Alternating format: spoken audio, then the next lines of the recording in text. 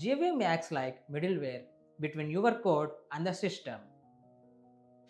It takes your Java program and runs it on any operating system.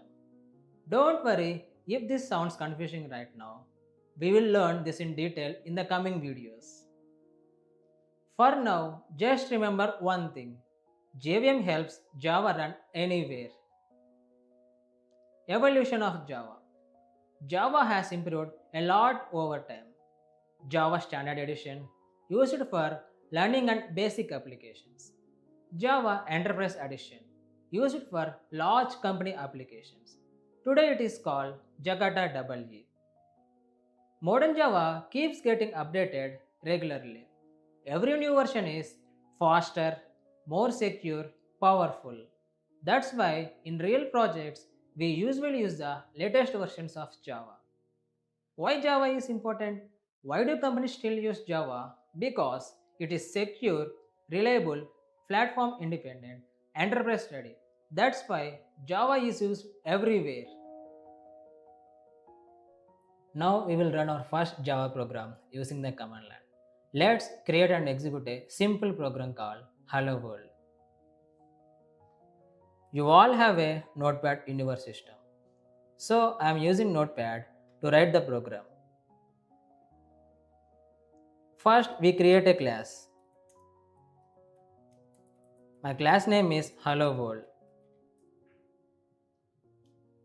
Here we are using curly braces. These define the block of the class. The opening and closing curly braces shows where the class starts and ends.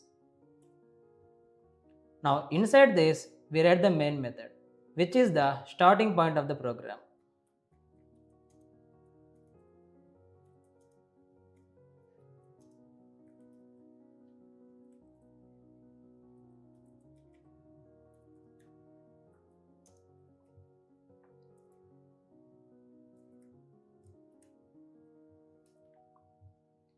Here also we are using curly braces. These braces define where the method starts and where the method ends. You can see here string array args. These are the arguments passed to the main method. Don't worry about this part now. Just understand that this is required to run the program. Now inside this method I will write system.out.println.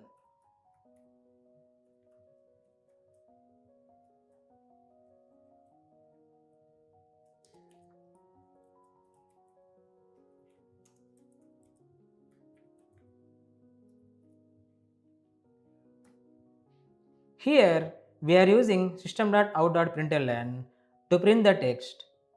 Whatever we write inside these codes will be printed. So this will print hello world. Here we are ending this statement with semicolon. In Java, most statements ends with semicolon. Now I save this file. The file name must be same as the class name. So I save it as hello world with .java extension.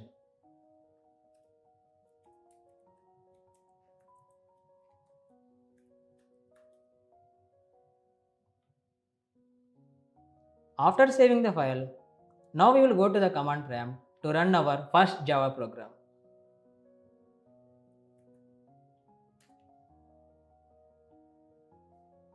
You can see here command prompt is open. Now we need to go to the directory where our file got saved.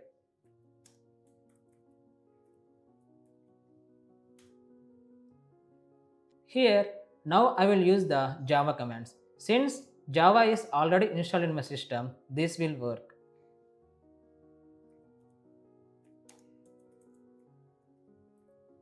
Here I am using javac. This command will compile .java files into .class files. You can see now .java file is compiled. You can check here in desktop folder. Here you can see hello world.class file is created. Now we will run our hello world program.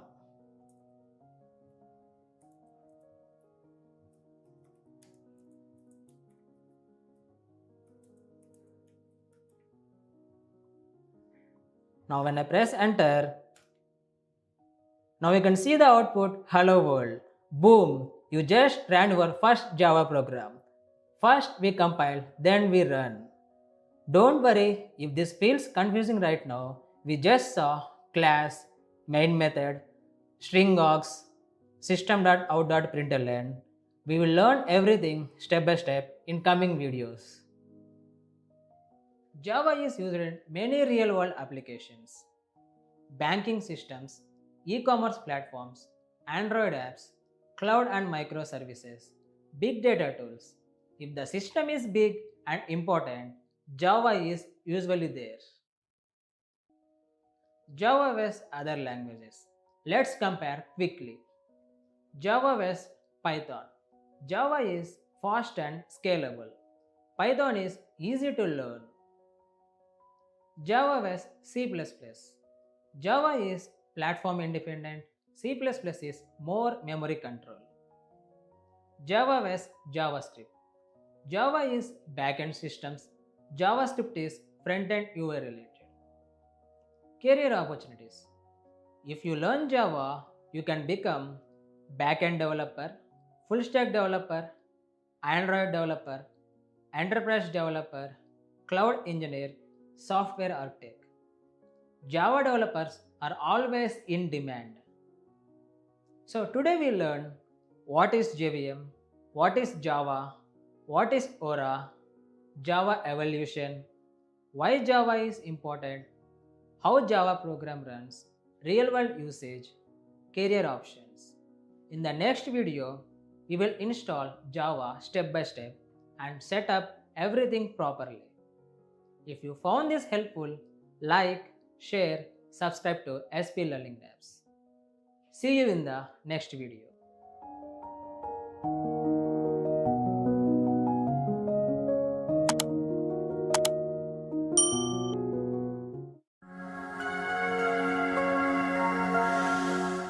Hello everyone, welcome back to the SP Learning Labs Java programming course. In today's video, we are going to install Java, set up environment variables, install Eclipse and run our first Java program. Let's get started.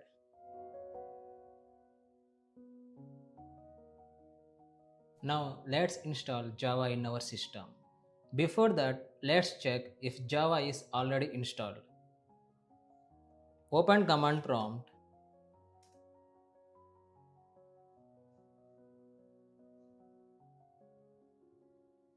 and type java-version. If you see a version, Java is already installed. If you see an error, Java is not installed or not configured properly. Now let's install Java.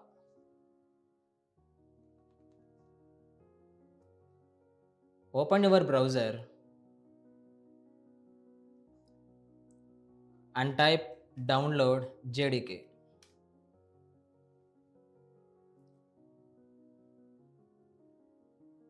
Here you can see official Oracle website.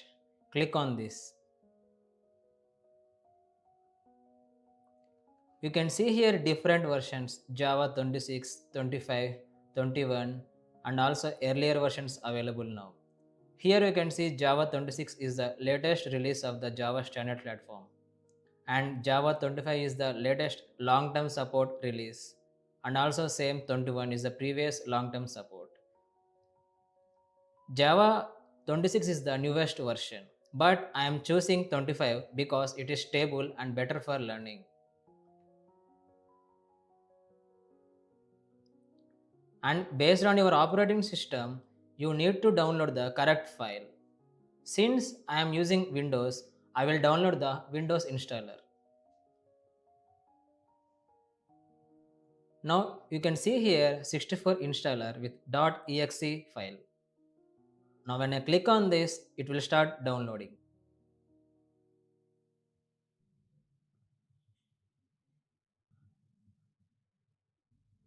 Now you can see downloader is completed. Now I will go to the folder and click on this.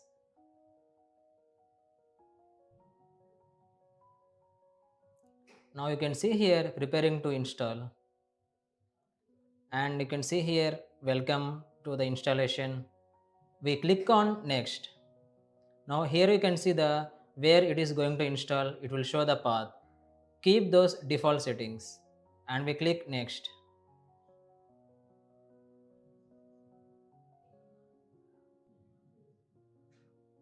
Now you can see Java is successfully installed in our system.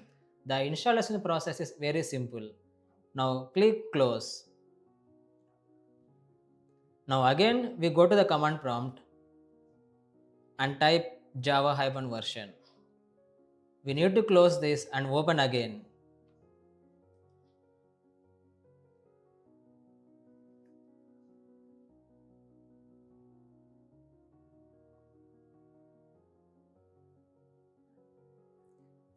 Java-version.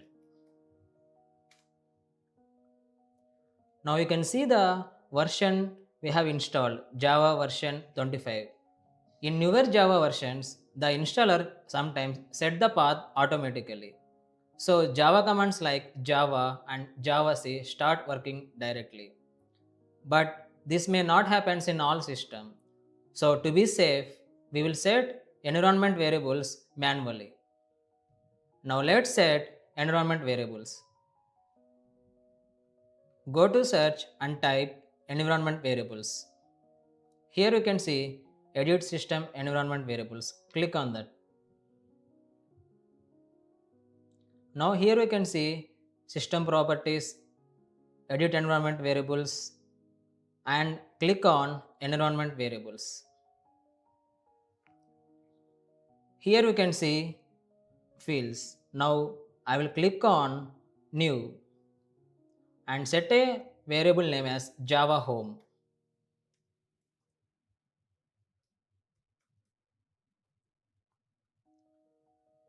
And pass the variable value as we can directly browse the directory. During the installation, we see that it is installed in C. We go to the C and go to the program files and find Java.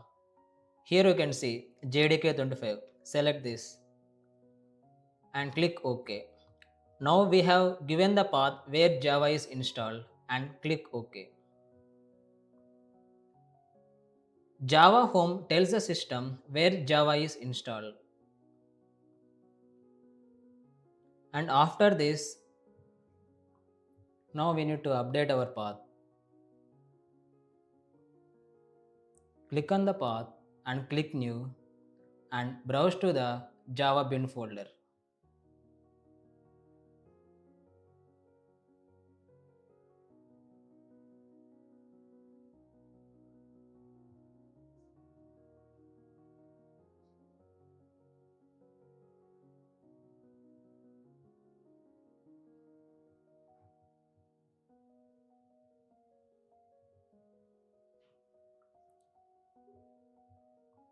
Select bin folder. Path allows us to run the Java commands from anywhere. Remember, in the previous video, we ran Java commands from the desktop folder and it worked without any issue. This is because path is set correctly. Once this is done, click OK and save everything. Now, once again we type Java-version. You can see the Java version 25. Even if it worked automatically before, now we have properly configured it. So it will work correctly in any system. Now we will install Eclipse IDE in our system. Eclipse is an IDE. It helps us write, run, and manage code easily. Compared to command line, Eclipse makes our work easier and faster. Now open the browser and type download Eclipse. Here you can see official Eclipse website. Click on the first link and here you can see about Eclipse and click on the download 2026-03. Here you can see on top right download option. Click on this. Now when you go down, here you can see again download option. Click on this and select 8664-bit. Now again here you can see download option. Click on this. Now Eclipse IDE will get started downloading.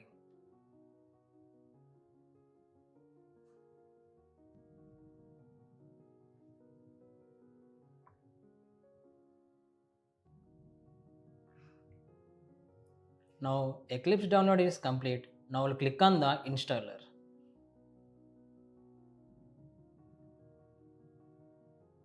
Here you can see Eclipse installer is opening. Here you can see Eclipse installer is open, and here you can see many options. Eclipse IDE for Java developers, and like this many IDEs are there. We will select the Eclipse IDE for Java developers and click. Here you can see options JRE21. Since we have installed JDK25, we will select JRE25. And here you can also see create start menu entry, create desktop shortcut. It will create the shortcut for Eclipse IDE in our desktop, and select install.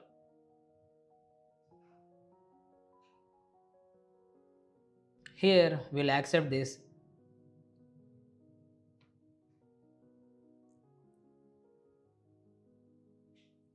and it will start installing Eclipse IDE.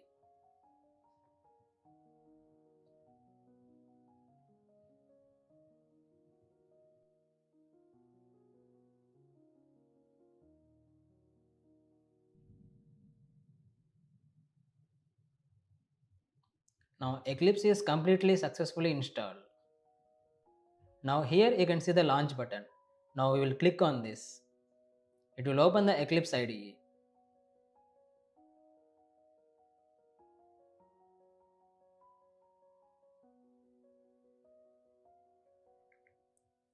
Now here you can see the workspace.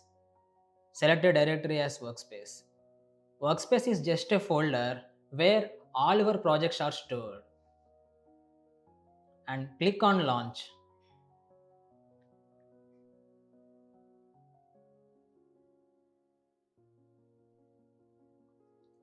Now you can see Eclipse IDE is open, and we can write our Java programs.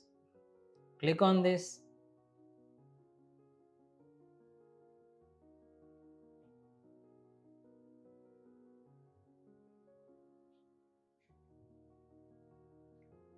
Now here you can see many options. Create a Java project, create a Maven project, create a project, import projects. We'll click on create a Java project. I will keep the project name as beginners. Here you can see the use default location. We will keep this as same and click finish. Now here you can see our Java project has been created. This is our project structure. Here you can see JRE system library src folder. This JRE system library contains the Java core libraries.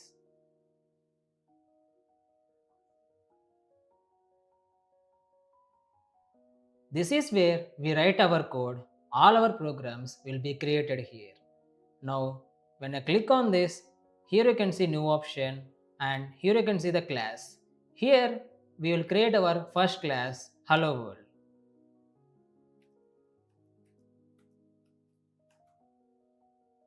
Now here you can see the option public static void main method. This tells us this class should contain the main method. And we click on finish. Now here you can see the beginners package. Inside this package we are having hello world.java file.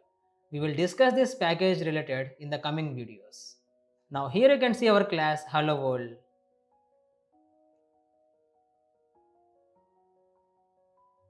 If you remember in the previous video, we have created everything in Notepad. We wrote the class, curly braces, main method, step by step. But here we can simply select the main method and Eclipse automatically generates the code for us. This is how IDE simplifies our work. Now here inside this main method, we will write system.out.println. Here you can see in Eclipse IDE, it will give the auto suggestions.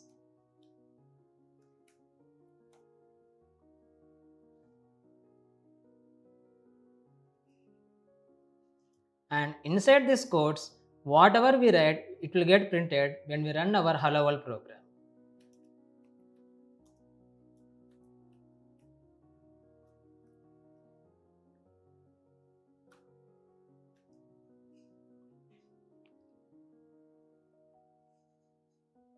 Now our Hello World is ready and we'll run our Hello World program. In the previous video, we used command prompt to compile our Java program. We used commands like javac and java. But here, Eclipse does that automatically for us. We can simply click the run button and it will run the Java program. Here, I will click the right click. You can see the many options. Here you can see run as option and click the Java application. Now our program will get executed and here in the console you can see the hello world output. So how easy it is. Just one click the program runs. Behind the scenes the same process is happening. Eclipse is compiling the program and then running it. Earlier we did this manually using javac and java commands, but here the IDE is doing for us automatically.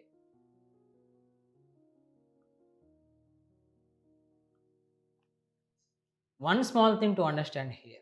In Eclipse, Java is already configured properly. So even if Java is not fully set in your system, Eclipse can still compile and run your program.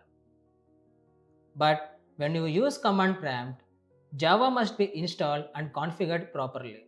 That's why we set Java home and path earlier. So both ways work. But Eclipse makes it easier by handling things for us. Great! Now your Java setup is complete. Now we will discuss some of the common mistakes. Installing JRE instead of JDK. Remember, JDK is required for development.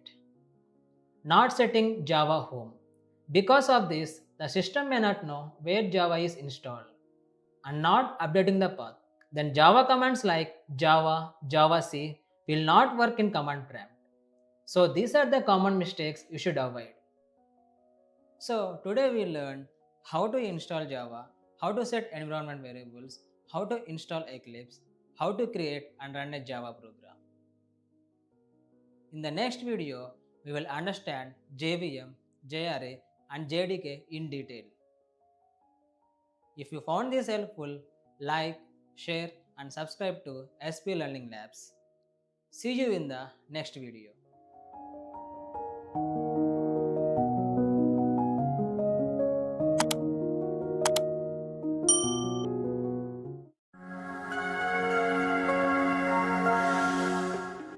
Hello everyone, welcome back to the SP Learning Labs Java programming course. In today's video, we will learn what is JVM, what is JRA, what is JDK, how they work together. Let's get started. In the last video, we installed Java and Eclipse. We created a project, created a class and wrote a simple program. Then we clicked run and saw the output hello world. Now the question is, what happened when we click run? How did this program execute? Let's understand step by step. In Eclipse, everything looks simple. Write code, click run, output comes. But internally, many things are happening. Even though we don't have commands like javac, Eclipse is compiling the code in the background. Java uses three main components: JVM, JRE, JDK. Now let's understand each one clearly. JVM, Java Virtual Machine. JVM is the engine that runs your program. What happens when we click run? Eclipse ensures the code is compiled JVM starts execution. In our hello world example, system.out.println internally converted into bytecode which is .class file. JVM reads the bytecode, converts it into machine code, and it displays the output. Why JVM is important? Because it is platform independent. Same program runs on Windows, Linux, Mac. It handles the memory management automatically. Garbage collection removes unused objects. Security checks code before execution. Simple line JVM runs your program. JRE Java Runtime Environment. It provides environment to run Java programs. In Eclipse, you can see JRE system library. That means Eclipse is using JRE. What is inside JRE? JVM, Java libraries. In our hello world example, system.out.println hello world. Here, system is class, println is a method. These comes from Java libraries inside JRE. What JRE does? It loads the required classes, provides libraries, and starts JVM. JRE cannot create programs, it only runs programs. Simple line, JRE provides environment to run program. JDK, Java Development Kit. It is used to develop Java programs. In Eclipse, when you write code, JDK is used. When you save, compilation happens automatically. What JDK contains? Compiler, tools, JRE. In our hello world example, when you save a file, Eclipse compiles code, create .class files internally. Why JDK is important? Without JDK, Eclipse will not work. No compilation, no execution. Simple line, JDK is used to build program. Now let's clearly understand how all three work together. Step 1. You write code in Eclipse using JDK. Step 2. When you save, JDK compiler converts code into bytecode. Step 3. When you click run, JRE provides environment. Step 4. JVM takes bytecode and executes it. Step 5. Output is shown. Simple flow. Inside JDK, we have JRE. Inside JRE, we have JVM. Final understanding. JDK build program. JRE runs program. JVM executes program. Important note. We are using Eclipse here, but same process happens in all IDEs. IntelliJ IDE, VS Code, NetBeans. Only UI changes. Internal working is same. Today we learned what is JVM, what is JRE, what is JDK, how they work together. In the next video, we will understand how a Java program runs step by step in detail. If you like this video, like, share, subscribe to SP Learning Labs. See you in the next video.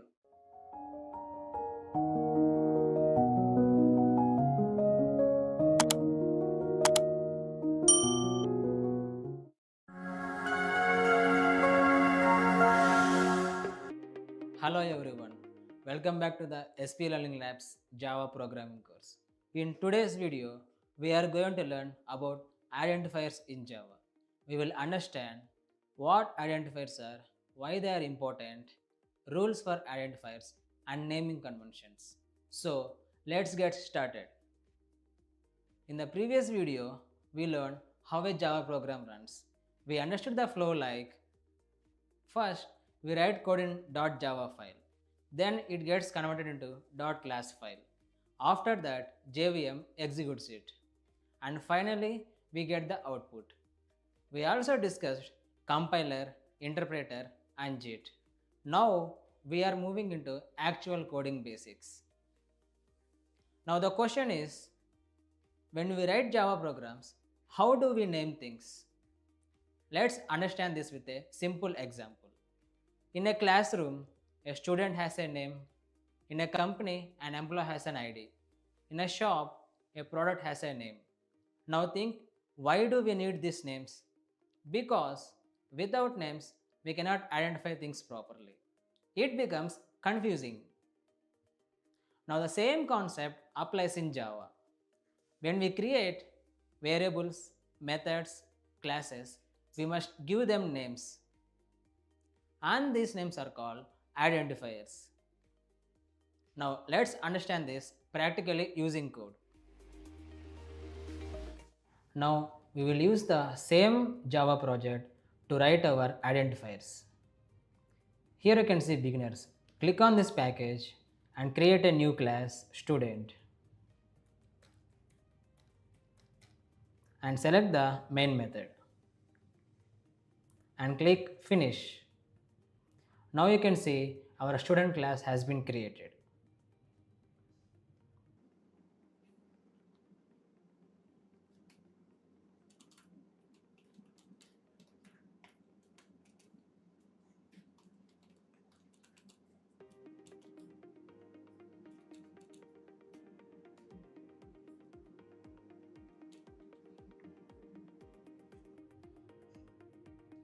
Now look at this program. Here you can see the class name student. This is a class identifier, and inside this class I have a main method. So this is the method identifier. Now inside this method I have student age. This is the variable identifier. So in this program we have class name, method name and variable name. All of these are identifiers. Now when I run this, you can see the output 20.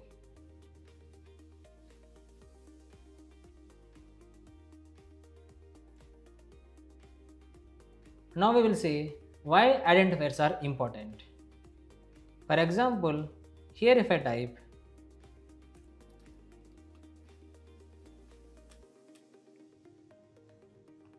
here you see I have typed int x equal to 0. Now think, what is x? Is it age, marks or salary? Not clear, right? Now here you can see student age equal to 20. Now it is very clear that this variable is storing the student age. So always use meaningful names. This makes our code easy to understand. Now let's see the rules for identifiers. Java has some rules for identifiers. Let's see them one by one. Identifiers must start with a letter, underscore or a dollar.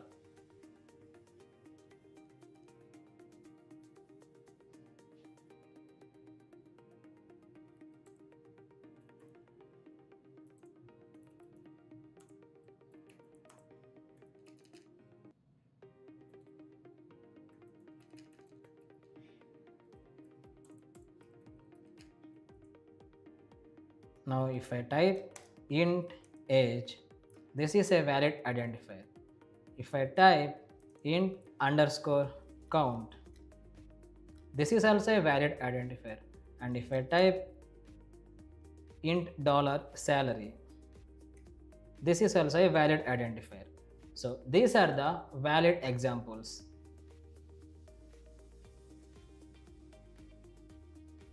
Identifier should not start with a number.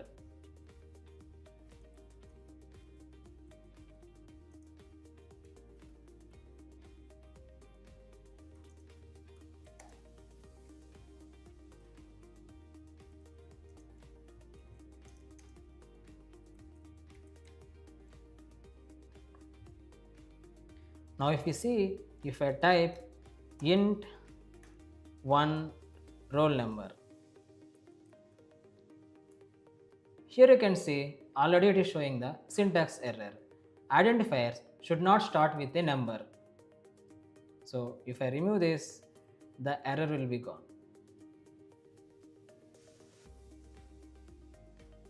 Now spaces are not allowed for identifiers.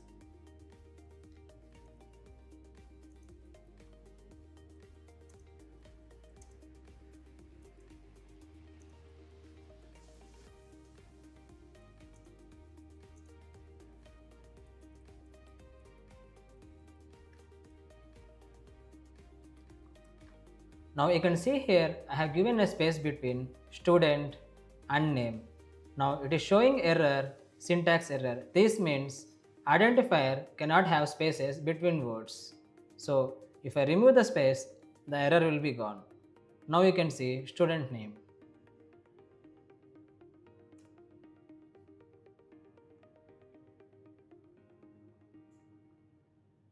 And special characters are not allowed for identifiers.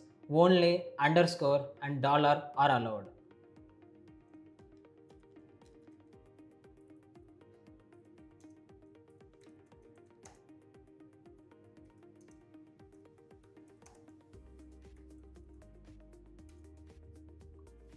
Suppose if I type int @marks, you can see the error, syntax error. So special characters are not allowed for identifier. If I remove this error will be gone.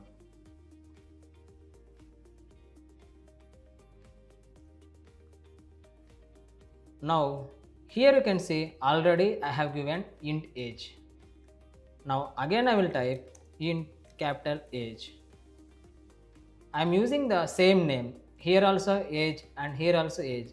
Only difference is here A is capital and here A is small. It is not showing any error. This is because Java is case sensitive. Both this age and this age are different identifiers. Now let's see how professionals use class names and variables.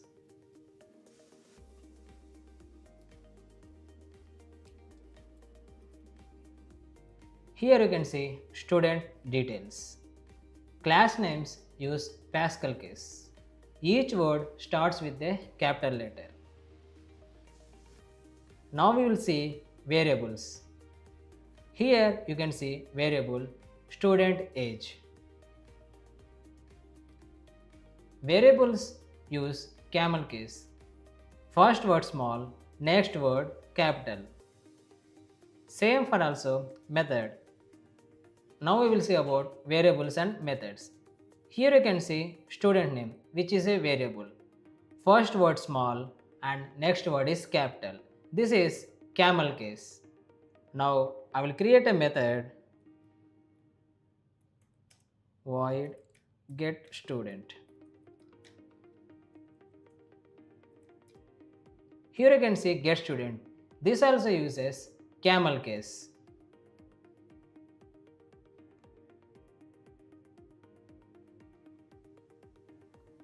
Now we will see about constants. Constants are in Java which has a fixed value. Suppose int max limit.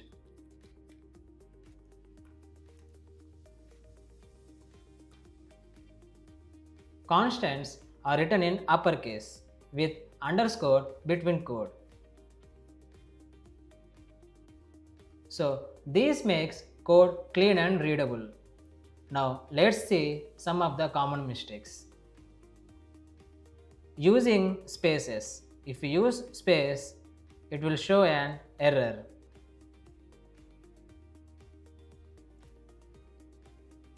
Using special chars.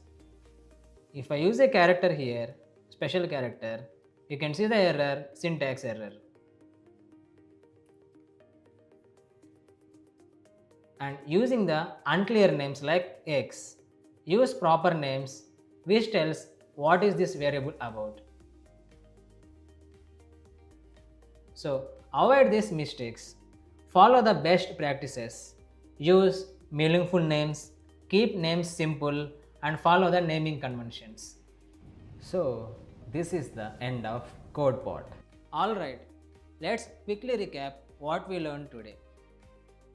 First, identifier means a name in Java. These names are used for variables, methods and classes. We also learned that identifiers must follow certain rules. And finally, we saw how to use good and meaningful names by following proper naming conventions. Now in the next video, we will learn about reserved words in Java and understand why they cannot be used as identifiers. If you found this video helpful, please like, share and subscribe to SP Learning Labs. See you in the next video.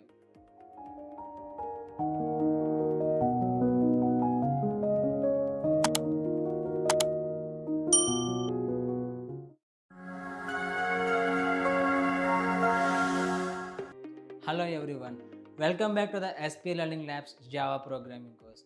In today's video, we are going to learn about reserved words in Java. We will understand what reserved words are, why they cannot be used as identifiers, and different types of reserved words. Let's get started.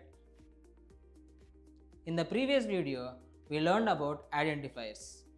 Identifiers are names given to variables, methods, and classes.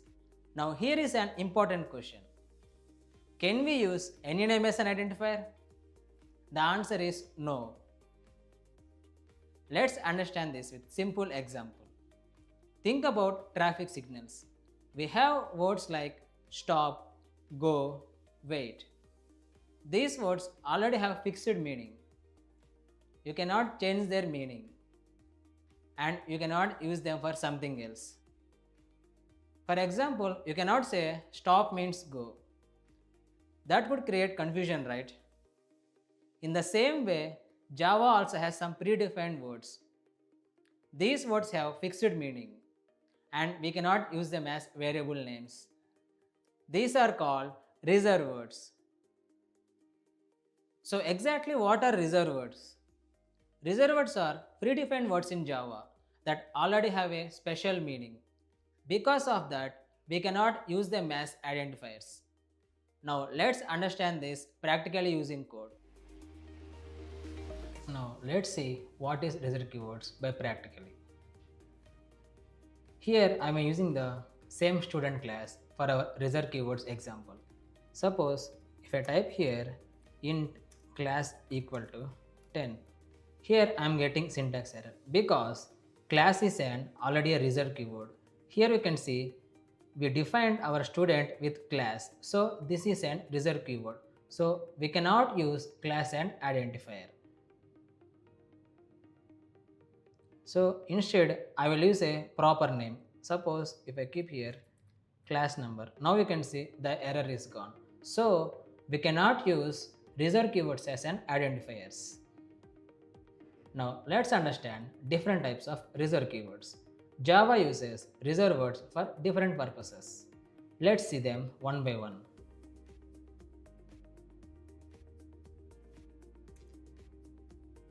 Data type keywords.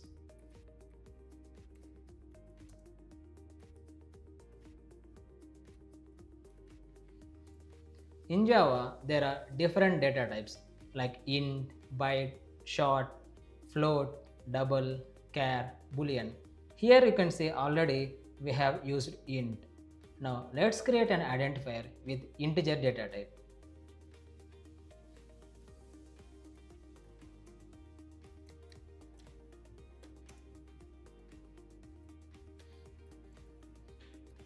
Here you can see I am getting an error, invalid variable declaration, because int is an data type keyword. We cannot use int as an identifier.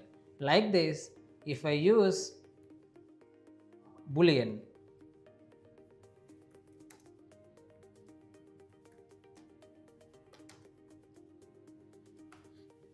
see here also I am getting error because we cannot use boolean as an identifier because it is an data type keyword. So if I remove this, the error will be gone, and if I remove this, the error will be gone.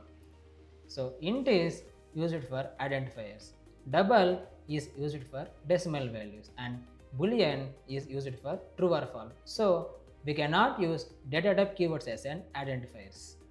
Now we will see about conditional keywords.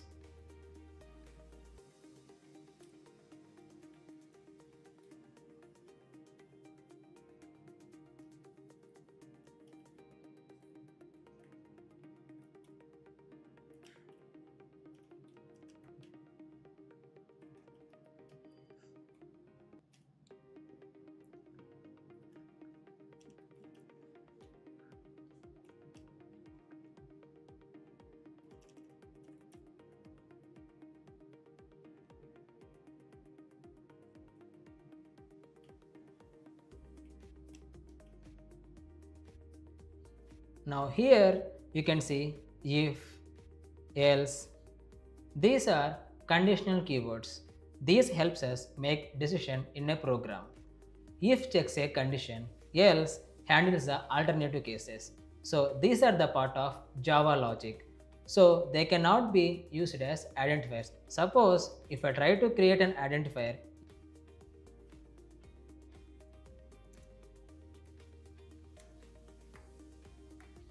you can see it is showing the syntax error because we cannot use an conditional keywords as an identifiers.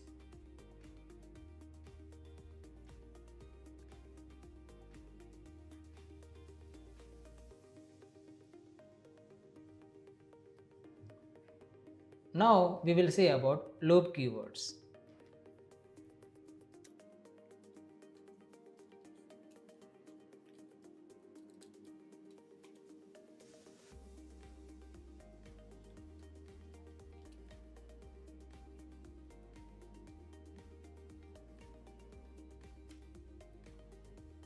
Don't worry about this conditional and loops. We will learn about this in detail in the coming videos. Here you can see for. This is an loop keyword. We cannot use for as an identifier. Suppose if I try to create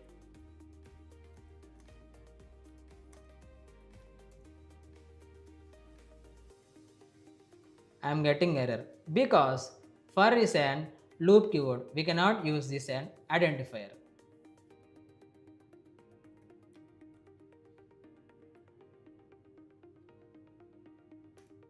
Now we will see about class and object keywords.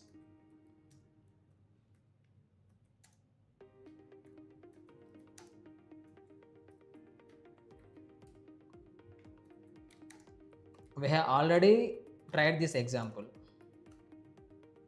Here you can see I am getting syntax error because class is used to define a class. So we cannot use this keyword as an identifier.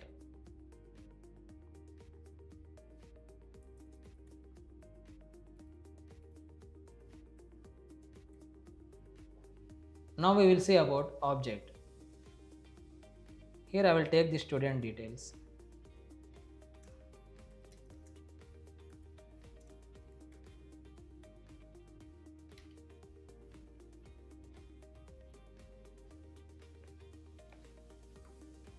In Java, object is created by using new keyword. Here you can see I use new. So if I try to create any identifier with the name new, I will get an error.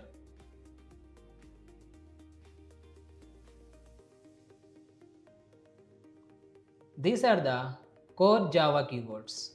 So they cannot be used as an identifiers. Now remember this important rule. Reserved words cannot be used as an identifiers. So this is the end of code part. Here are some simple tips.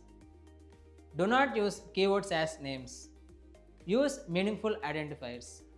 Follow naming conventions.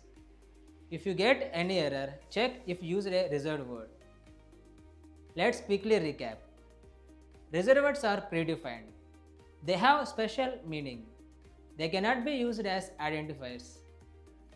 Before we end this video, I have a small task for you. Try to find out how many reserved words are there in Java. Mention your answer in the comments. In the next video, we will learn about data types in Java, which is one of the most important concepts in programming. If you found this helpful, like, share and subscribe to SP Learning Labs. See you in the next video.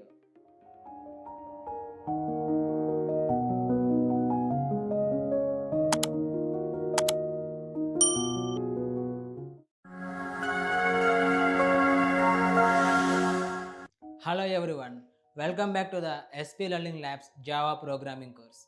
In today's video, we are going to learn about data types in Java. In this session, you will understand what data types are, why they are important and different types of data types in Java. Let's get started. In the previous video, we learned about reserved words in Java. Reserved words are predefined keywords like int, boolean, class public. Now here is an important question. We saw keywords like int, float, boolean, but what exactly are these? These are data types. Think about packing for a trip. You wouldn't put your gold jewelry in a water bottle or water inside a suitcase. Every item needs the right container. In Java, it's exactly the same. Every type of data needs the right data type. What is data type? A data type defines what kind of value a variable can store, how much memory it will use, what operators can be performed. Let me explain this with simple examples. If I want to storage, I use a number type. If I want to store price, I use decimal type. If I want to store true or false, I use boolean type. If I want to store a single letter, I use character type. So, depending upon the data, we choose the data type. Why data types are important? Prevent storing wrong data, improve performance, optimize memory usage, ensure type safety. Choosing the correct data type is very important in programming. Before we move further, in Java, data types are divided into two categories: primitive data type, non-primitive data type. Primitive data types are simple and built-in. Non-primitive data types are more complex, like string, array, and objects. In this video, we will focus on primitive data types. Java provides 8 primitive data types: byte, short, int, long, float, double, char, boolean. These are fast, memory efficient, basic building blocks of Java program. Now let's understand this practically using code. We will see how each data types work step by step. Don't worry if you are new, just focus on understanding. Now I will open Eclipse IDE.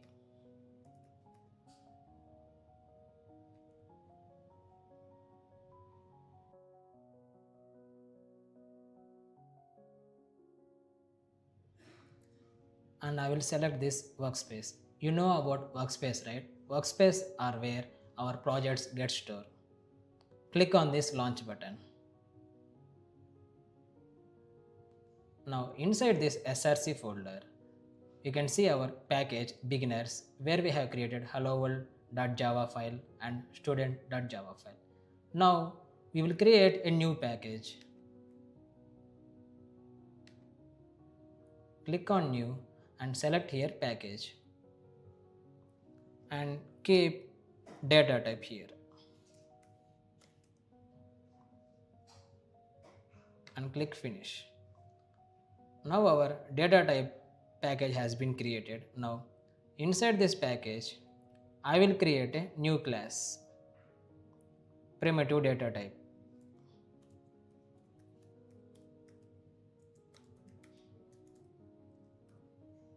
Now I will click the main method and click finish. Now we can see our primitive data type class is created and also the main method. So every class should contain a main method to run.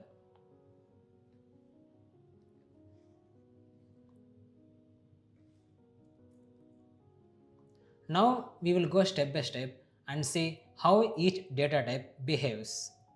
Don't worry if you are new, just focus on understanding and observe carefully when error happens. That's where real learning is.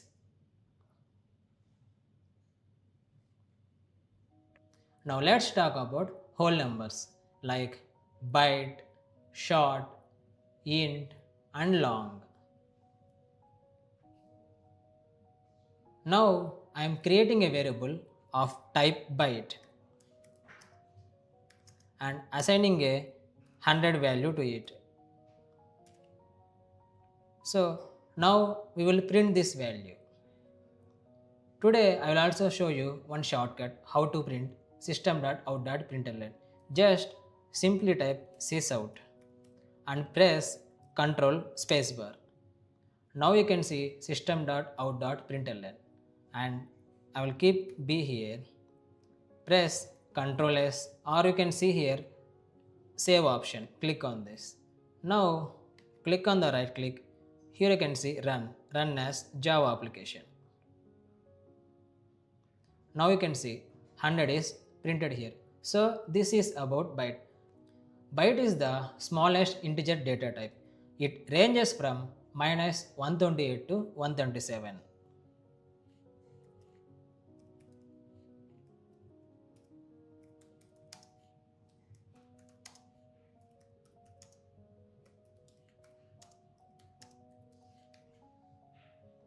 Now here I will create another byte variable.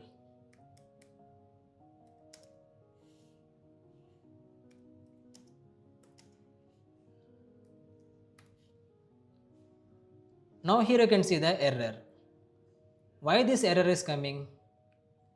Because 130 is outside the allowed range. Java does not allow the invalid data. So Java doesn't wait until runtime. It stops you at compile time. This is compile time error. Now if I change this value to 127, so this is between the byte range, so the error is gone. Now we will move on to the short.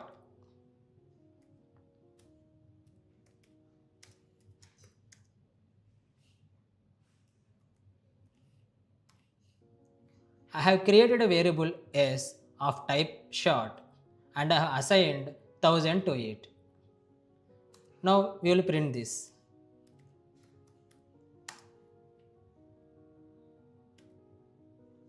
Save and run as Java application.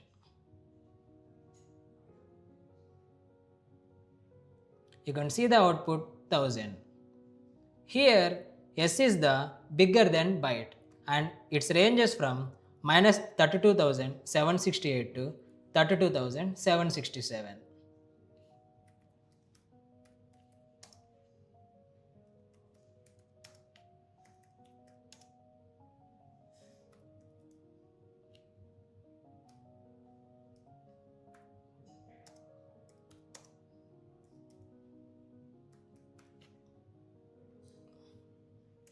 So this is about short. Now I will create another short variable.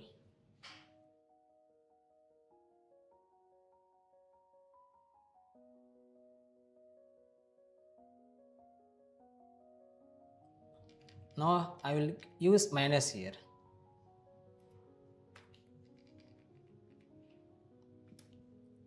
Here also you can see the error because this is not in between the short range. It is exceed the limit. So this error is coming. Now if I change 4 to 3, the error is gone. So because the value exceeds the allowed range. This is about short. Now we move on to the int.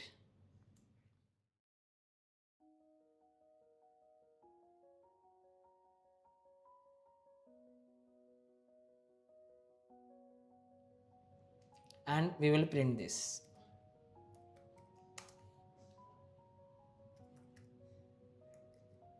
Save the file and run as Java application. Now you can see int value is also printed. So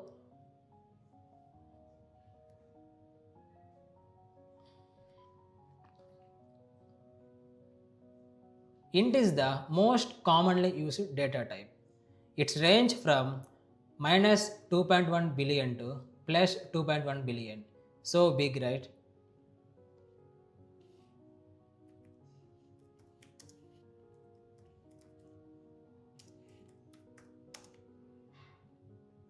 It's approximately around -2,147,483,6,482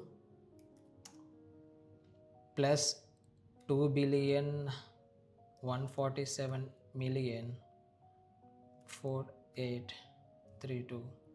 647. So this is about int. Now we will create another int variable.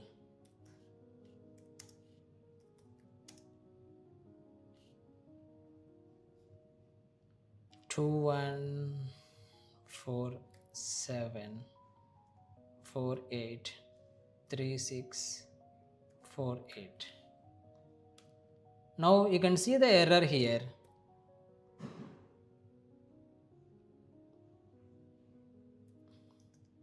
Now you can see the error. It is above the int range even though we have just given one number extra. So Java throws an error. Even if you exceed by 1, Java won't allow it. Now it works fine. Now let's move to long.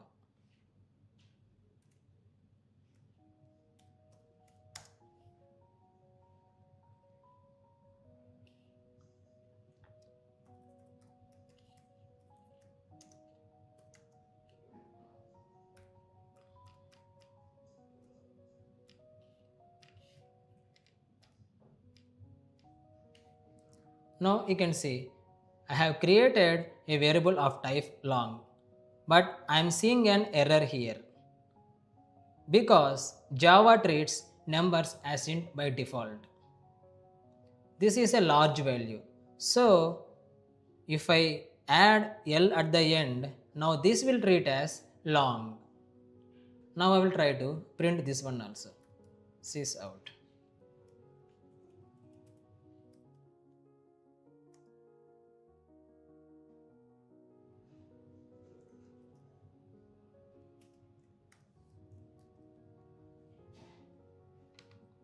Run as Java application.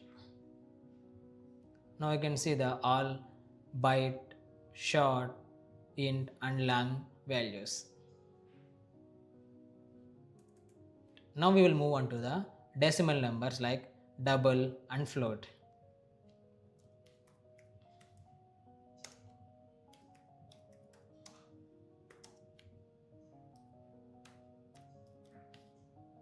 Now I have created a variable of type double and the variable is price and I have assigned a value 10.99 to it. Double is default type of decimal value. Now I will print this.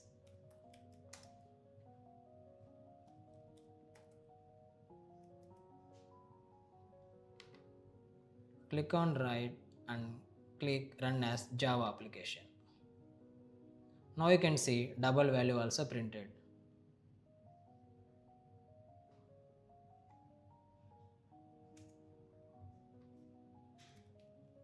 Double is default type of decimal values.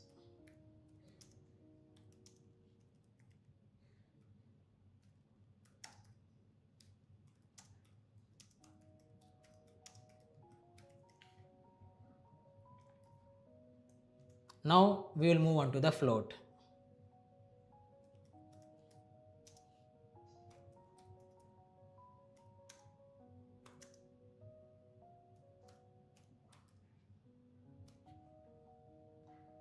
Now here I have created a variable of type float and the variable name is price2 and I have assigned 10.99 to it. Now this gives an error. Why? Because Java treats decimals as double by default. So by adding the f here, the error will be gone. Now this tells Java this is a float value. Now it works. Now I'll print this.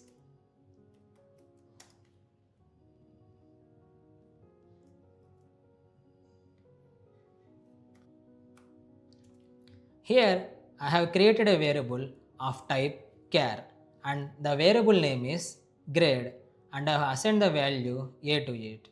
Char stores a single character and always use single quotes. If I use double quotes,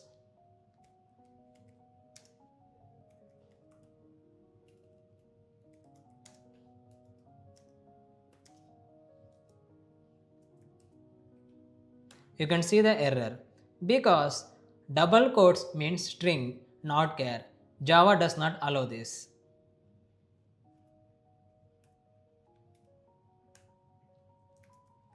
Now the error is gone. Now we will try to print these values.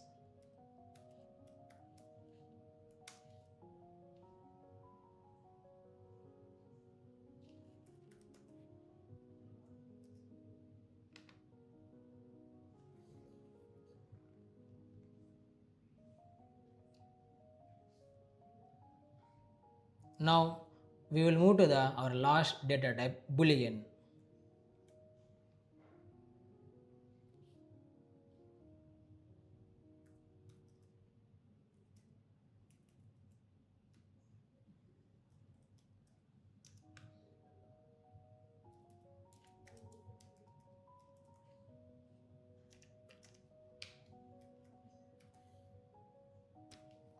Here I have created a variable of type Boolean and the variable name is checked and I am assigning the value true to it.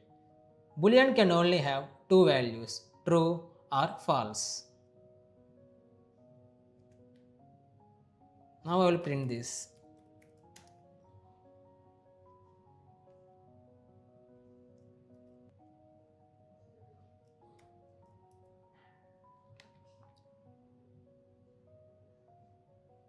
Now you can see true is printed in the console. Now I will create another Boolean value.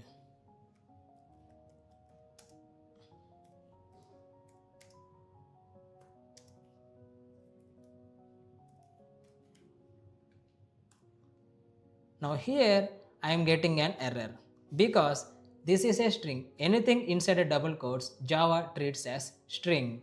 So this is not a Boolean. Now it works.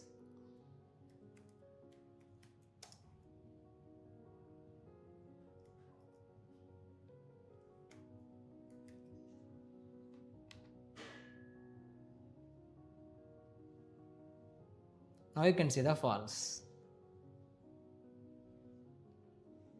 So finally Java is strict because it checks everything before executing. It prevents wrong data, catches errors early, and that's what makes Java reliable and safe. So this is the end of code part.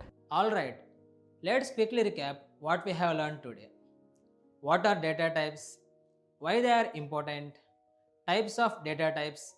We will explore each type more deeply in upcoming videos. Before we end this video, I have a small task for you. Find out what are the default values of primitive data types in Java. Mention your answers in the comments. In the next video, we will learn about non-primitive data types like string, array, and objects. If you found this helpful, please like, share, and subscribe to SP Learning Labs. See you in the next video.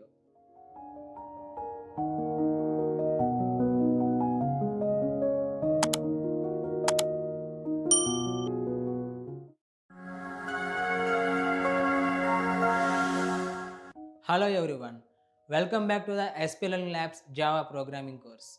In today's video, we are going to learn about non-primitive data types in Java. In this session, you will understand what non-primitive data types are, why they are important, different types of non-primitive data types.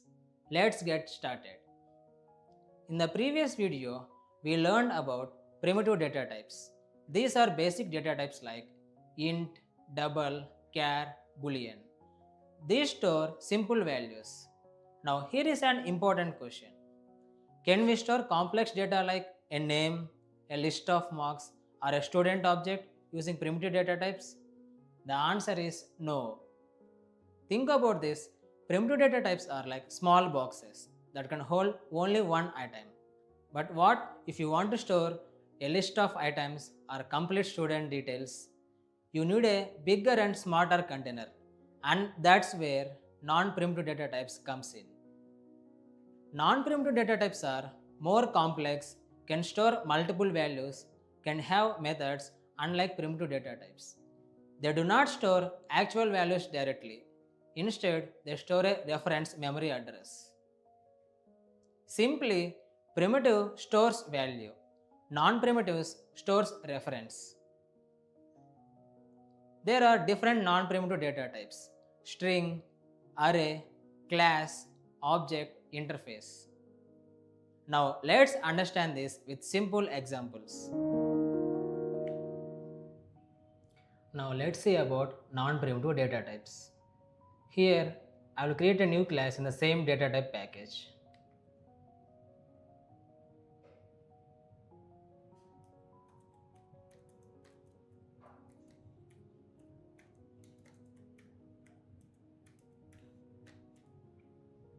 And I will click on main method and click finish. Now you can see our non-primitive data type class has been created.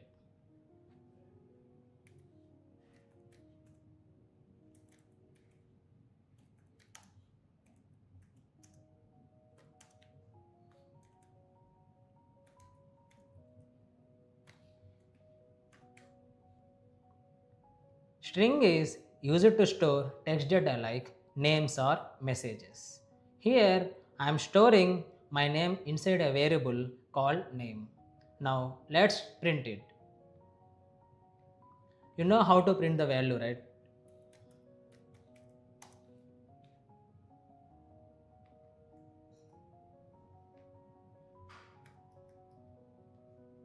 Right click, run as Java application.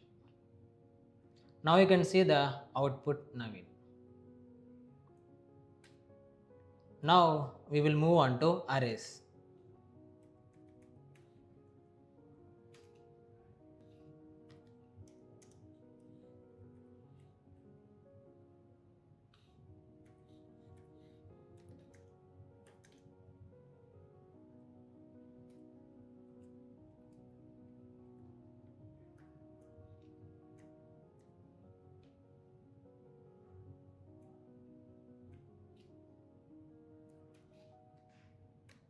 So this is how we declare an array.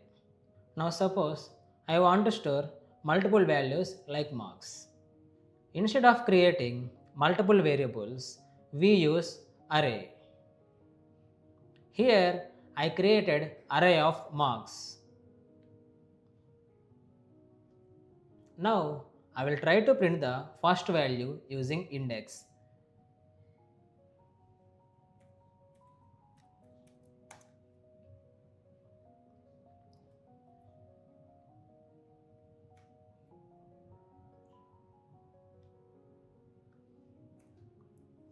So 0 means it will print the first index value of an array.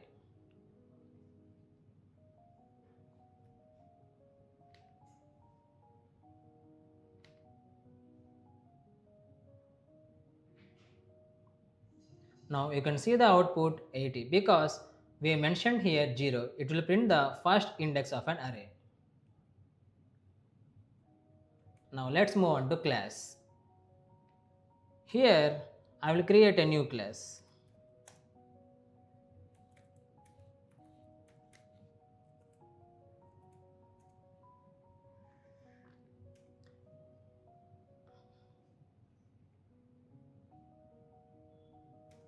Now inside this class I will just keep two variables, int id and string name. Say this. So a class is like a blueprint. It defines properties of an object. Student is a class. It has id and name. This is also a class.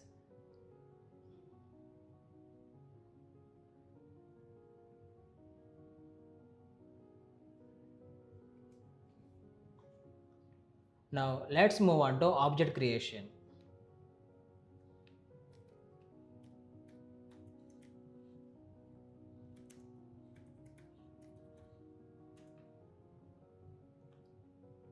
Now I will create object for this student class.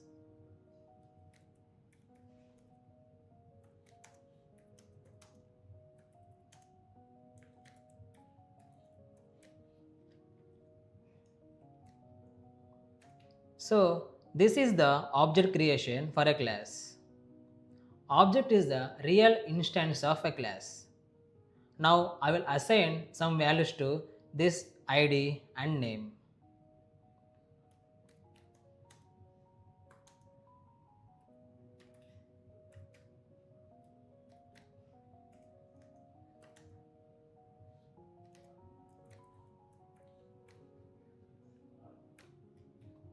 Now let's try to print these values.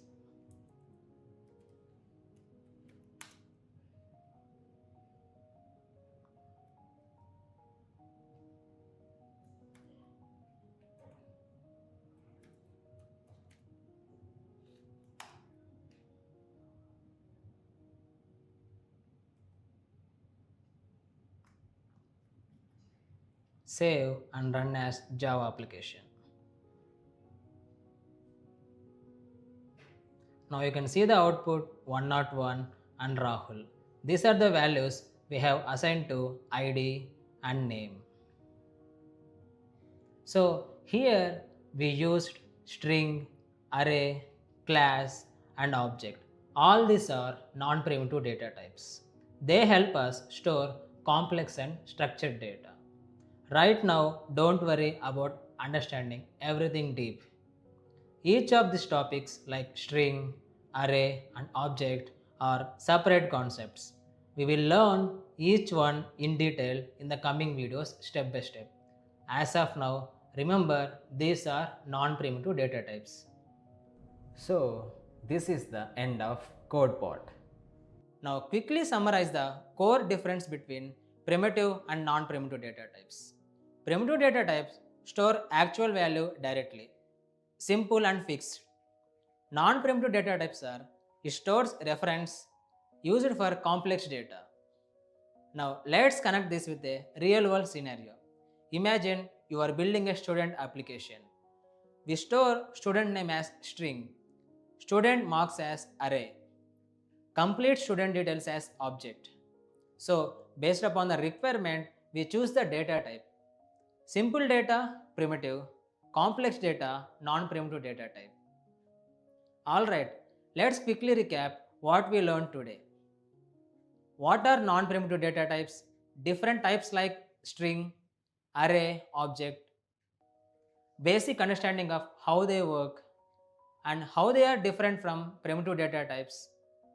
Before we end this, I have a small task for you. Identify which data type should be used for storing a name, storing multiple marks. Drop your answers in the comments. In the next video, we are going to learn about literals in Java, which is very important concept to understand how values are actually written inside programs. If you found this helpful, like, share and subscribe to SP Learning Labs. See you in the next video.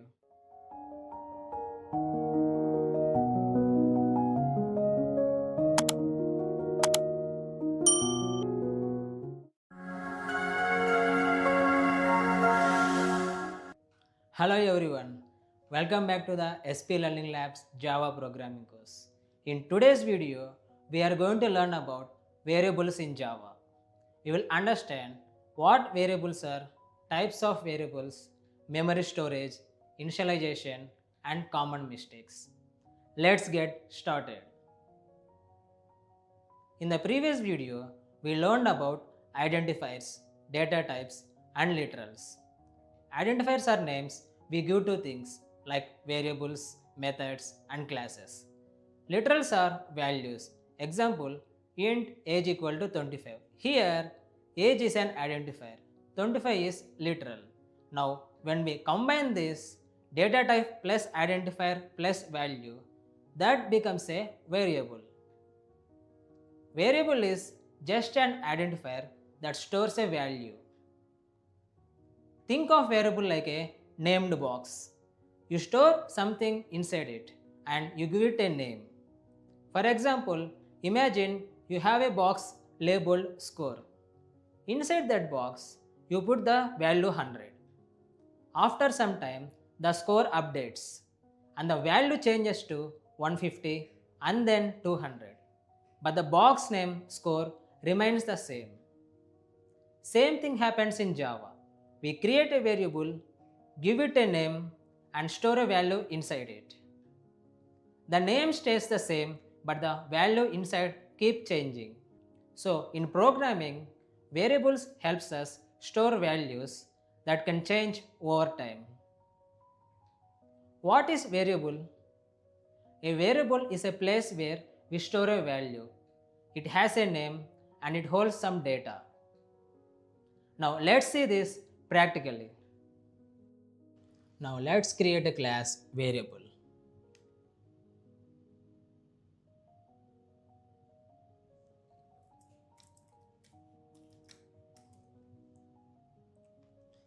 Check on the main method and click finish. Now you can see our variable class has been created. Now we will start writing code inside this method. Here I will write int age equal to 25. Now here you can see int is data type, age is identifier, and we have assigned 25 value to it. This is literal. Now I will print this.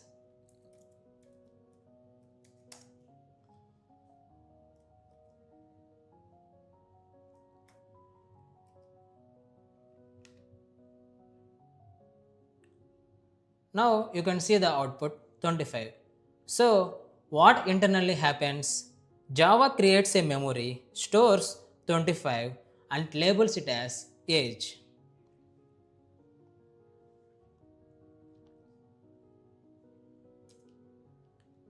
Now let's see this.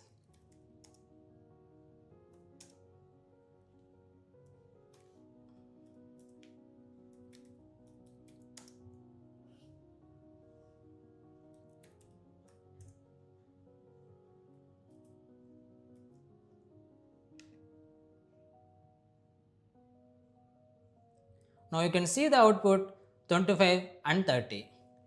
Here now I am changing the value. That's why it's called variable, because value can change. Now let's see different types of variables. In Java, we have three types of variables: local variable, instance variable, static variable. Now let's see each one of them. Here you can see I have written a variable inside a method. So a variable declared inside a method is called local variable. This will be local variable.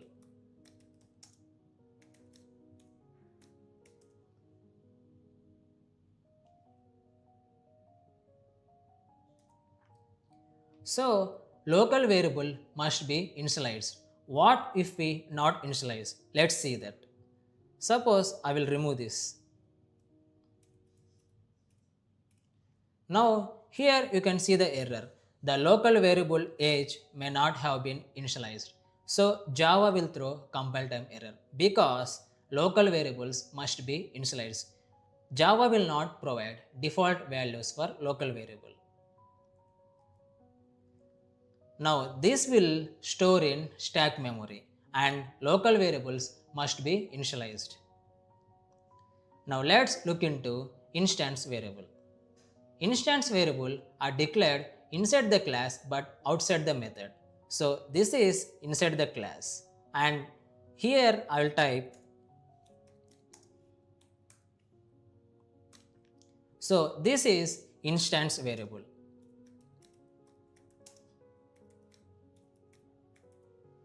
Now I will use this instance variable.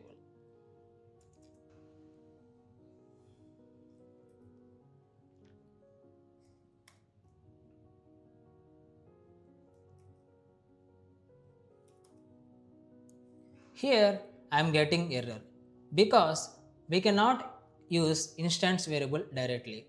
To use instance variable, we must create an object.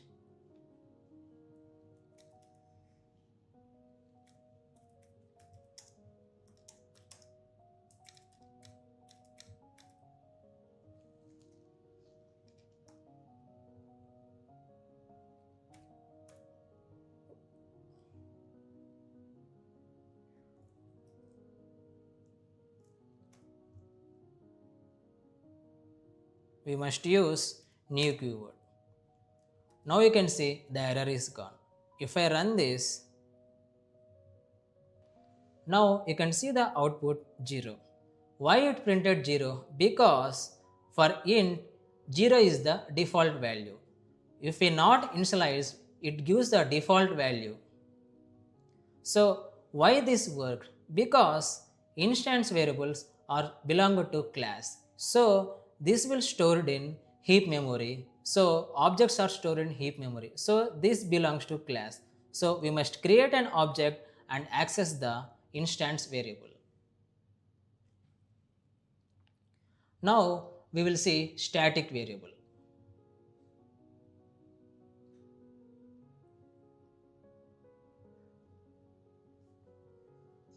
Static variable is shared across all the objects.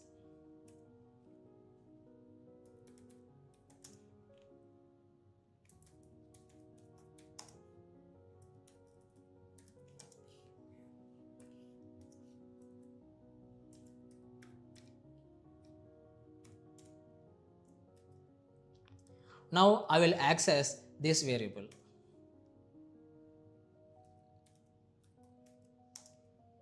So a variable declared with static keyword is called static variable.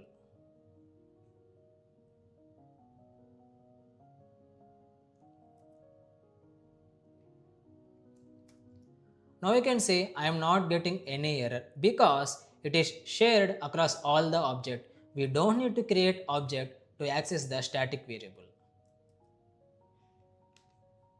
Now if I run this, now you can see the output ABC. So static variable can access directly without creating object. It is stored in method area.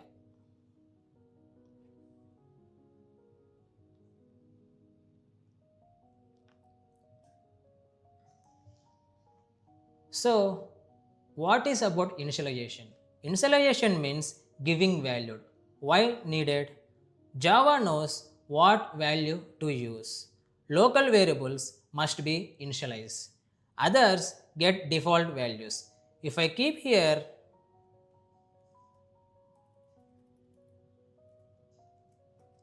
if I run this,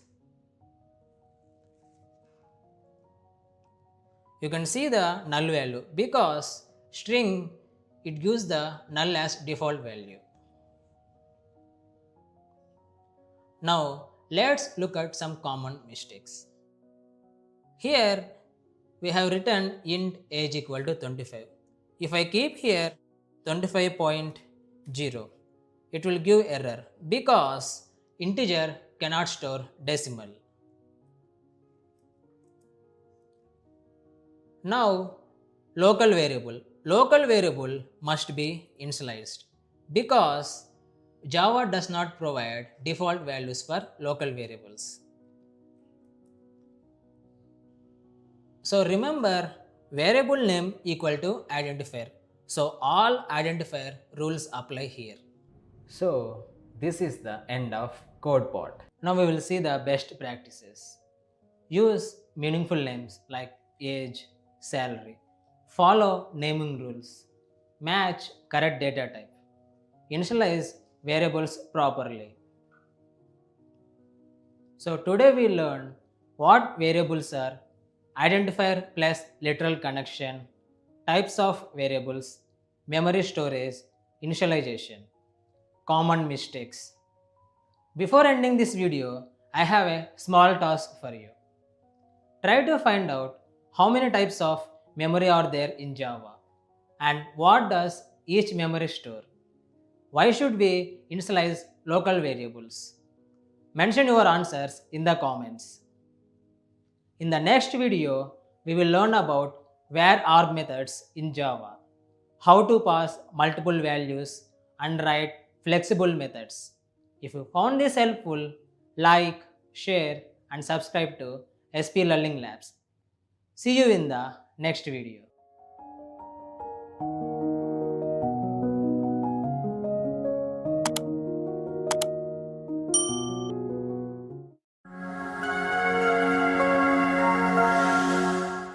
Hello everyone, welcome back to the SP Learning Labs Java programming course. In today's video, we are going to learn about Var-Args methods in Java. We will understand what are Var-Args, why we use them, how they work, rules and common mistakes. Let's get started. In the previous video, we learned about variables in Java. A variable is used to store a value. It has a name and a value. Example, int age equal to 25. Here, age is variable name, 25 is value. Now think, what if we want to pass many values? Not just one value.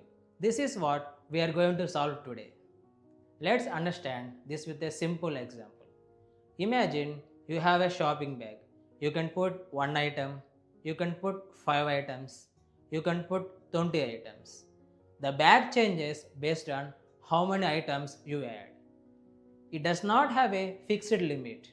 In Java, Var-Args works the same way. A method can take one value or many values. It depends on what we pass. Var-Args means we can pass any number of values. Var-Args means variable arguments. It allows a method to take any number of values. Instead of writing many methods, we write one method. One method can handle many values. Now let's see this practically. Now let's write a simple method for this. Watch carefully. Now I will create a new class. I will give class name as Var-Args demo.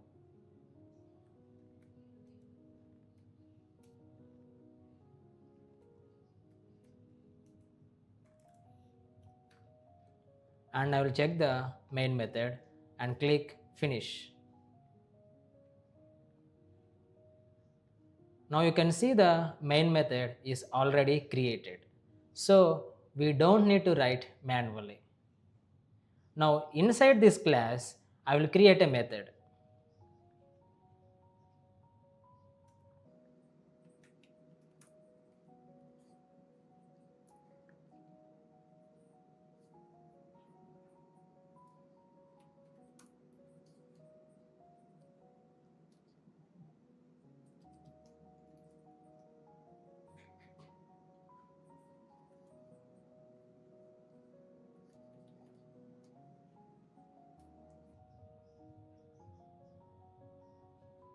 Here I have created a add method.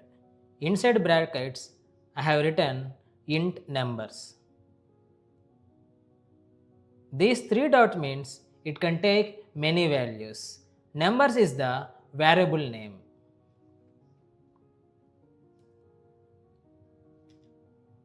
Now inside this method, I will write code.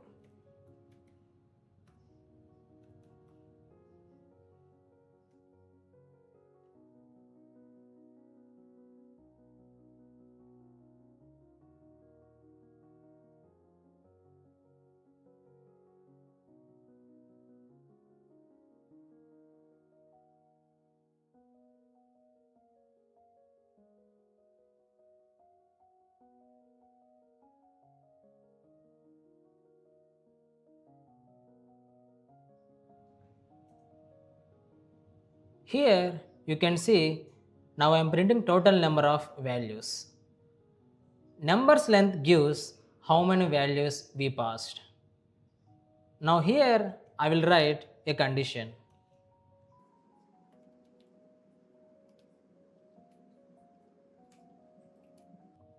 Now I am checking at least one value is there. Now inside this I will print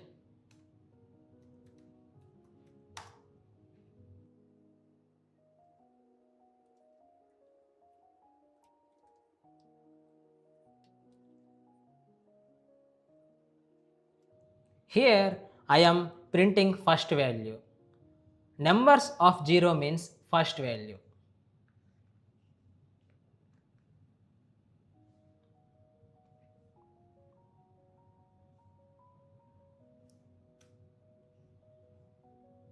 Now here I will write another condition.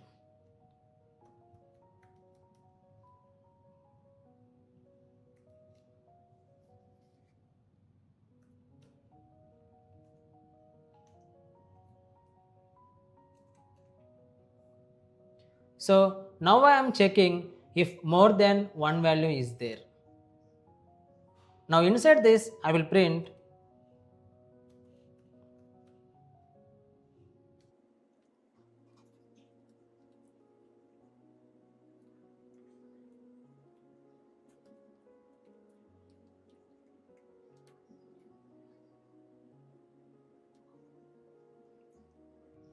here I am printing the second value.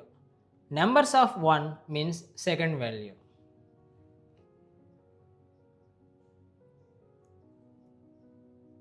Now this is our method. Here I have written two conditions. First condition, it prints first value if the length greater than 0. And second condition, it prints second value if the length greater than 1. Now I will go to the main method and call this method. Here this is our main method. Here I will call add and pass 10, 20.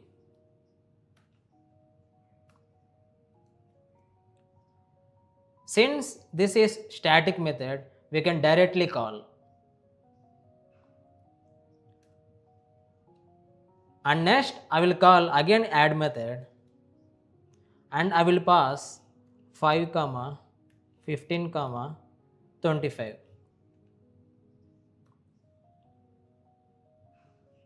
This time I am passing 3 values. Save and now I will run this program.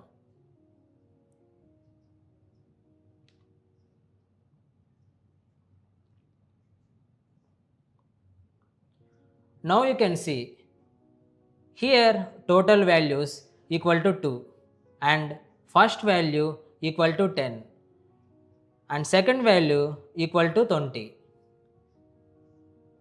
Here first method is called, we are passing 2 values, that's why here total value is equal to 2 and here we passed 10 as the first value. So first value 10 and second value 20. So here one method is handling different number of values. This is the power of Var-Args. Var-Args allows a method to take any number of values in a simple way.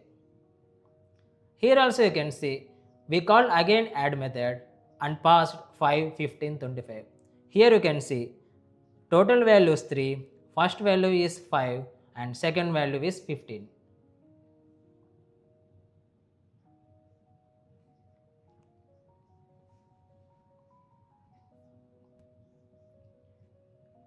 So only one Var-Args is allowed in a method. Now let's try to create two Var-Args.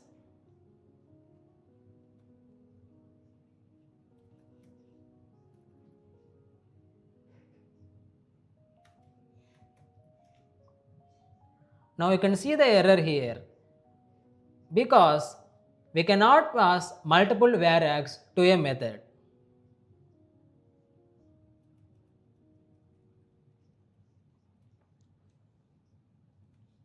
Now you can see the error is gone.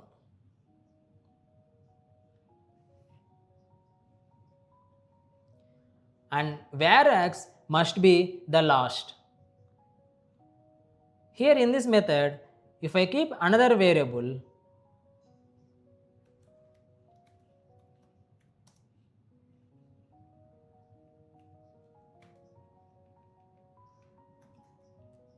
you can see the error already because Var-Args must be the last parameter in the method.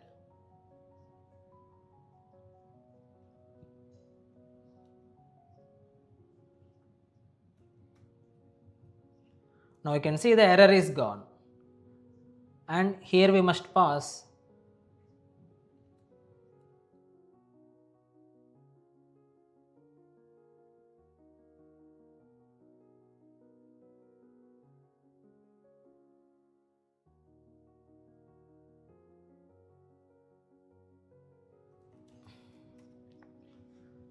That's it, the error is gone.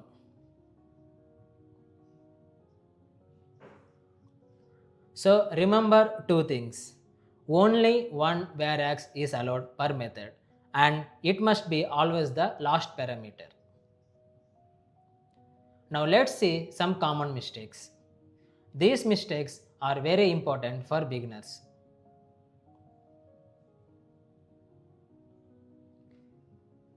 Suppose if I forgot this, now here I am writing int numbers, but I forgot the three dots. Now this is just a normal parameter, not Var-Args. So this method cannot take multiple values.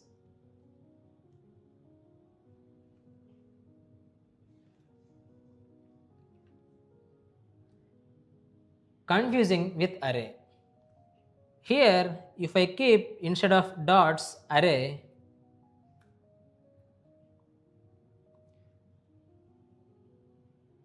this is an int array, not an Var-Args. It looks similar but looks different. Here we must pass array manually. So Var-Args is actually an array internally, but Java makes it easier for us. We don't need to create array manually. Var-Args is like an array but simple to use.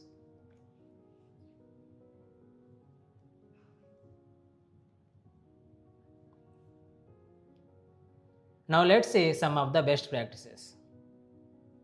Use Var-Args when values are not fixed. Keep methods simple and use meaningful names. So this is the end of code part. Today we learned what is Var-Args, how it works in code, rules and mistakes. Before ending this video, I have a small task for you. Try to create a method using Var-Args and print the last value. Try to access the last index. Also, what happens if no values are passed? Will it give error or not? Try it in your IDE and write your answers in the comments. Practice is the key. Try it yourself and understand better. So that's all for today. In the next video, we will learn about main method in Java. We will understand how a Java program starts and why main method is important. If you found this helpful, please like, share and subscribe to SP Learning Labs. See you in the next video.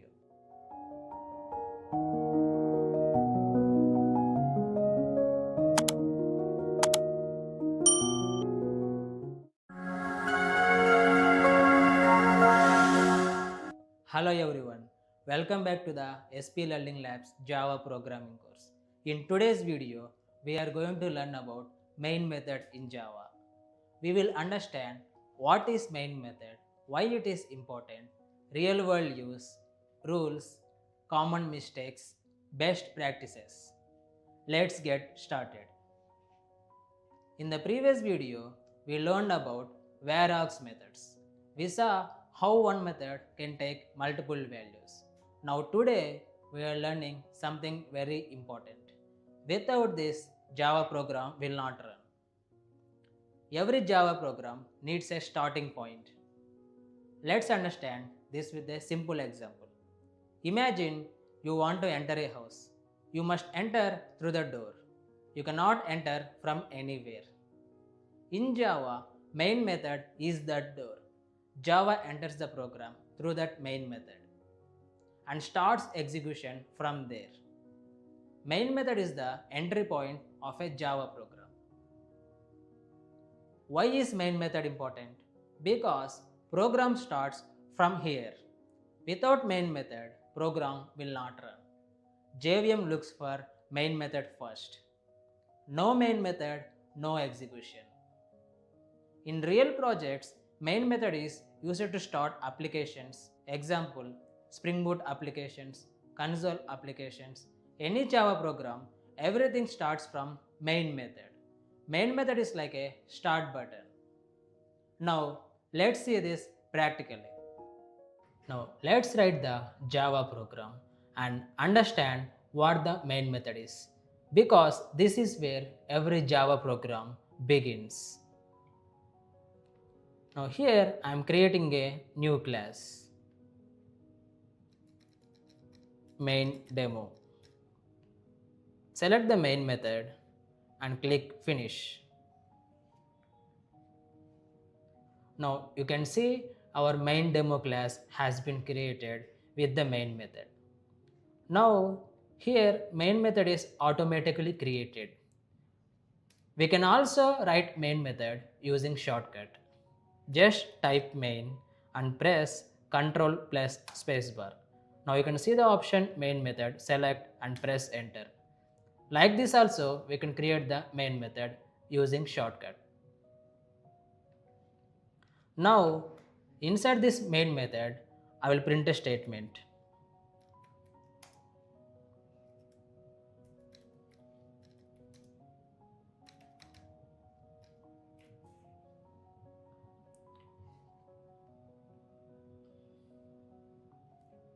Now this is our main method. This is the starting point of the Java program.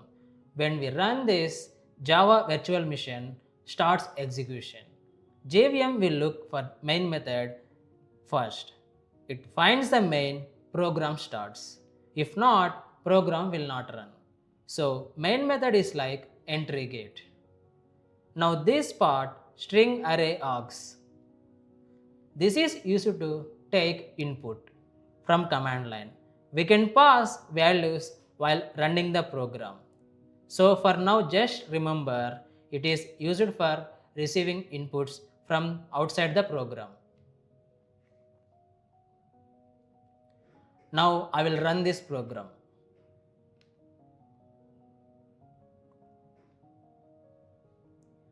Now you can see the output hello Java.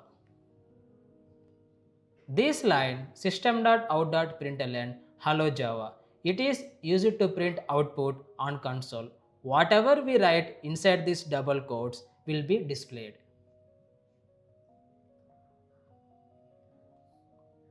Before Java 21, we had strict rules for main method. It must be public, static, void, main with string array args. We had to remember all this, but now Java is becoming simplest. After Java 21, many changes happened to main method. Let's see step by step.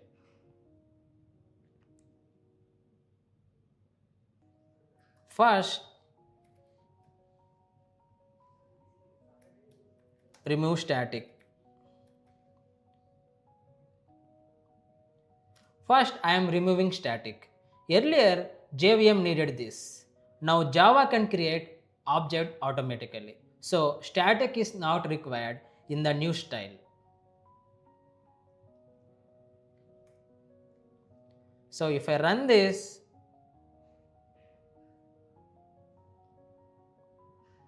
you can see the output hello Java.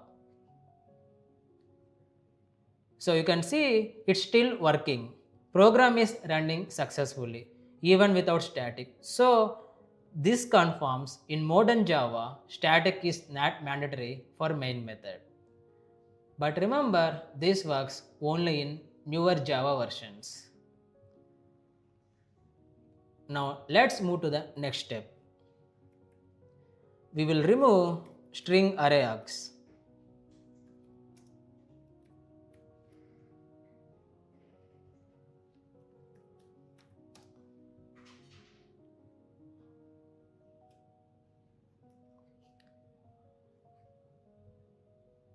Here I have removed string array args. So Java made it optional. Now if I run this, you can see it's still working.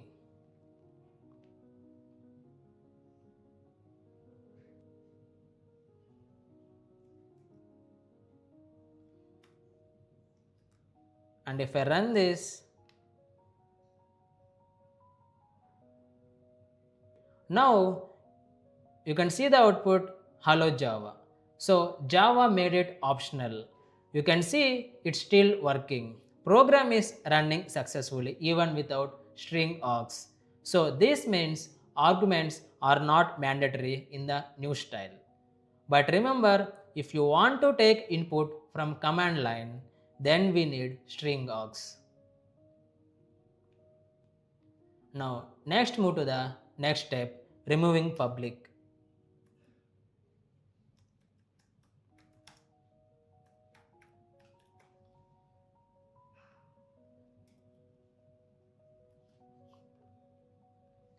Now I removed public. Access modifier is also not required here. If I run this,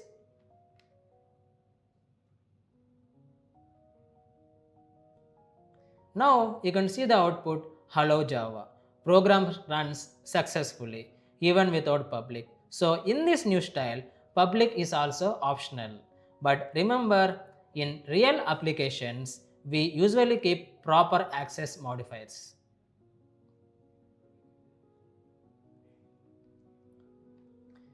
Now let's move to the next step, changing the return type for main method.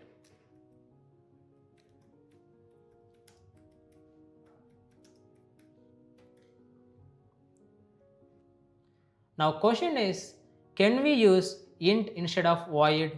Answer is no. Main method should not return anything. JVM does not expect any value. So it must be void only. Now here I will remove void and keep int. I will add here return 0. And if I try to run this, you can see there is no Java application option because here it is not treating this as main method because the return type is int. So it must be always void.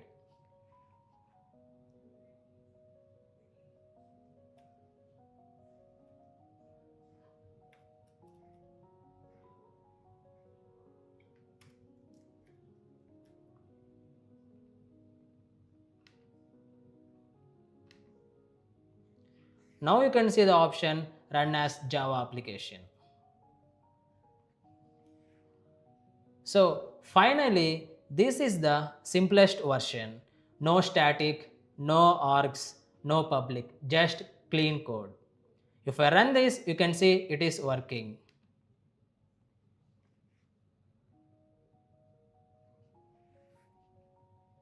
And prints hello Java. So now writing Java code becomes much easier, less syntax, more focus on logic. But remember, this is mainly for learning and quick programs. In real applications, we still use traditional main method. So this is the end of code part. Now let's talk about some common mistakes. These are very small mistakes but very important. Many beginners do these mistakes. First, changing the main method name. Instead of main, writing something else. Then the program will not run. Next, removing static. If you remove static, Java cannot call the method. Changing the parameters, like removing string array args or writing something else. This will also break the program. And sometimes small syntax mistakes like missing brackets or wrong keywords. Even a small mistake, program will not run. So always be careful while writing main method. Now let's see some best practices. This will help you write clean code. First, always use correct syntax. Don't try to modify main method structure. Next, keep main method simple. Don't try too much logic inside it. Instead, create separate methods and call them from main method. And also use meaningful print statements so that output is clear and easy to understand. Main method should be simple, clean, and easy to understand. Now before we end this video, I have one interesting question for you. This is something you should explore on your own. First task. Create a simple Java class and print your name using main method. Next, try to find out how many different ways we can write main method. Can we change order? Can we use different syntax? Try different combination in your IDE and see which one works. Also, try removing static. What error did you get? Write your answers in the comments. Try it yourselves, that's how you really learn. So that's all for today. In the next video, we will learn command line arguments, how to pass values to main method. If you found this helpful, like, share and subscribe to SP Learning Labs. See you in the next video.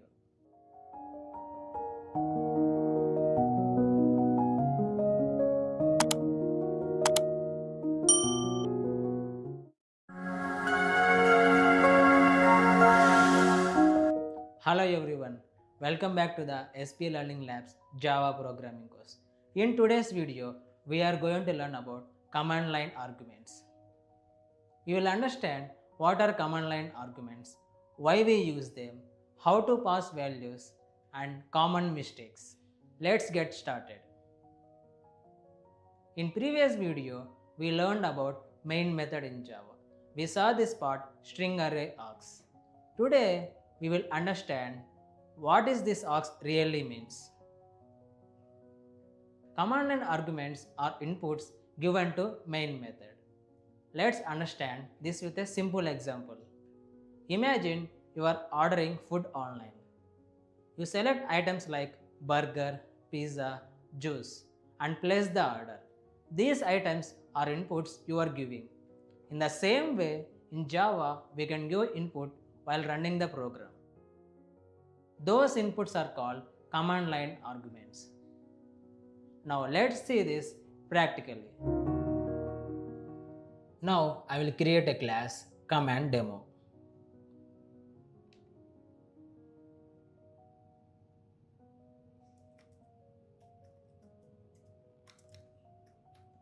And check on this main method and click finish. Now you can see here our command demo class has been created.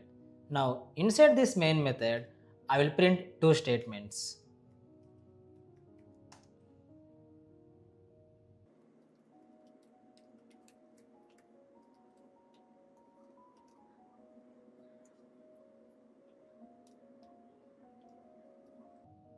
Here, args is an array. It stores values we pass while running program. Here, args of 0 gives first value and args of 1 gives second value. Now I will run this program. Here you can see two options, Java application and run configurations. We will click run configurations and here you can see arguments option. Check this, it is selected for the same class or not, and here you can see two options, program arguments and VM arguments. Don't get confused, we will use the program arguments. Whatever we type here just goes to the args. Here I will pass hello space 100 and apply and click on run. Now you can see the output, first value hello and second value 100. So program arguments go into the string array args.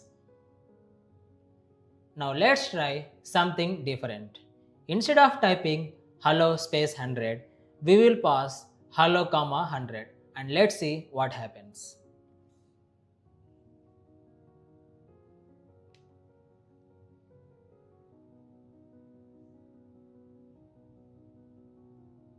Here I will remove the space and pass comma in between and run. Here you can see the output, first value hello comma 100 and next we are getting an exception which is index 1 out of bounds for length 1. This is because Here hello comma 100 is passing as an 1 value and it is coming here, and for this arguments 1 there is no value passed, so it is giving this error.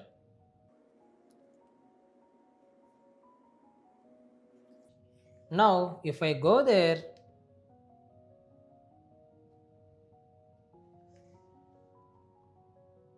here in the arguments, if I pass,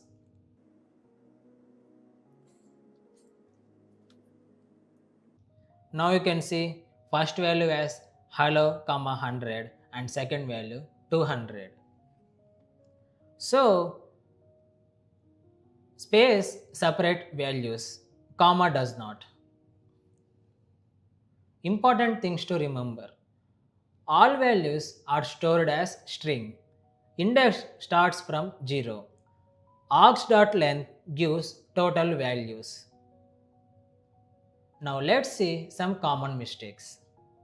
First, not passing values and trying to access args0.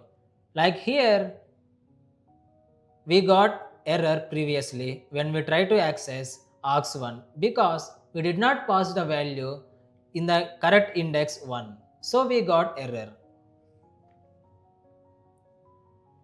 And accessing wrong index. Suppose if I type here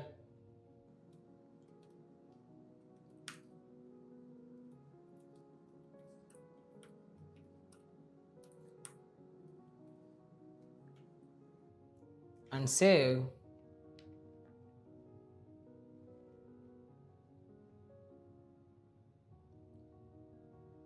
now here we are passing hello comma 100 space 200. Here we are passing two values. There is no third value. Now if I run this, you can see the error.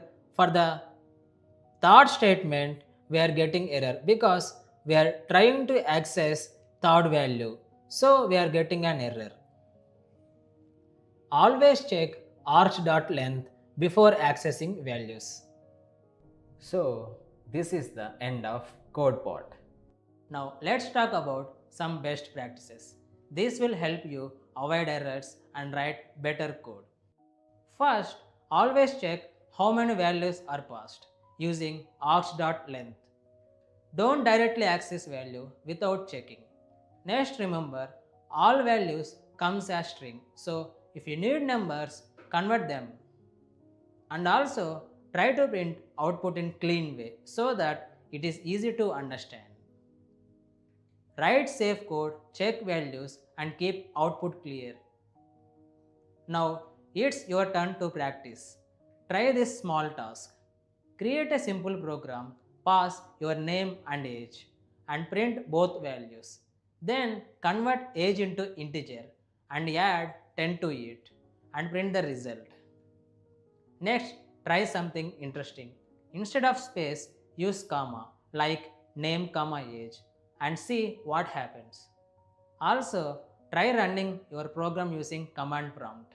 Pass values from there and observe how it works.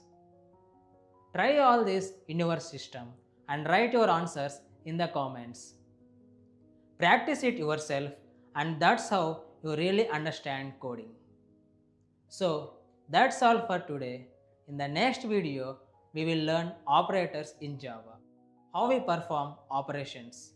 If you found this helpful, like, share and subscribe to SP Learning Labs. See you in the next video.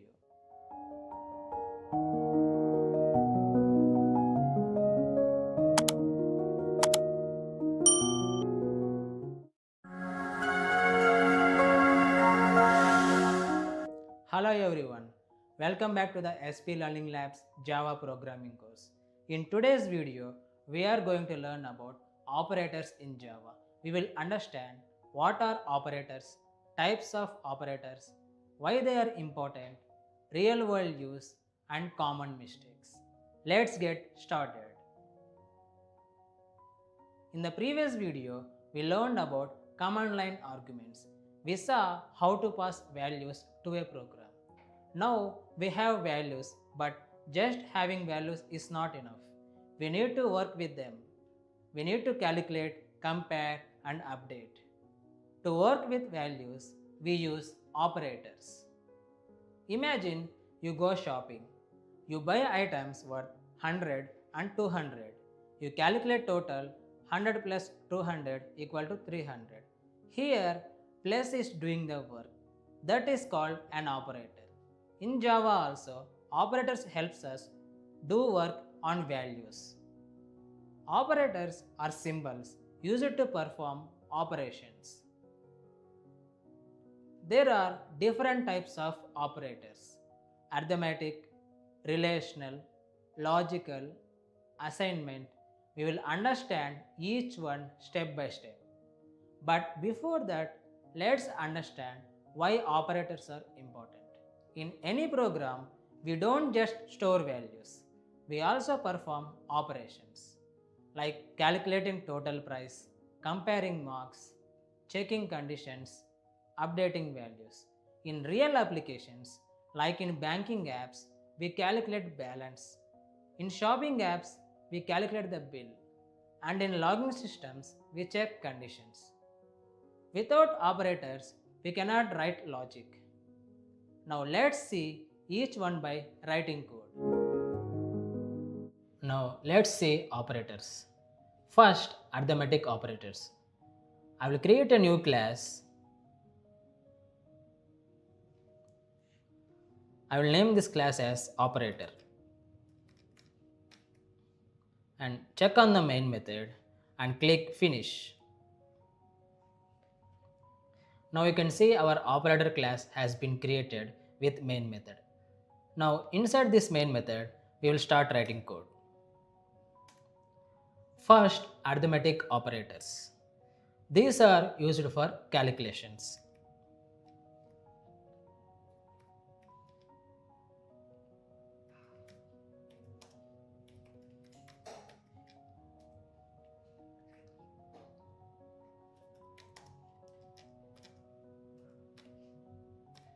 Here I am writing two variables, a with 10 and b is 5.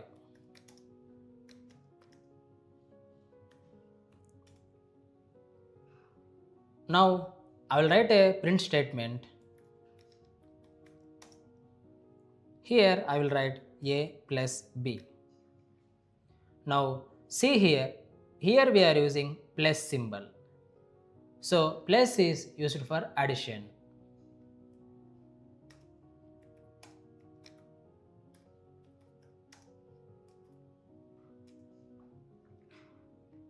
Next we will print another statement.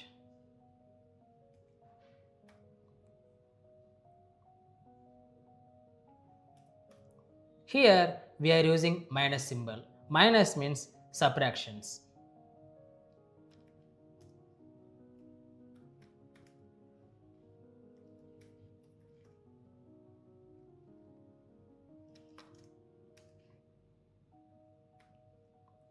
And next we will use star.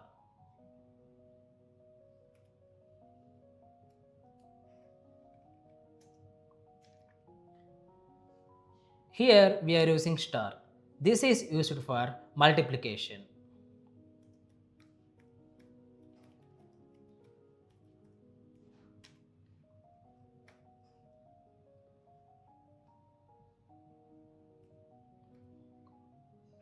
Now here we are using slash. This is used for division.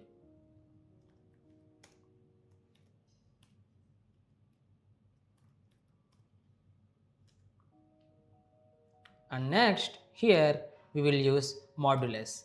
This gives the remainder.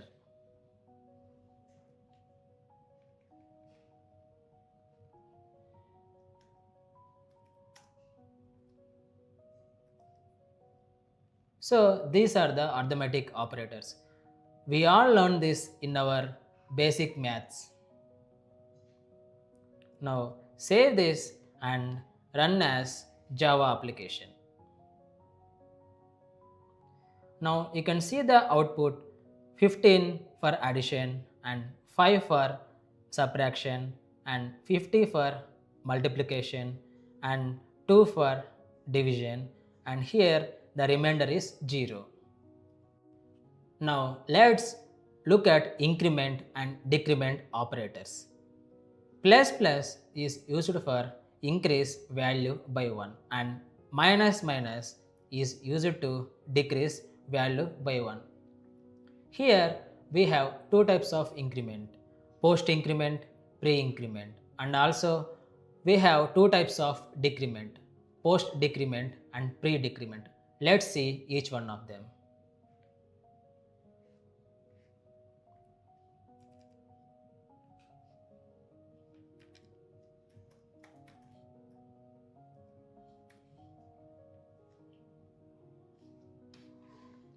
Now I will write int x equal to 10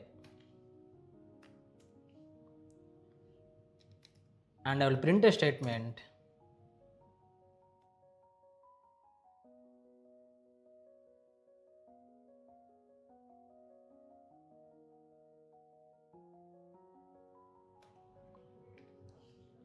here we are using x plus plus, which means this is post increment.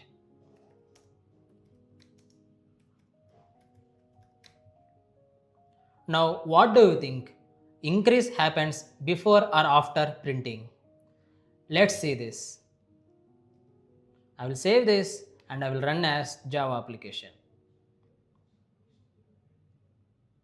Now you can see the output here x plus plus 10 and x 11. So first it printed 10, then value increased to 11. So x plus plus means first use then increase. Next we will see pre-increment.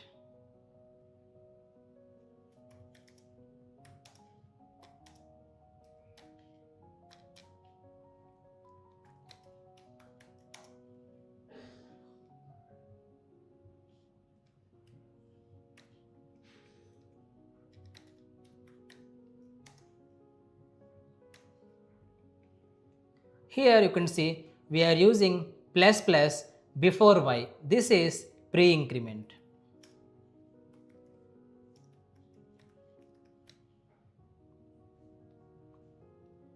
And let's run this and see the output.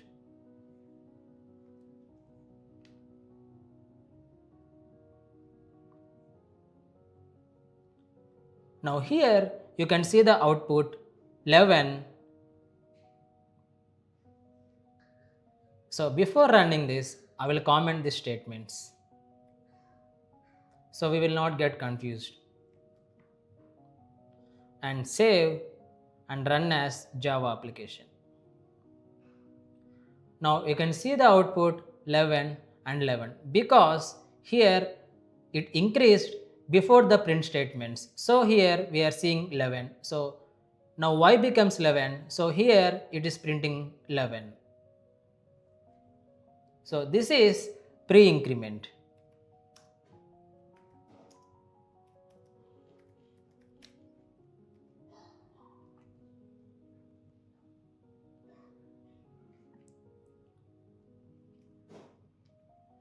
Now let's see decrement.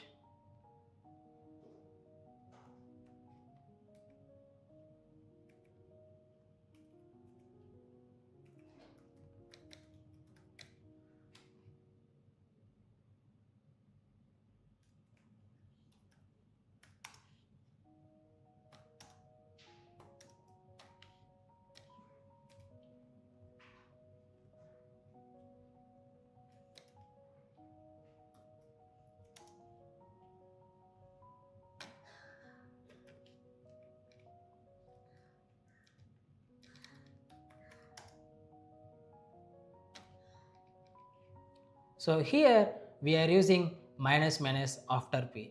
This is post decrement.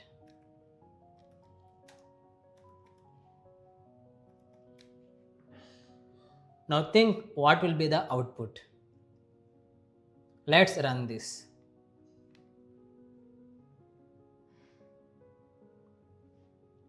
You can see here it is post. So here we can see 10. Afterwards it become 9, one value decreased. Again you can see here 9. So this is post decrement. Now we will see pre decrement.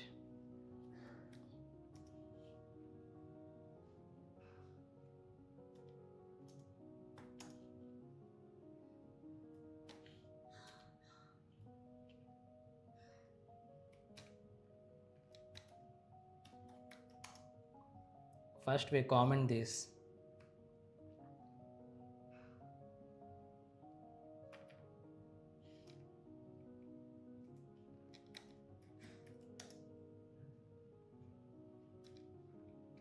So here we are using minus minus before q. So this is pre decrement.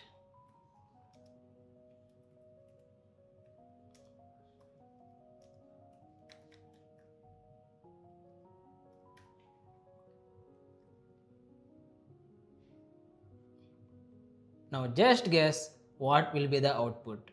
Here we are decreasing pre, means here the value 10 will become 9, and so here also it will become 9. Let's see what will be the output. Save this and run as Java application. Now you can see the output 9 and 9. So plus plus means increases, minus minus means decreases, and position matters where we are keeping that, before or after. Now let's look at relational operators. These are used to compare values. I will comment this.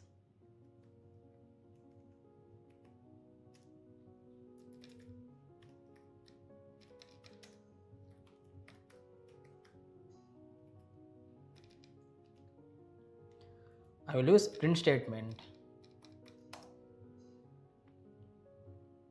A with this symbol,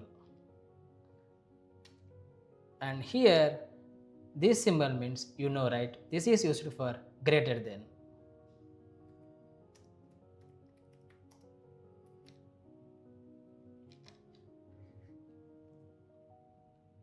And next we will print another statement, and here we will use less than. This is used for less than.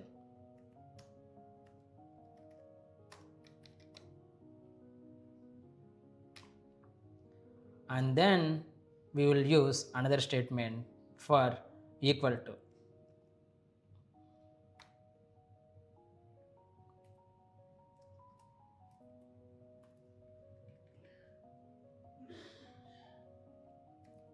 This represents equals to.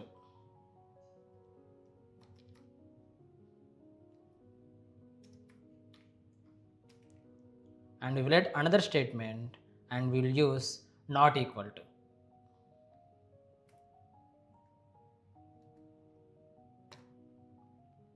So this is not equal to.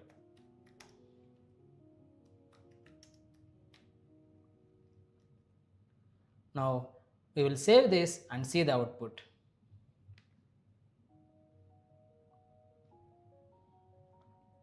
Here you can see the output: true, false, false, and true.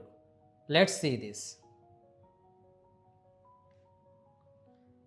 Here we have written A is 10 and B is 5.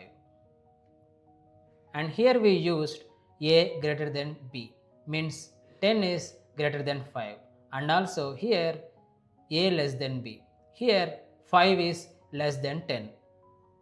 And here you can see A equal to B. This means 10 equals to 5. This is wrong. So we can see here false.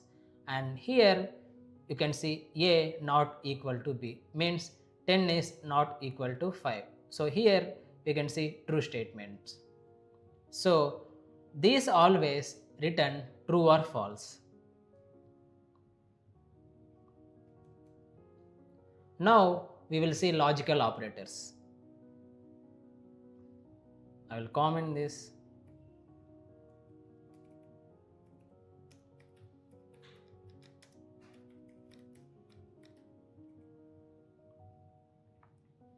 So logical operators, these are used to combined conditions. Let's say print a statement.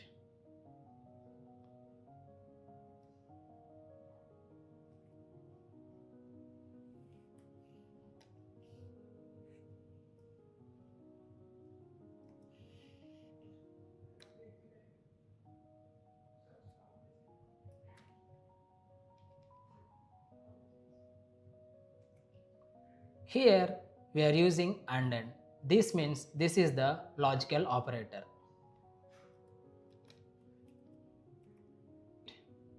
Now let's print another statement.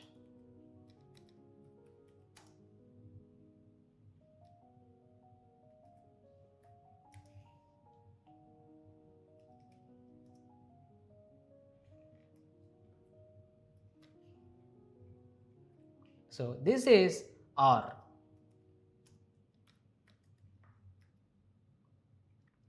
And means and this means OR. So let's run this and see the output.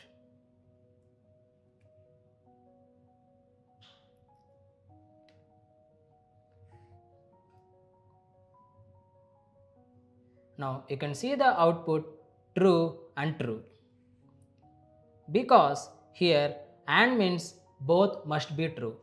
Here you can see a greater than 5.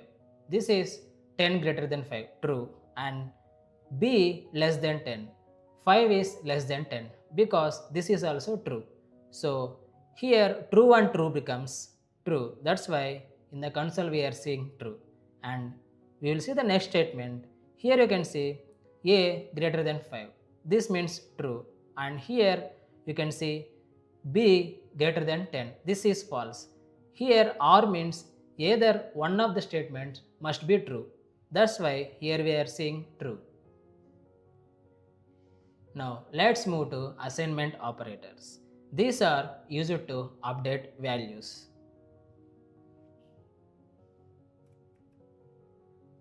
I will also comment this.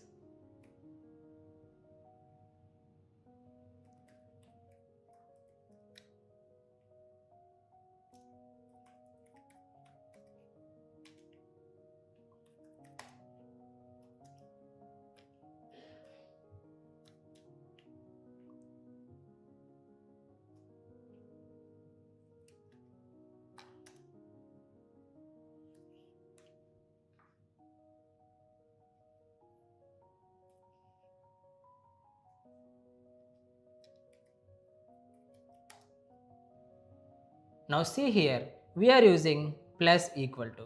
This means we are adding and assigning, which this is equivalent to z equal to z plus 5.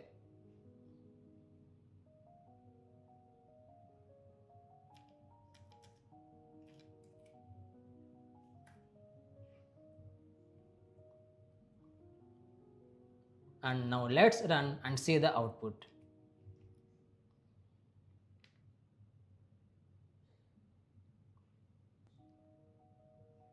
Now here you can see the output 15. Here we are adding 5 to z, which is equivalent to z equal to z plus 5. That's why we are getting 15 in the output.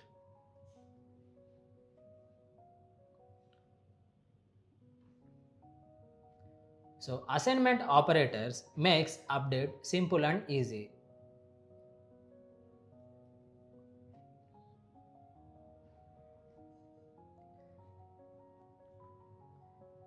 Now let's see some of the common mistakes.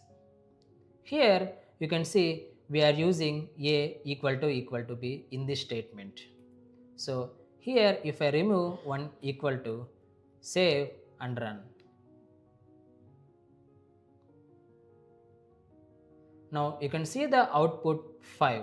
Why? Because here we are telling a equals to b. This means a becomes 5. Here b value is 5. So here a becomes 5. So equal to is used to assign value. Equal to is used to compare values. Next, getting confused with plus operator.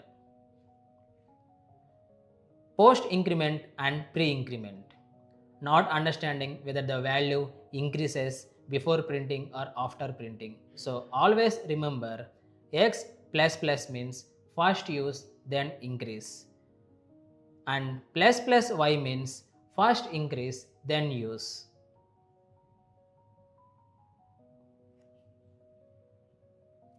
Another common mistake, not using not equal to correctly. This means not equal to. Sometimes beginners confuse it with. Always remember not equal to is used for comparison.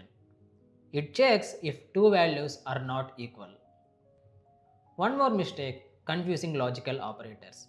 And means both should be true. Or means at least one value should be true. So, using them incorrectly can give wrong results. Understand each operator clearly and then your logic becomes easy. So, this is the end of code part. Now let's see some best practices related to operators. Always use the right operator for the right situation. Don't mix assignment and comparison. When using operator, be very clear whether you need pre-increment or post-increment.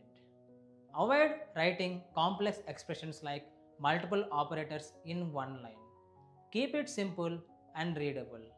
And very important, always test your logic with different values because operators may behave differently based on the condition.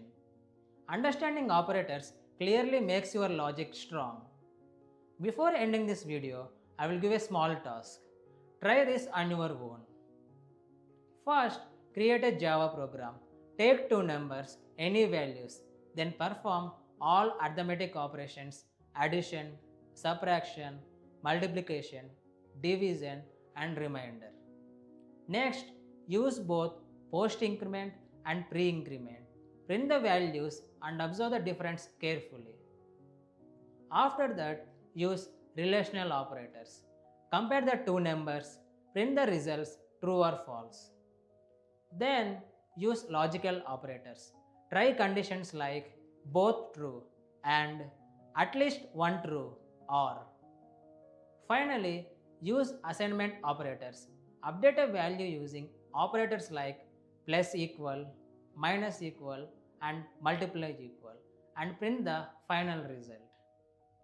Write all outputs clearly and add comments explaining what you understand.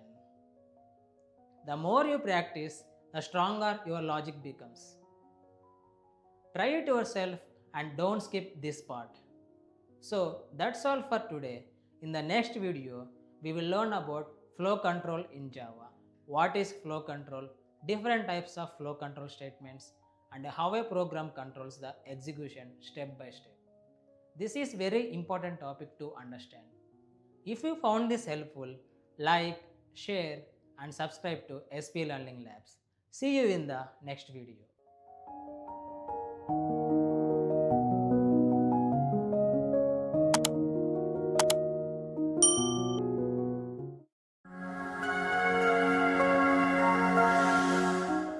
Hello everyone, welcome back to the SP Learning Labs Java programming course. In today's video, we are going to learn about flow control in Java. Flow control means controlling how a program executes step by step. It mainly has three types: decision making, looping, and jump statements. In this video, we will focus on decision making in Java.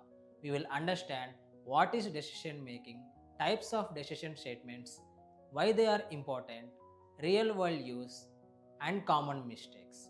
Let's get started. In the previous video, we learned about operators. We used symbols like greater than, less than, and equal to compare values, and also logical operators like and or to combine conditions. Operators helps us check conditions. Before we understand this, let's look at a simple real life situation. In real life, we make decisions every day. If it is raining, we take an umbrella. If we have money, we buy something. If we pass exam, we celebrate. Same way in programs, decisions are based on conditions. If condition is true, do one thing. If false, do something else. Programs things using conditions. What is decision making? Decision making means executing different code based on conditions. In Java, we use if else if, nested if, switch. Now let's understand why this is important. In real programs, we need to take decisions based on data, like checking user eligibility, validating login details, deciding what to display. Without decision making, programs cannot react to different situations. Decision making makes programs intelligent. Now let's understand each one with syntax and code. Now we will see decision making. I will create a new class. Decision making.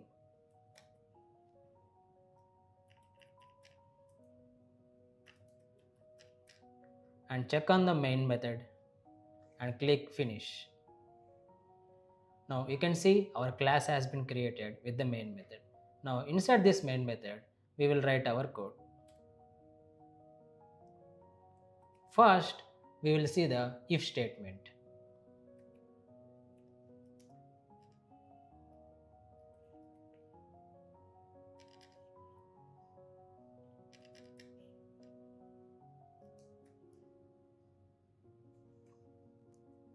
If statement is used to check a condition.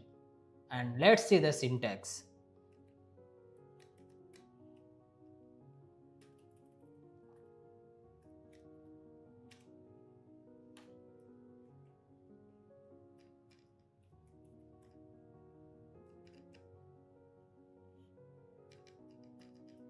So this is the syntax for if. If with block, and inside this we will be writing condition, and this is the code. Now let's see this.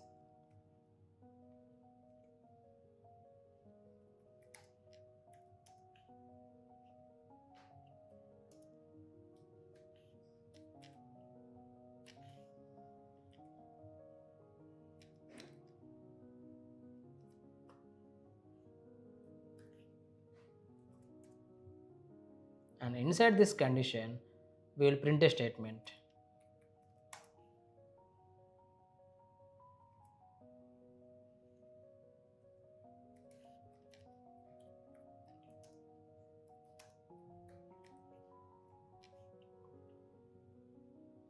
Now look at this. Here we are checking age with 18. Here we are using age greater than or equal to 18. This means age must be equal to 18 or greater than 18. If it is true, this statement will be printed. Now let's check this.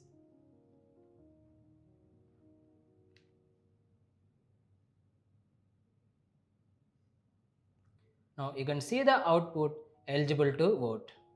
So it runs only when condition is true.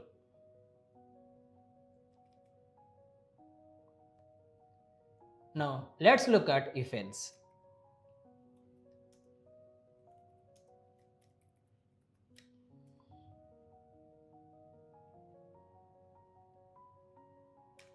So if else is used when we have two choices. And let's see the syntax.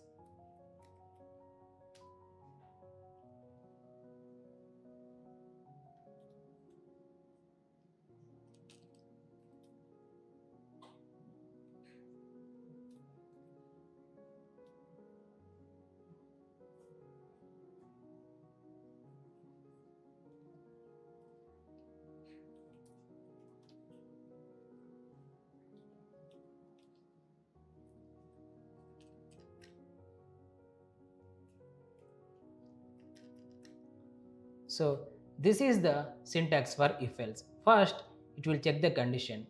If it is true, this true block will get executed, and if it is false, it will come to the else block, and this false block will get executed. Now let's see this.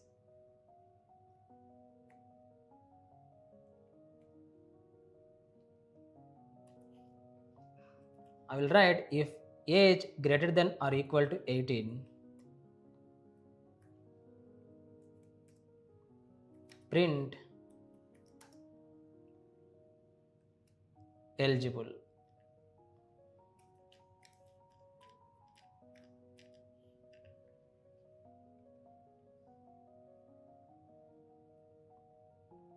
Else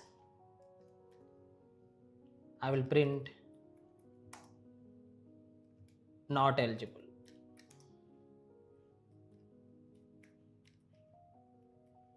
Save this and run.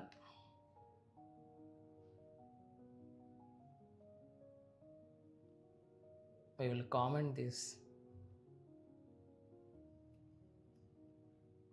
Again run. Here we are seeing output as eligible based on the condition. So here it is because age is greater than 18. Here we can see 20 and it is greater than 18. So we are seeing this eligible in the console. So if else helps us choose between two outputs.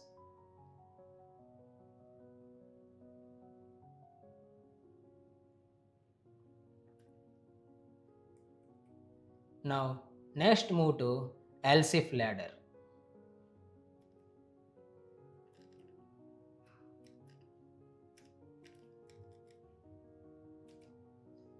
So else if is when we have multiple conditions. Let's look at the syntax first. If condition, open the block, here code, and again we will have else.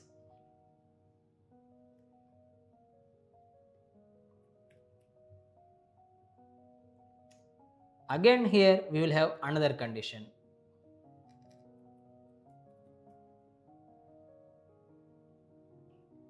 This is condition 1 and make this as condition 2.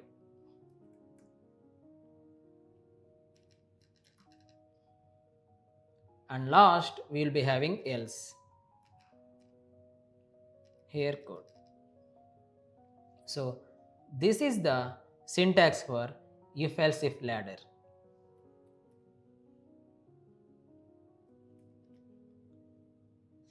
Now let's see this.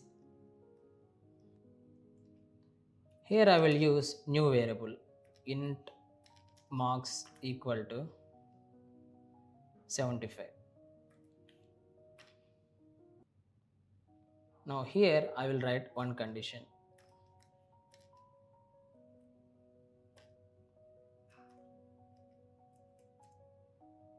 Now if marks greater than or equal to 90, I will print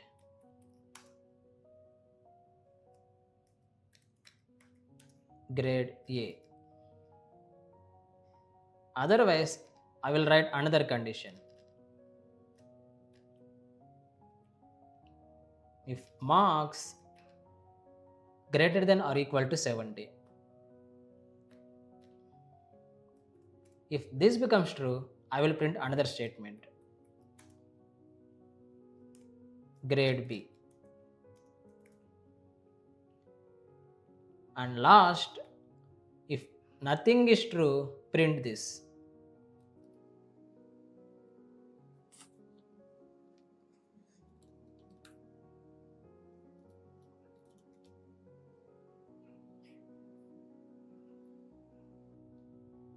Here we are printing grades based on marks. Let's run this and see.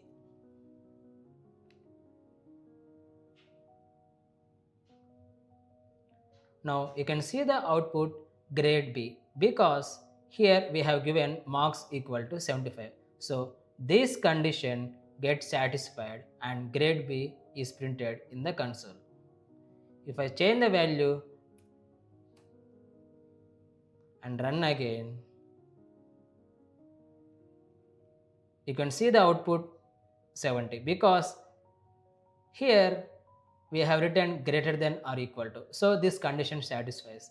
Now I will use here 60 and run. you can see the output fail. So this how if else if ladder works.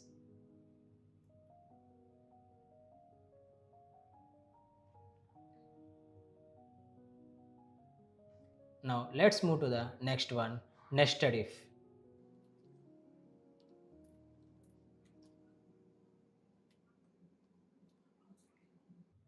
So nested if means if inside another if, used when we check multiple conditions step by step.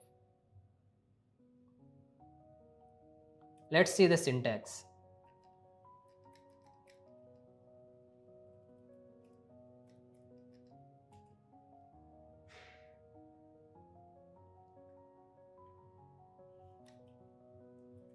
If condition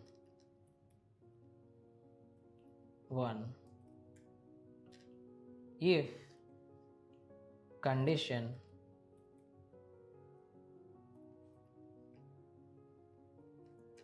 if this becomes true, and again we will add another condition here.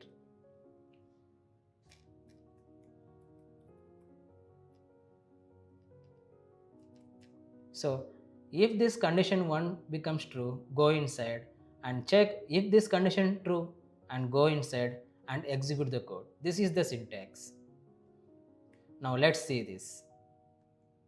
Now here already we have int age equal to 20 and we use another field boolean has id.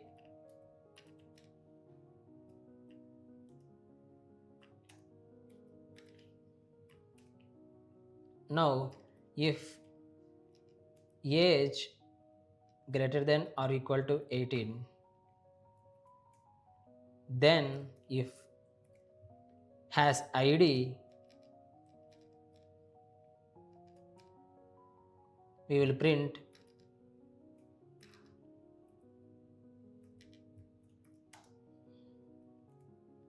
allowed to vote.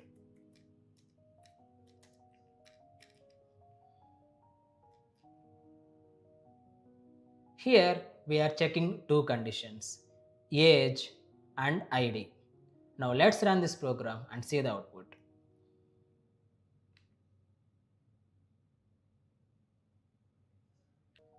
Here you can see the output allowed to vote because here these two conditions get satisfied. So that's why we are seeing allowed to vote output. If I keep here false,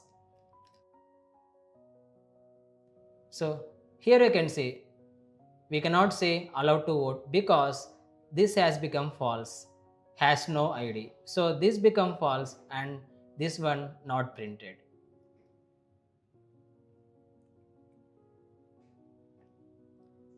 Now let's look at the switch statement.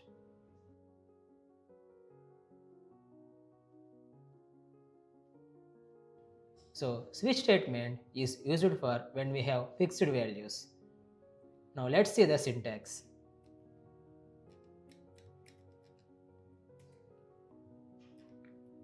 We will use switch keyword. Here we will pass variable. And inside this block, first case,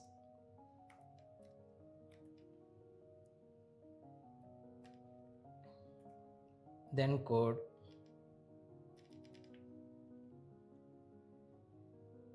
if this becomes true, it will be use break. Next again case 2,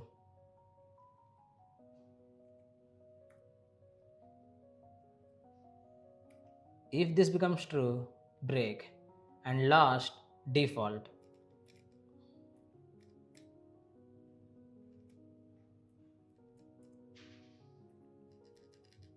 So this is the syntax for switch statement. Now let's see this.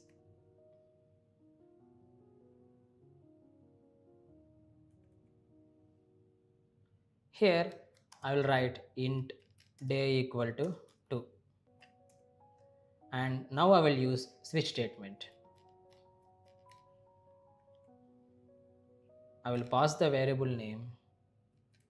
Now inside this block, first I will write case 1.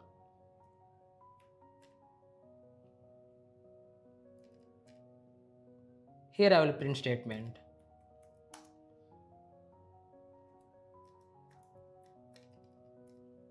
Monday. If this becomes true, I will break this.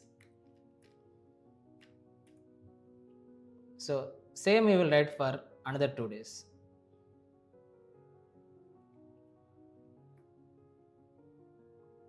If the value is 2, it should print Tuesday.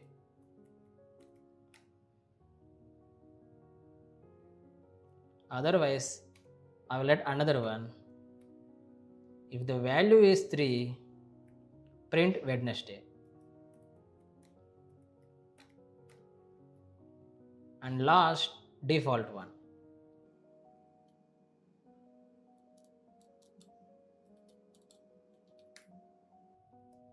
Invalid.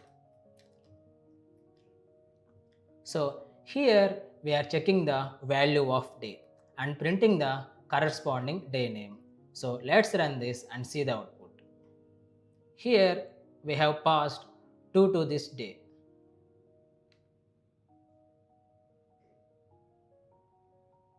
And you can see the output Tuesday because here the value is 2, this is got satisfied and this print statement got executed.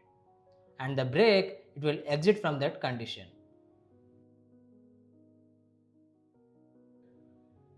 So switch is used when we have fixed options. Now let's look into some common mistakes.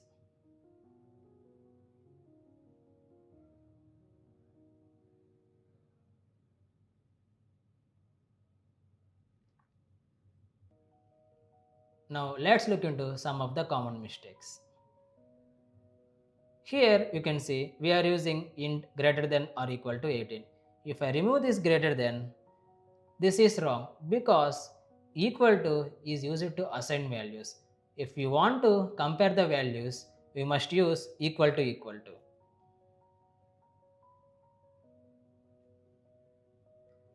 Next mistake is missing break in switch statement. Here if I remove this break,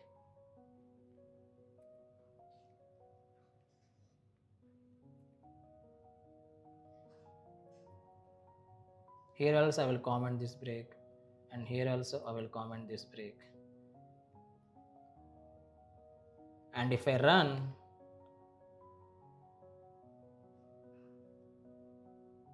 you can see all things got executed. Tuesday, Wednesday and invalid.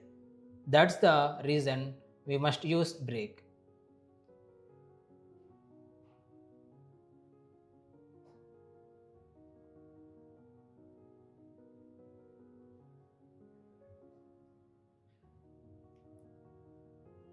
So always check conditions and syntax carefully. Now we will look into some of the best practices. Keep your conditions simple. Write your code in a clear and readable way and use switch when you have fixed values. Test your program with different values. So simple and clear code is easy to understand. So this is the end of code part. Before ending this video, I will give you a small task. Create a program. Check if a number is positive, negative or 0. And one more task. Try to understand the difference between switch, if else and else if. All are used for multiple conditions. But where to use which one? Try to think and write your answer in comments. Practice makes your logic strong. So that's all for today. In the next video, we will learn about loops in Java, how to repeat tasks multiple times. This is very useful concept in programming. If you found this helpful, like, share and subscribe to SP Learning Labs. See you in the next video.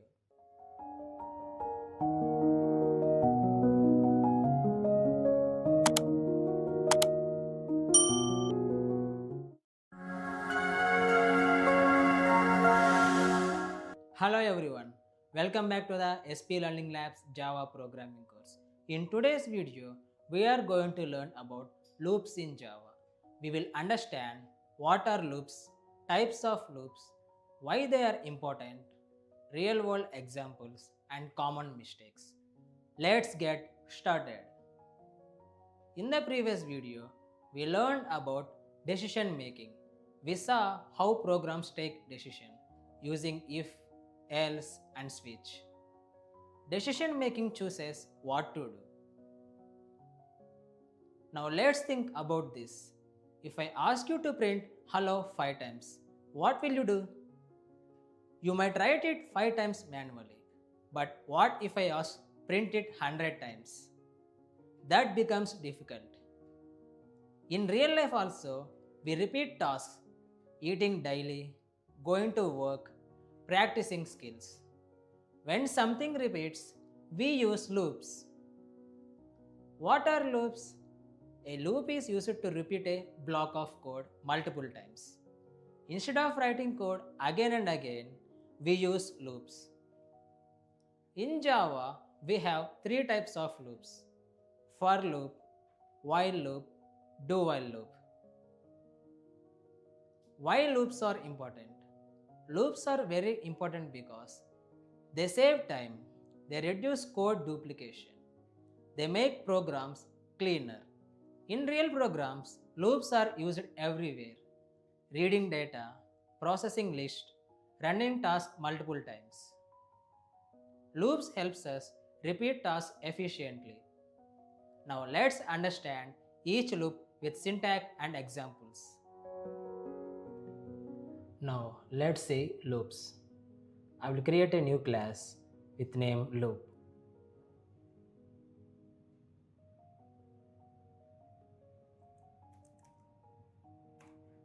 And I will select the main method and click finish. So this is our loop class. Now inside this main method, first we will start with loops. We use a for loop when we already know how many times we want to repeat something.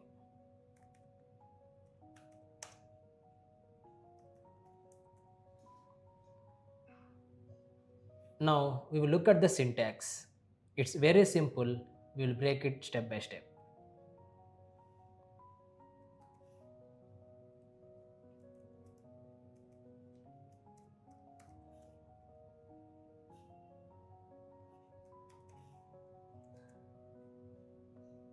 Here it will be the initialization.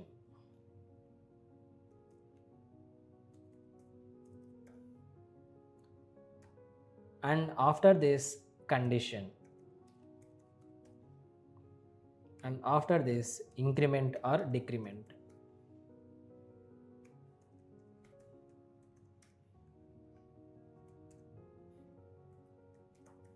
So this is the syntax for loop: initialization, condition, increment or decrement. Now we will write a code.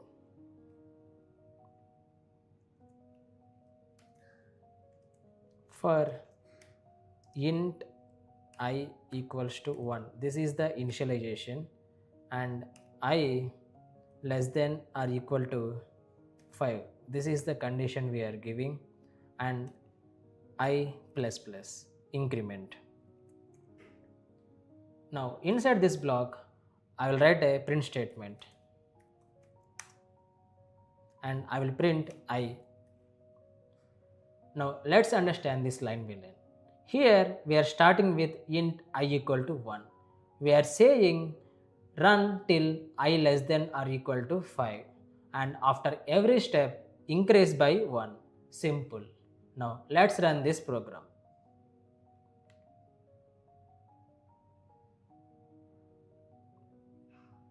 And you can see the output.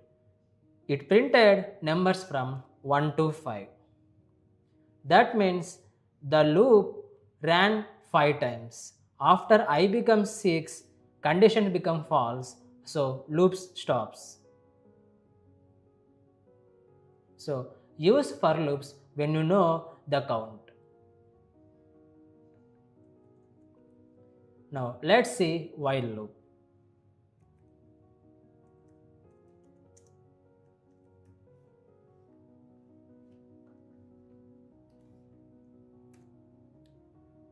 We use while loop when we want to run something based on a condition.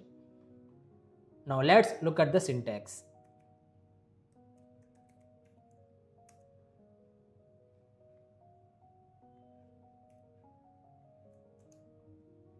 It's simple and easy to follow.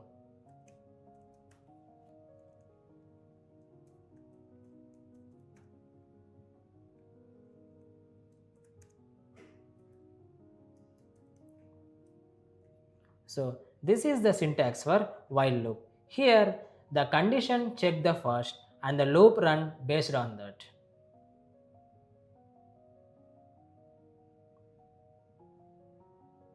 Now let's see an example for while loop. We will comment this. Now inside this block I will print a statement.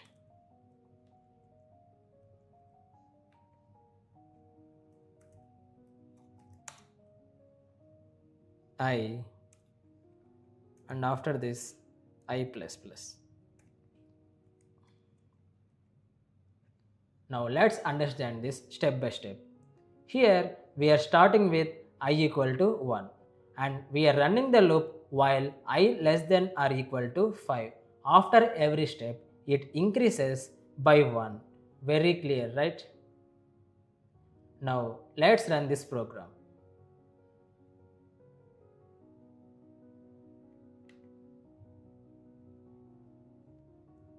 Now here you can see the output 1, 2, 3, 4, 5. It prints numbers from 1 to 5. The loop continues smoothly as long as the condition is true and value increases step by step. While loop works based on condition. Now we will see do while loop.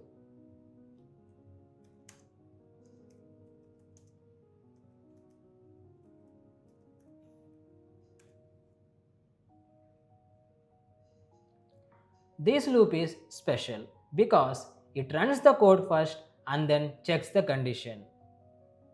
Now let's look at the syntax.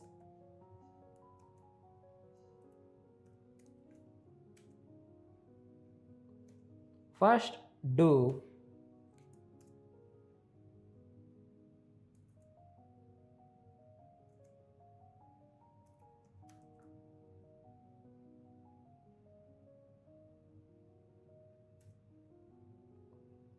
while condition. So this is the syntax for do while loop. Now let's see an example.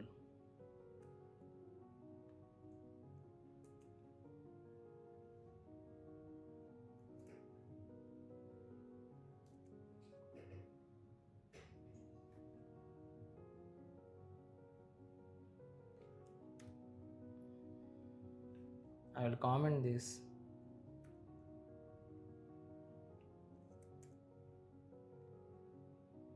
Now inside this block I will use print statement.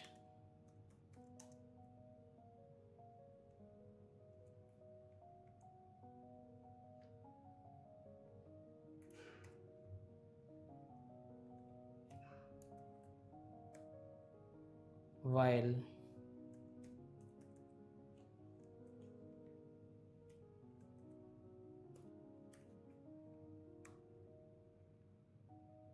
so here code runs first, after that the condition is checked. Now let's understand this step by step. Here we are starting with I equal to 1. First the code runs and prints the value. Then condition I equal to 5 is checked. After each step I is increased by 1. Simple. Now let's run this program.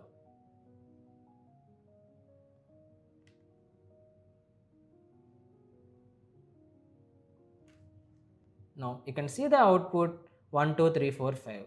Here it prints numbers from 1 to 5. The loop runs once first and then continues based on the condition. Do while runs first, then check condition. Now you might notice something interesting. All three loops, for loop, while loop and do while loop, are printing the same output 1, 2, 3, 4, 5. So what is the difference?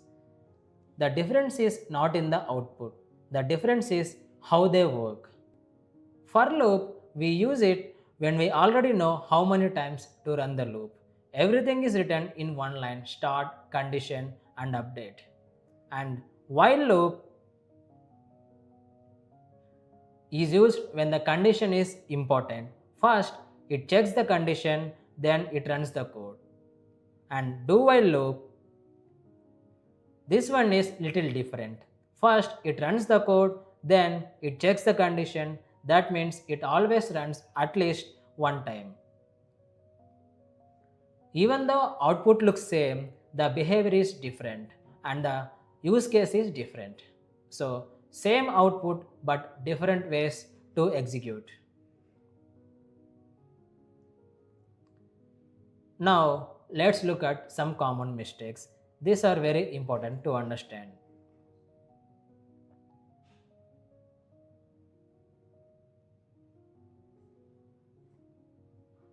Here in while loop, we are checking I less than or equal to 5 and printing print statement I, and we are increasing I plus plus. If I remove this, I will comment this and run. Here we are printing the value, but we are not updating the I. So I always be 1. Condition I less than or equal to will always be true. Because of that, loops keep running again and again. Now let's see this.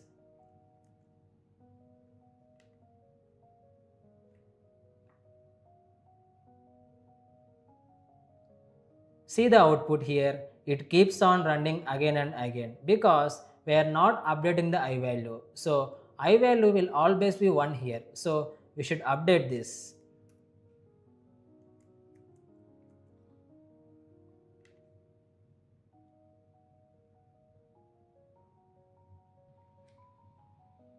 Now let's see some of the common mistakes. Here in while loop, I will comment this.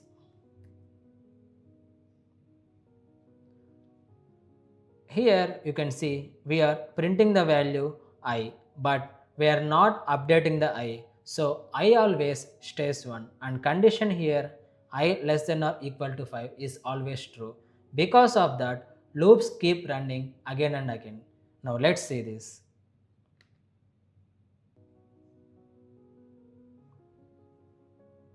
Here you can see it's keep on printing 1 again and again because here we are not updating the I value. If I uncomment this, stop this and again I will run.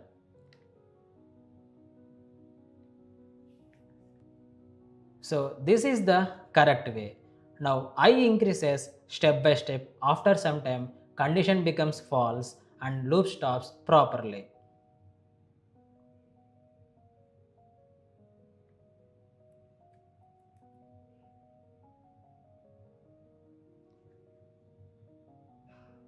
Now look at here.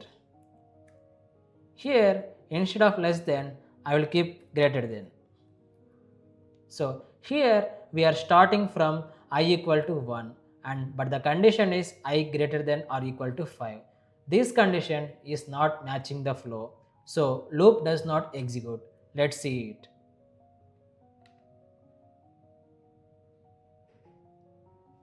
You can see in the console no numbers are printed. You can see in the output nothing has been printed. So the correct way is use the correct symbol. Now condition matches the flow, loop runs from 1 to 5 correctly.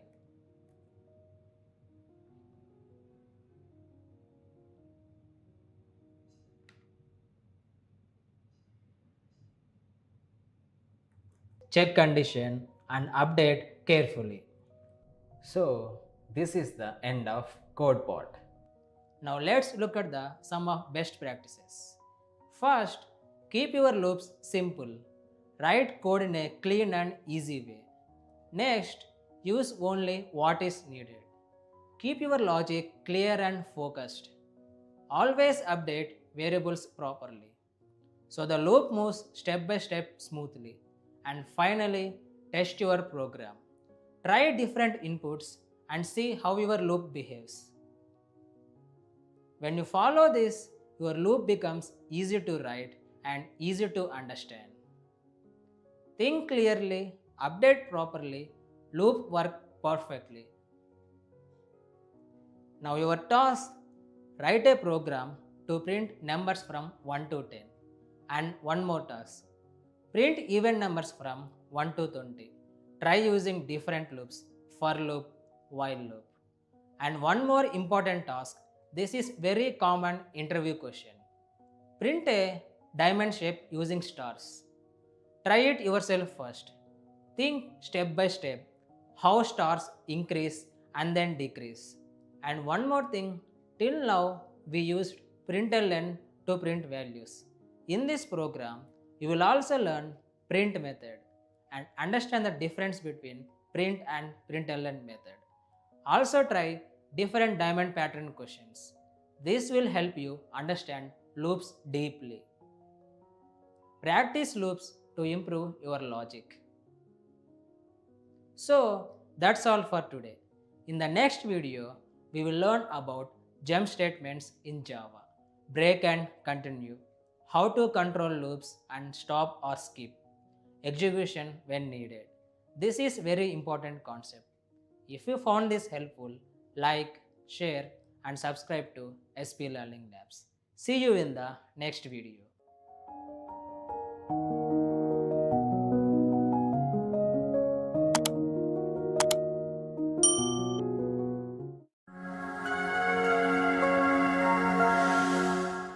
Hello everyone, welcome back to the SP Learning Labs Java programming course. In today's video, we are going to learn about jump statements in Java. Jump statements are used to control the flow of loops. In this video, we will learn about break statement, continue statement, where to use them and how they work. Let's get started. In the previous video, we learned about loops. We saw how to repeat tasks using for loop, while loop and do while loop. But here is one question.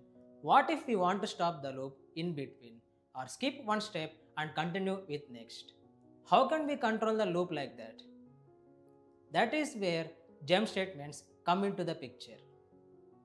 Loops repeat, jump statements control. Let's understand with a simple example. Imagine you are searching for something. When you find it, you stop searching, and sometime you skip something and move to next. Same way in programming, we use jump statements to stop the loop or skip one step. Jump statements give control inside loops. What are jump statements? Jump statements are used to change the normal flow of loops. In Java, we have break, stops the loop, continue, skips current iteration. Let's understand with code. Now let's see the jump statements. First, let's understand the break statement. I will use this same class. Here in this for loop, we use break. Now I will use this same loop class for break statement. We use break when we want to stop the loop in between. Here I will add an condition.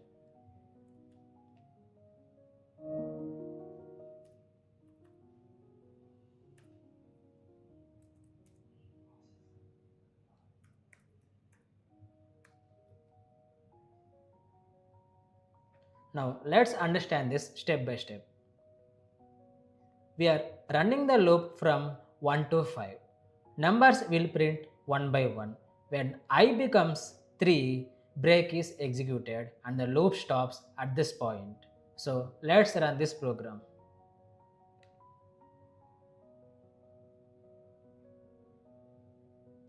Now you can see the output 1 2.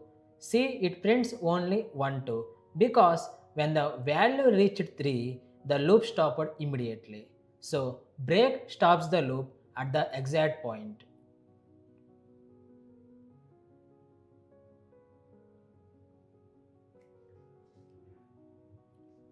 Now let's understand continue statement. We use continue when we want to skip one step and move to the next iteration. Here I will use same I equal to 3. Here instead of break I will write continue.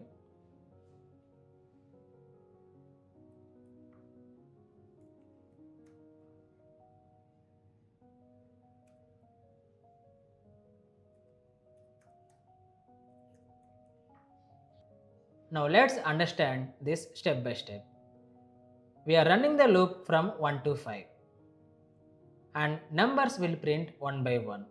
When I becomes 3, continue is executed. The step repeat. Now let's understand this step by step. We are running the loop from 1 to 5 and numbers will print one by one. Now here when I becomes 3, continue is executed and that step is skipped and the loops moves to the next value. Now let's run the program.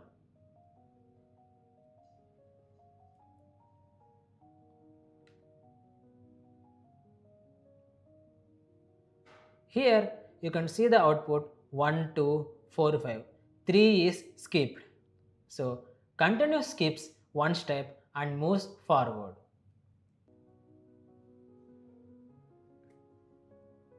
Now let's understand the difference.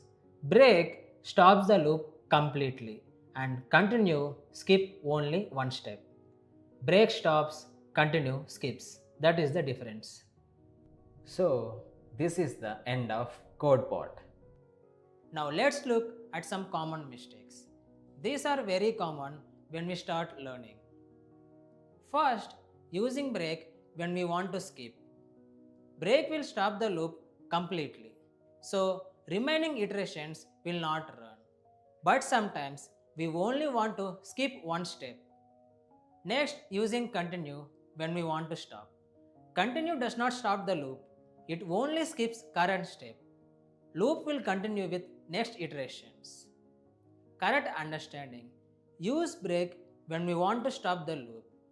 Use continue when you want to skip one iteration. Once you understand this clearly, you can control loops easily. Use break to stop, continue to skip. Before ending this video, I have a small task for you.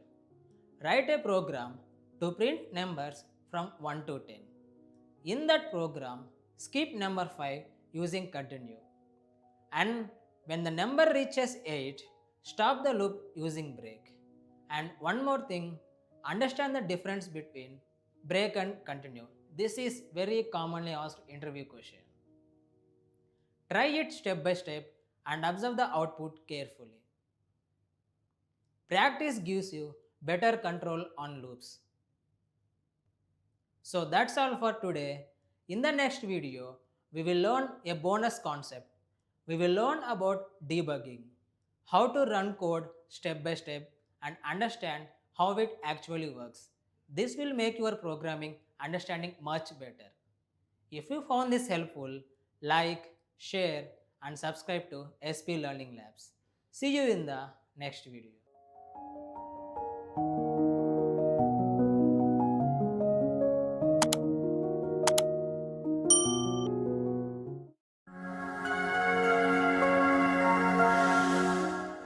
Hello everyone, welcome back to the SP Learning Labs Java programming course. In today's video, we are going to learn about debugging in Java.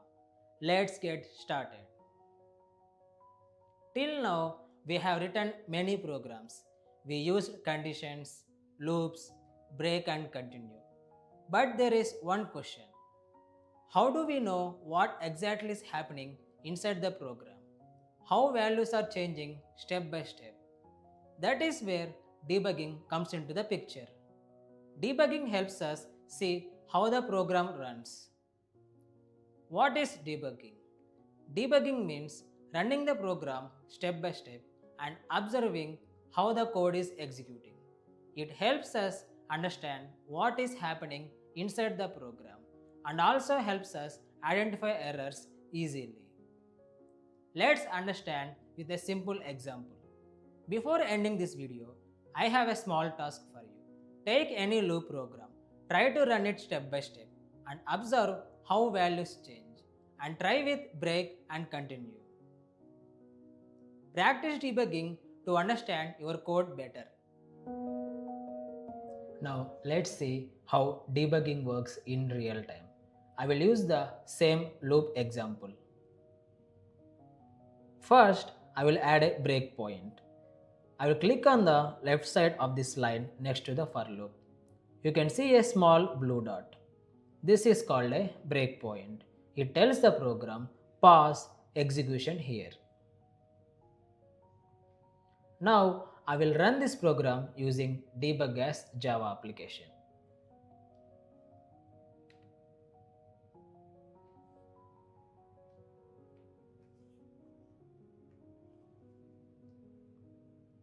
Now you can see we have switched into debug mode and the program execution passes here, and you can see many options.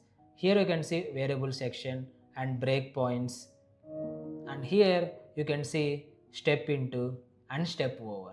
Now we will click this step over. This will do, it will move to the next line. Repeat.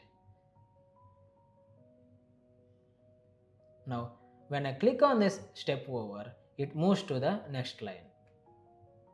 Now you can see it moves to the condition if I equal to 3. Here you can see when I hover here, you can see I equal to 1. So this condition fails. Now when I click on step over, this I will get printed with the current value.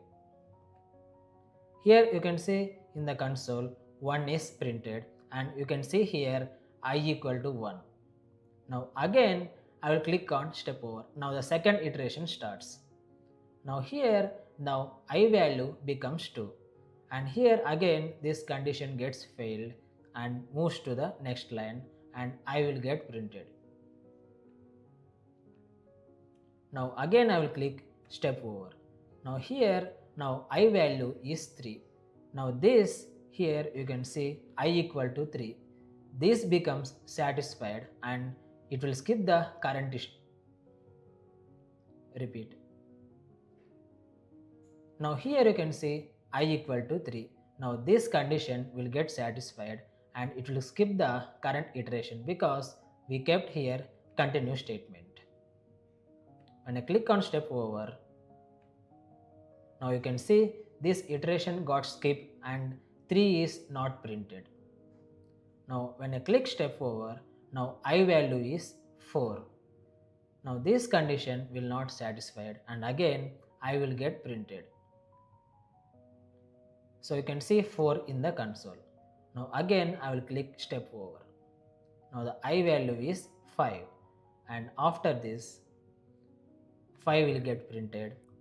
Now here you can see I value is 5. So this condition will get satisfied and it will exit from the loop. So now you can see the loop has ended.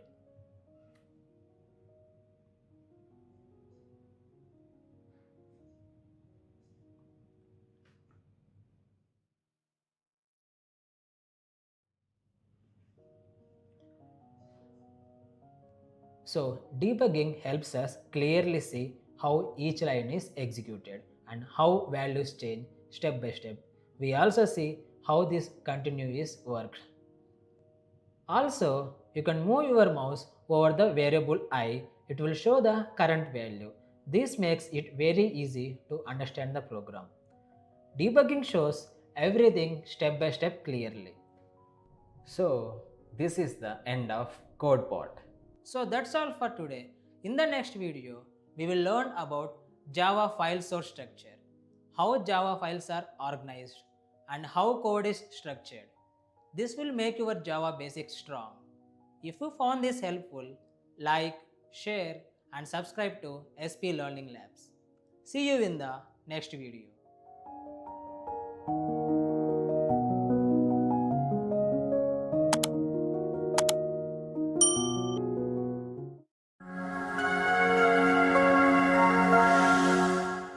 Hello everyone, welcome back to the SP Learning Labs Java programming course. In today's video, we are going to learn about Java file source structure. We will understand how Java files are organized, what each part means, and how code is structured. Let's get started. In the previous videos, we learned about flow control using decision making, loops, break and continue. And also, we learned about debugging, how to run code step by step and understand what is happening inside the program. Now here is one question. We are writing code, but how is this code actually organized? How does Java understand where everything is written? Before constructing a building, we don't start directly right. First, we create a blueprint. That blueprint shows where everything should be placed and how the structure should look. Same way in Java, we need a proper structure to organize our code. That is called Java file source structure. Good structure is like a blueprint for your code. Now let's understand this practically. Now let's see the Java source structure. This is the same loop program we used earlier. Now let's understand the structure. First, package. This line tells where the file belongs. Next, class. The class name is loop. File name should also be the same as class name. Here you can see our file name is loop.java.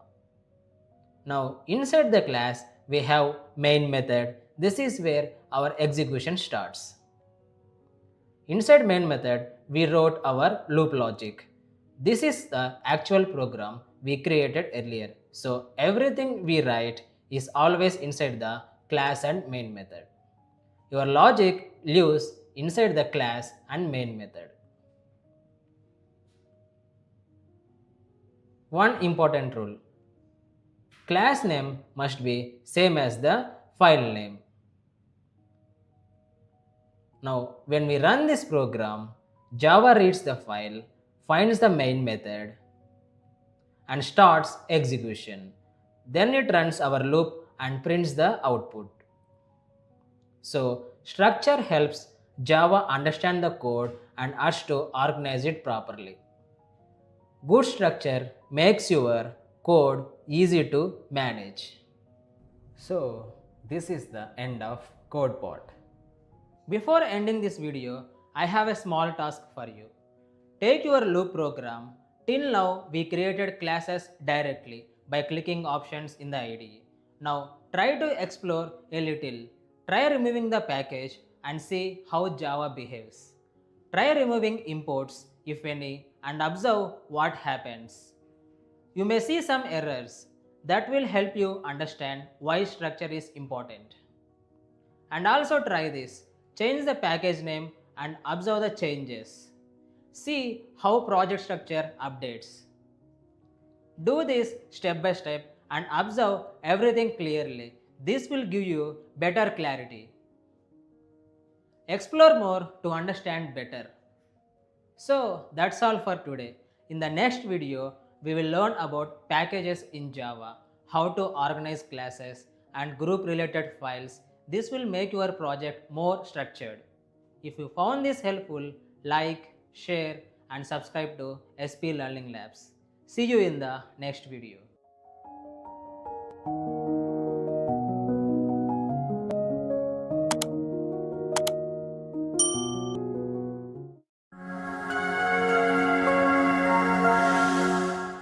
Hello everyone, Welcome back to the SP Learning Labs Java programming course. In today's video, we are going to learn about packages in Java.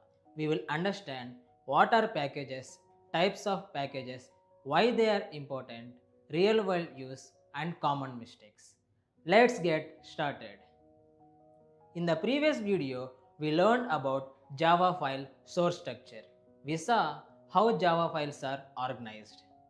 Now here is one question. What if we have many classes? How do we organize them? How do we keep everything clean? That is where packages come into the picture. Packages helps us organize our code. What are packages? A package is used to group related class together. It works like a folder. In Java, we have two types of packages. Built-in packages provided by Java. User-defined packages created by developers. We will see both of these practically in the IDE. Packages helps group related classes. Think about your computer. We create folders to store related files. Same way in Java. Packages are like folders, and folders inside folders are called subpackages. Package is folder, subpackage is folder inside folder. Why packages are important? Packages are important because they organize code, avoid naming conflicts, improve readability. Organized code is easy to manage. Now let's see this practically. Till now, we created all our classes like literal, loop, operator, Var-Args, variable, all in the same place in data type package. Now let's organize them using packages. First, I will create a new package. Click on source and select new and select package.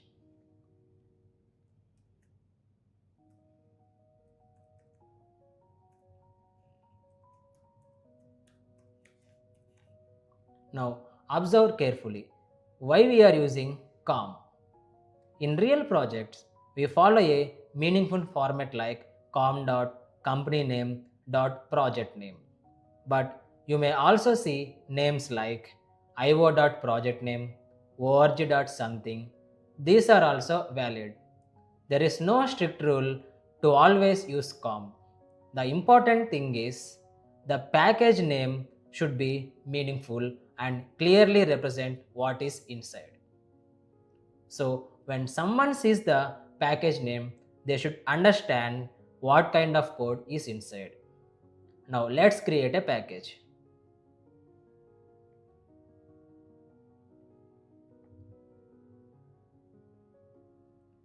Now here our package has been created. Before creating, let's think about the name. So what are we working on? We created programs related to loops. So I have created flow control package name.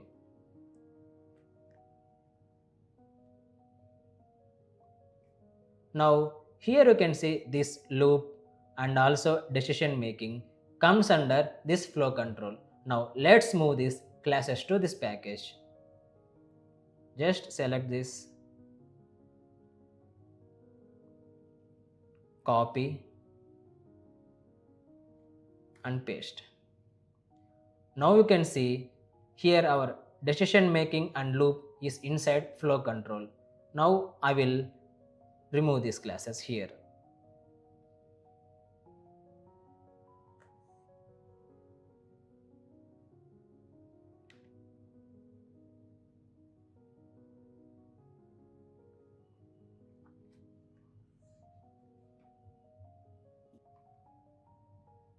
Now you can see all our flow control classes are grouped together. Now I will create a sub package inside this package.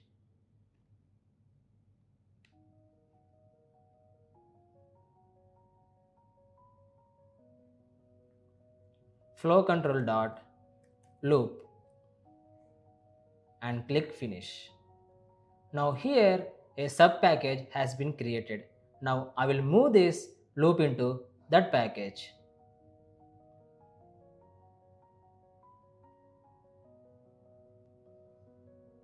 Now you can see here the package name. So the package statements is always the first line and it must be written at the top.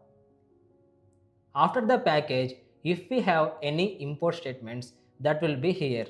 Suppose let's import scanner class.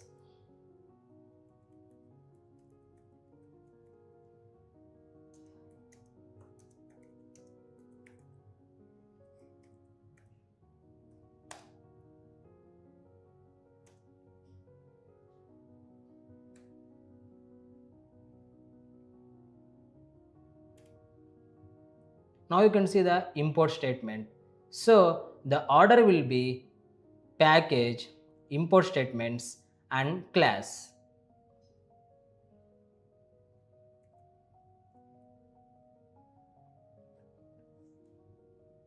Now let's connect with types of packages. First, user-defined packages. What we created just now is called user-defined packages. com.spell.flowcontrol.loop and com.spell.flowcontrol. These are created by us. So these are called user-defined packages. Now let's see built-in packages. When we used scanner, this is coming from java util.scanner. So this is called built-in package. Built-in packages gives us ready-made classes, so which we can directly use. Now one more important concept. What should we keep inside a package? A package should contain related classes like flow control. Here we have flow control decision making and inside that we have subpackage flow control.loop and loop. So it represents a feature or a functionality. This makes your project easy to understand, easy to maintain and easy to scale. One package equal to one responsibility. Now let's create a separate packages and move these classes into that. Keep only data type related classes in this package.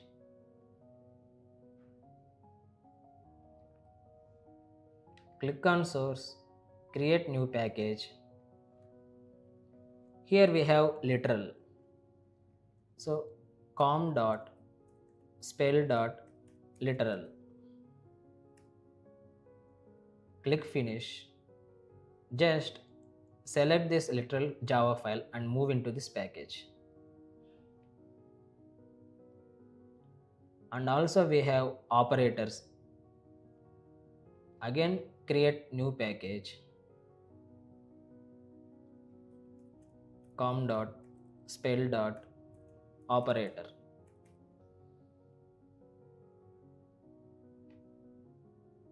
Now I will move this operated Java file into this com.spell operated package.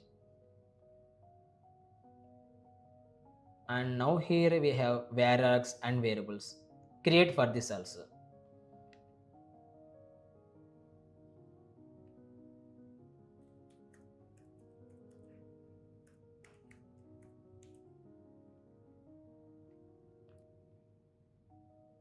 And move this variable.java file into this package. Now you can see how neat it is. Everything is inside the packages what they meant for. Here flow control and here flow control.loop. It contains only loop related class and for literal. So everything is organized. Now let's see some of the common mistakes. While creating the package name, the package name should be meaningful. We should not keep names like test, ABC or demo. These names don't tell what the package contains. So if I keep com.spell. some ABC, it is nothing. We don't know what's inside that, what it is doing, what functionality it contains. So always use meaningful names while creating packages. And next, not following the naming conventions. Writing package names in uppercase. While creating package names, we should not use uppercase. Always use lowercase. This is not valid.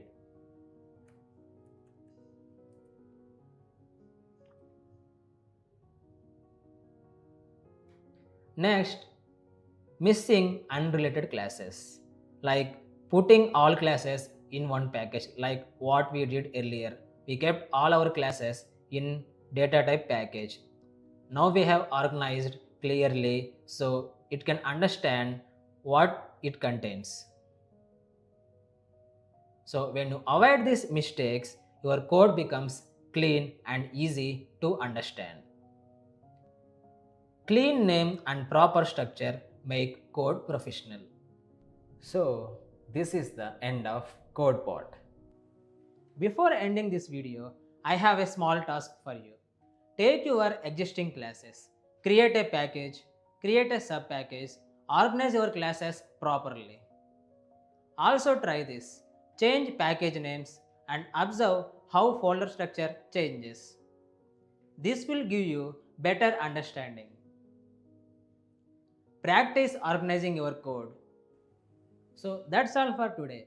In the next video, we will understand about class level modifiers in Java and understand how access work. If you found this helpful, like, share and subscribe to SP Learning Labs. See you in the next video.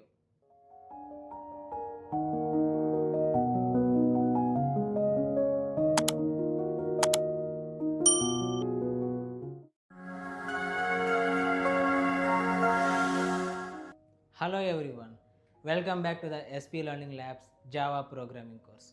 In today's video, we are going to learn about class level modifiers in Java. We will understand what are modifiers, types of class level modifiers, why they are important, real world use and common mistakes. Let's get started. In the previous video, we learned about packages. We saw how to organize classes into different packages.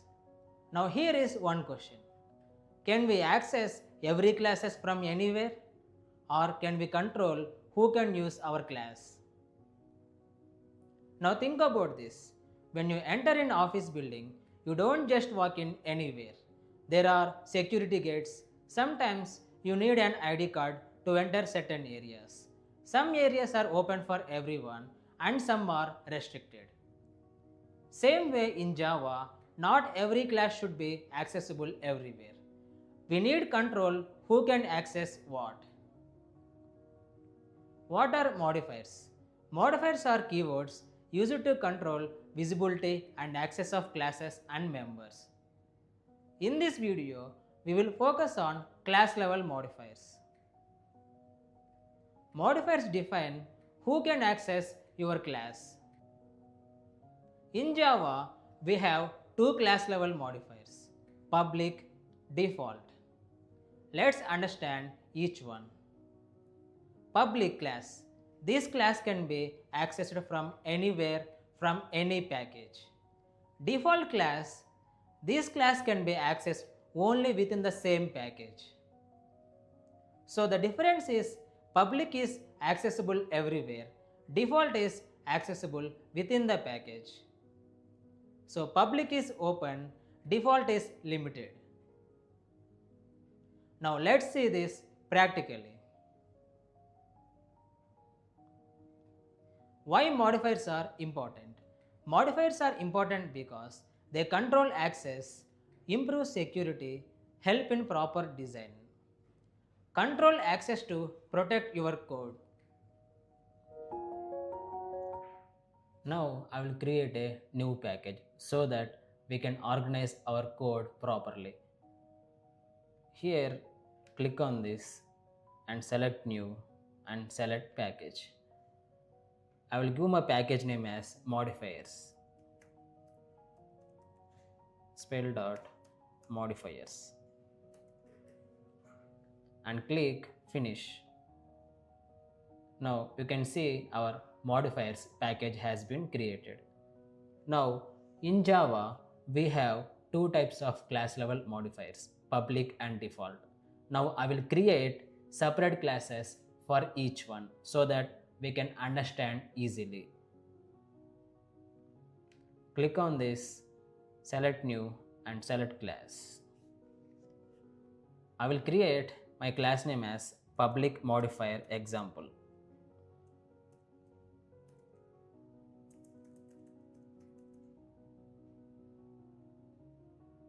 Click on main method and finish. You can see our public modifier example has been created. Now I will create another class default modifier example.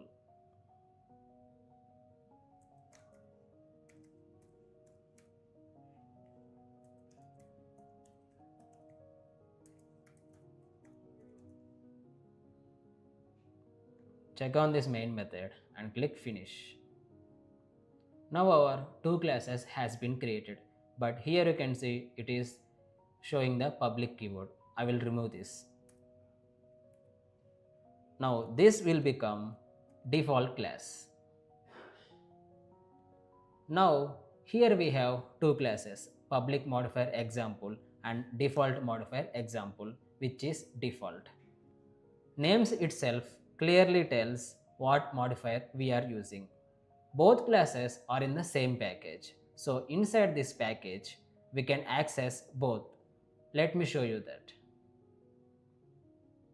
Here, inside this main method, I will create object for default modifier example. Just type default and press Ctrl space. It shows you the suggestions. Click on this and press enter and give a identifier.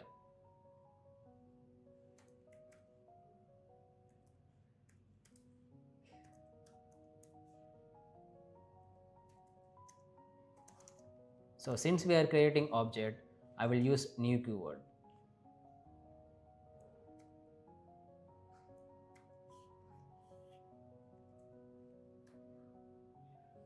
Now here I will write a print statement.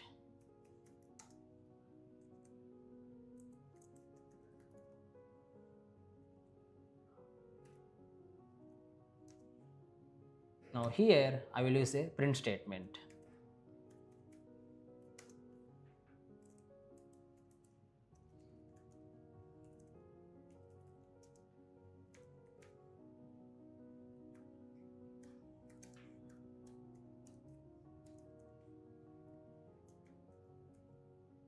Now I will run this program.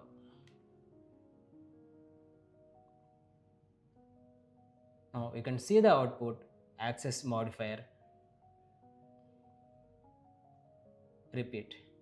Now you can see the output access default modifier. Here I am inside public modifier example and I am creating object for default modifier example. No error. Why? Because both classes are in the same package.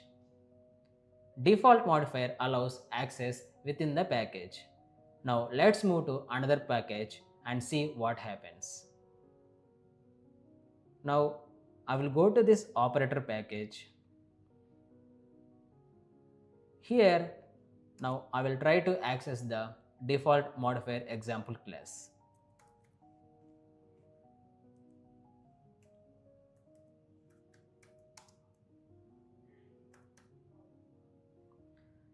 Here we cannot see the suggestions also. Let's try to copy and paste here.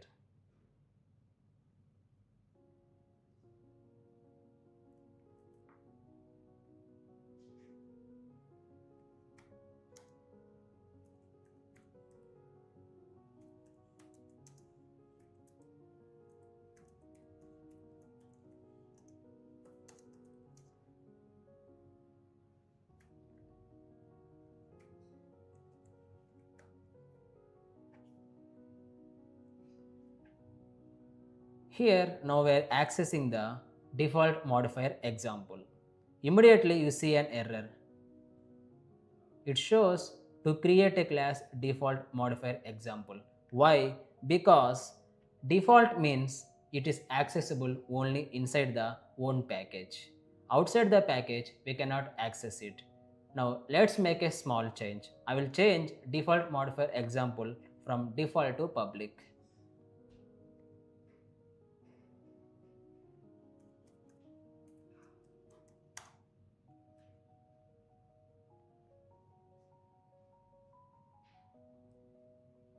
Now observe carefully. Here you can see the import statement. When I click this, the error is gone. So what did we learn? Public class can be accessed from anywhere. Default class is restricted to its own package. Public is accessible everywhere. Default says inside the package. So this is the end of code part. Now let's look at some common mistakes. Trying to access default class from another package. Using public for every classes. Better approach, use public only when needed. Use default for internal classes. Use modifiers wisely. Before ending this video, I have a small task for you. Create two classes, one public, one default. Try accessing them from other package and observe the behavior. Practice access control to understand better. So that's all for today. In the next video, we will learn about member level modifiers in Java and understand access in detail. If you found this helpful, like, share and subscribe to SP Learning Labs. See you in the next video.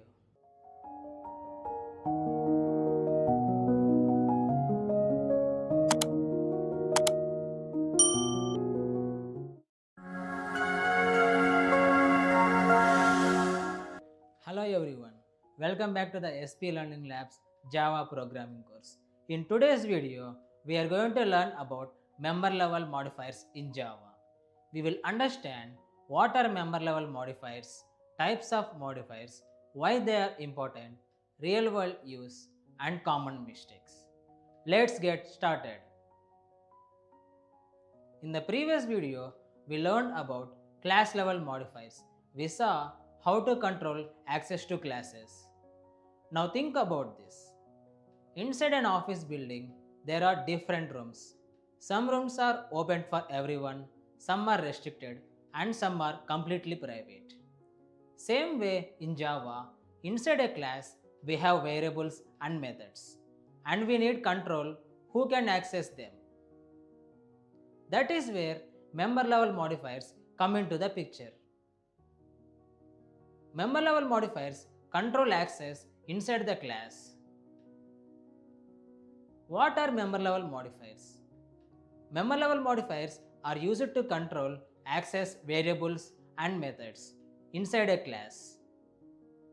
In Java, we have four main modifiers: public, private, protected, default.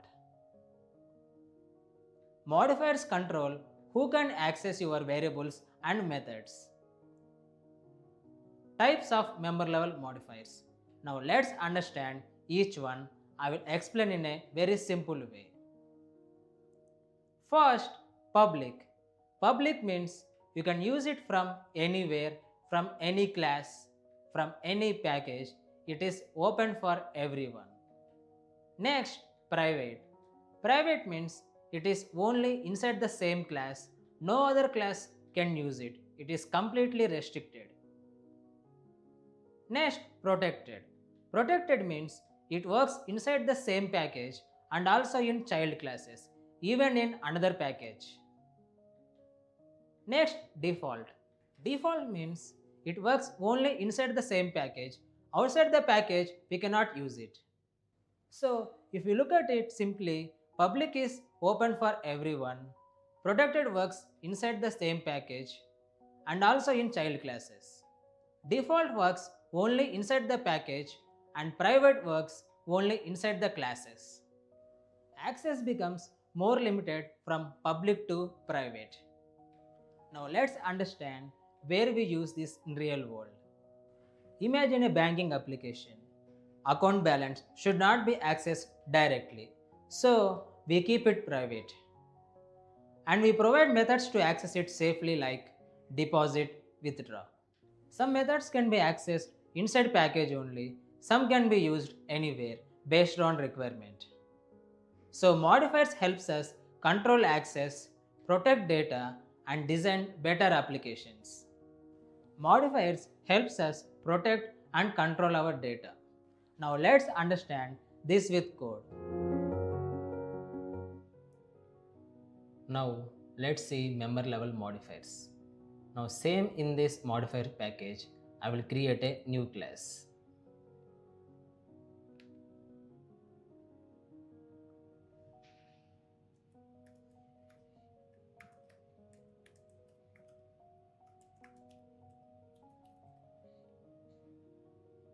And check on the main method and click finish. Now our member level modifier class has been created. Now first we will work with variables, then next we work with methods. Same concept, two places.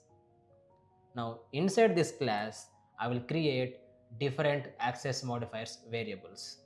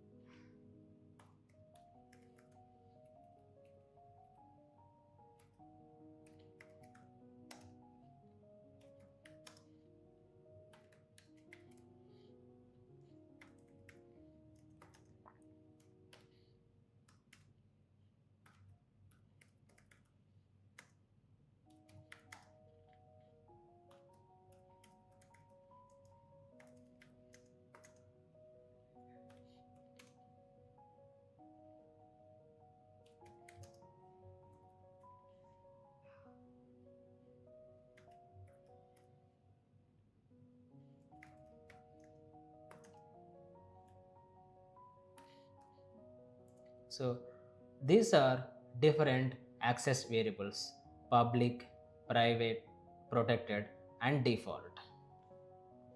Now I will create a method display.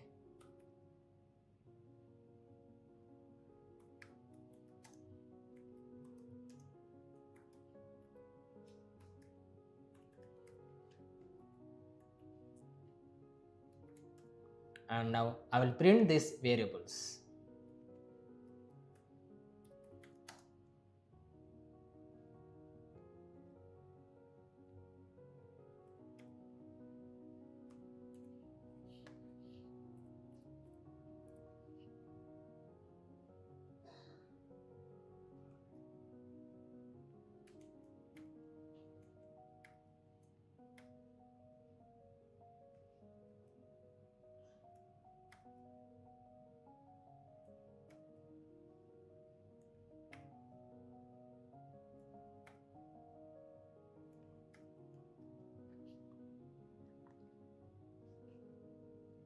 Now inside this main method, I will create an object for member level modifier and call this display method.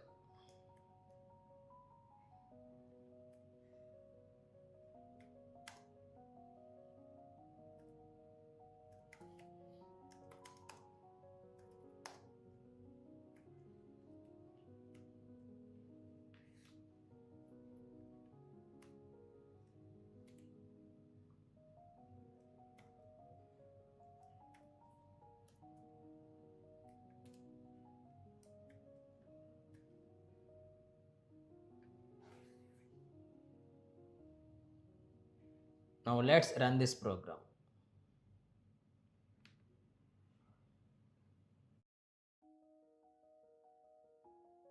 You can see the output 10, 20, 30 and 40.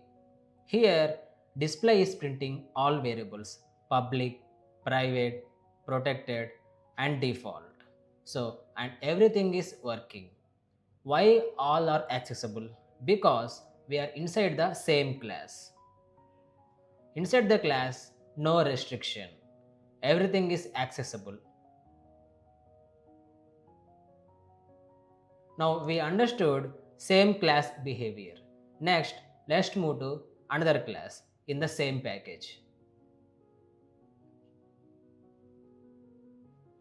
Now I will go here in public modifier example and I will try to create object for member level modifier and try to access the variables.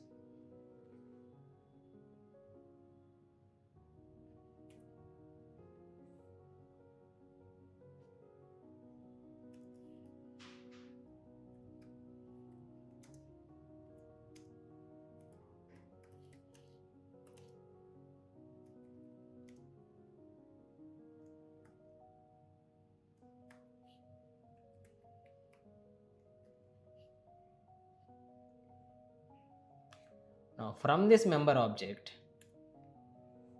I will try to print all the variables.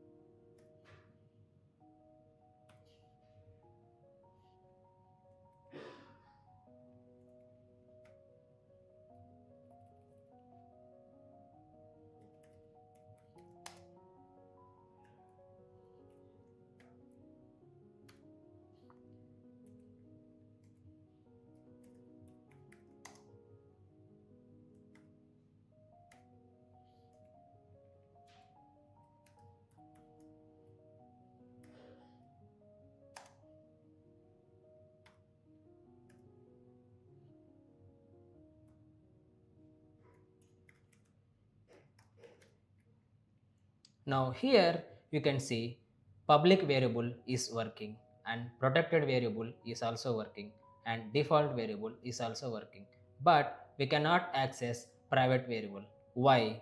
Why private variable is not working? Because private works only inside its own class. So in same package, public accessible, protected accessible, default accessible and private is not accessible. Now I will run this program. Now you can see the output 10, 30 and 40.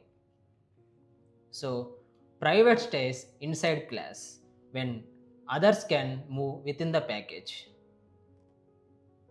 Now we completed variables. Next, let's move to the methods. Same rules, same behavior.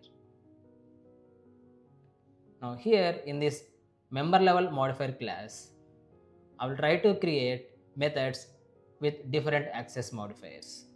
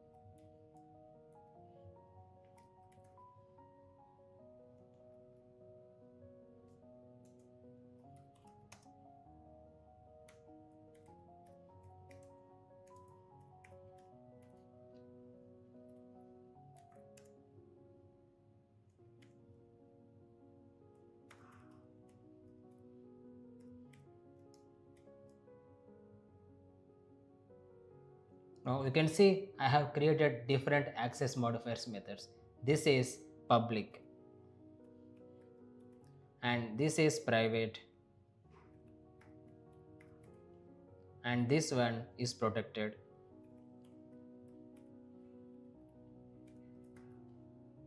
and next this one is default.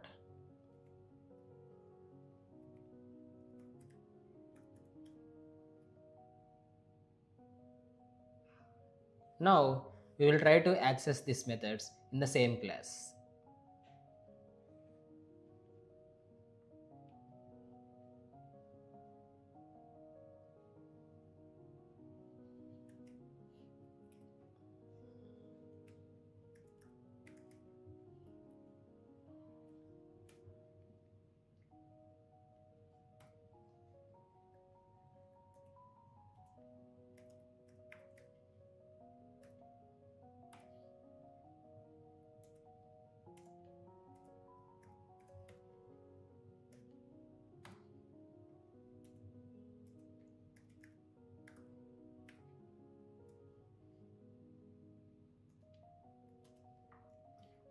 Now I will run this program. Now you can see the output: public method, private method, protected, default.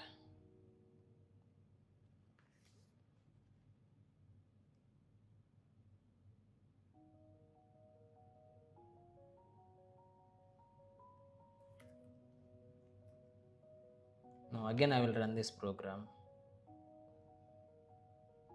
Now you can see public method, private, protected and default. So within the package, within the same class, we can call all methods public, private, protected, default, everything works. Inside the class, methods also have no restrictions.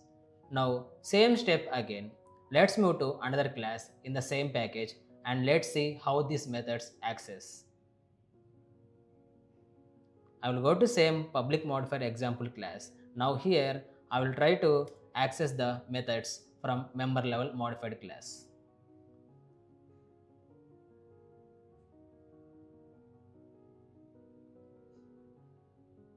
Now let's try to access the member level modified methods in the different class of same package.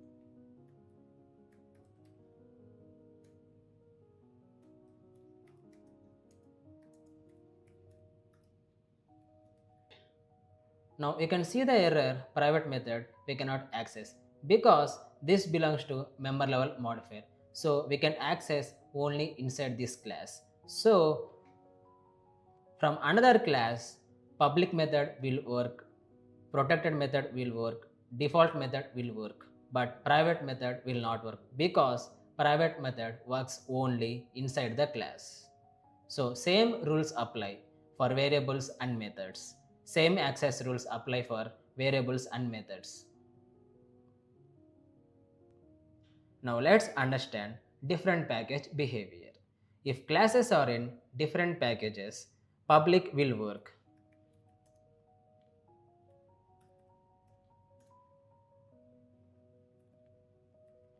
Protected works only if there is inheritance.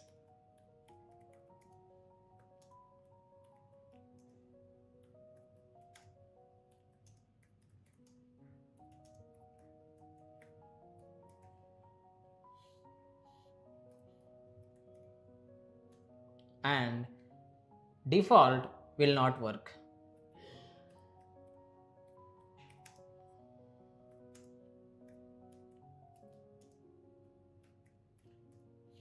Private will also not work.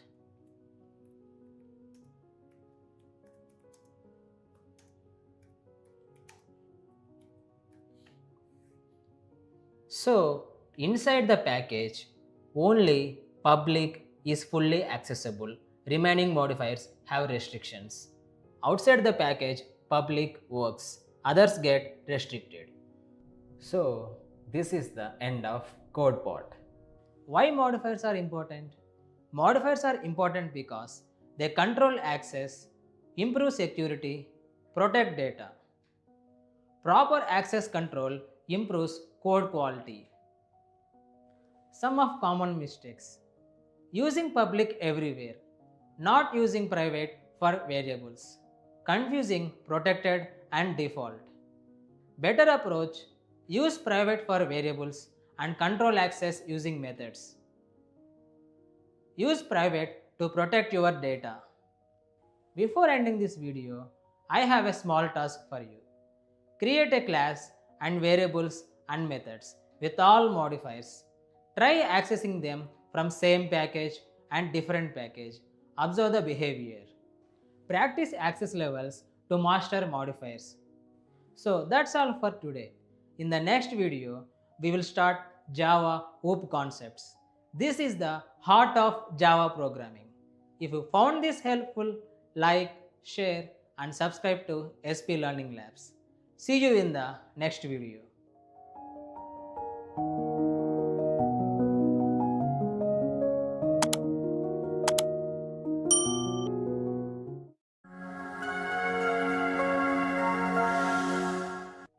Hello everyone, welcome back to SP Learning Labs Java programming course. In today's video, we are going to start Java OOP concepts. This is a core concept, so focus carefully and try to understand clearly. Because OOP is the heart of Java programming. Once you understand this, everything in Java becomes much easier. We will understand what is OOP, why we use it, real world understanding, and how it helps in building applications. Let's get started. Recap. In the previous videos, we learned Java basics like variables, conditions, and loops. We also learned modifiers, how to access, how to control access, who can use our variables, and methods like public, private, protected. Those programs were small and easy to manage. But now think about this. What if we build a big application like banking system or shopping app? If we write everything in one place, it becomes messy, hard to understand, hard to maintain. It is just like building a city without any planning. Imagine buildings here and there, roads not connected properly, no clear structure. Everything feels confusing. Without proper structure, everything becomes messy. So, we need a better way to design programs. That is where OOP comes into picture. What is OOP? OOP stands for Object Oriented Programming. Simple meaning, it is a way of writing programs using objects. These objects represents real world things or real world entities like car, student, bank account. And each object has two things: data, what it has, behavior, what it does. For example, a bank account has balance and it can deposit or withdraw. OOP combines data and behavior into one unit. Real world understanding. Now let's understand this with a simple example. Think about a car. You already know a car has some data like color, speed, model, and at the same time it also has behavior like start, stop, accelerate. Now here is the interesting part. Instead of keeping all this separately, we put everything together in one place. All the data and all the actions. So anything related to the car is inside one object. Easy to manage, easy to understand. And that is exactly how OOP works. In our daily life, related things are always together. OOP follows the same idea. Why OOP is important? First, reusability. We can reuse code. Second, maintainability, easy to update and fix. Third, scalability, easy to build large applications. Fourth, structure, code becomes clean and organized. In this OOP journey, we will learn step by step class and object and also constructors, encapsulation, inheritance, polymorphism, abstraction. We will understand everything in a simple and clear way. So that's all for today. In the next video, we will start with class, object and constructor. This is where everything begins. If you found this helpful, like, share and subscribe to SP Learning Labs. See you in the next video.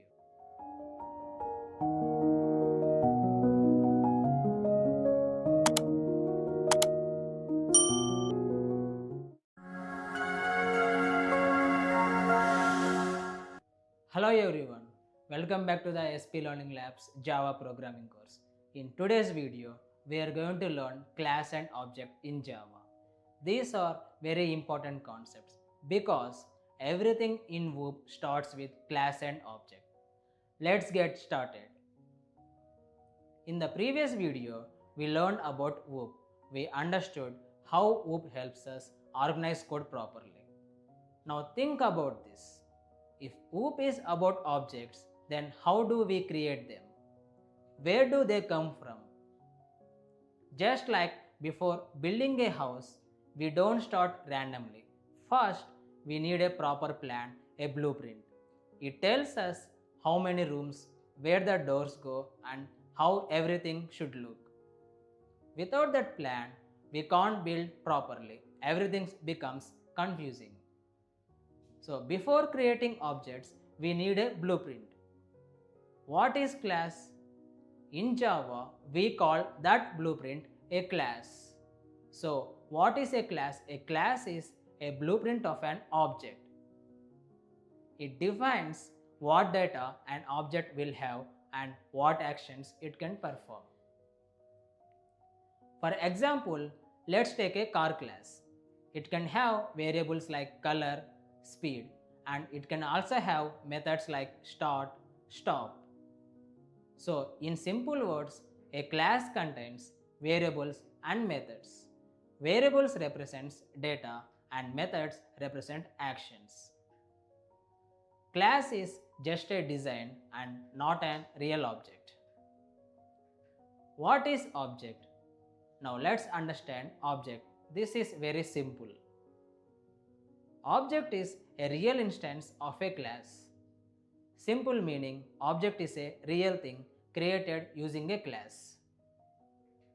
In simple words, object is something you can actually see or use. Also remember this, an object has two things: state, what it has; behavior, what it does. But imagine your car, it is with some color and moving at 100 speed. That real car is an object. That car has state like color and speed and behavior like start and stop. So class is just a design, but object is the real thing which we actually use. And in Java, everything is based on objects. We create objects, we use objects, we work with objects every day. Object is the real thing, class is just the plan. Now let's understand this with code. Now let's create a new package.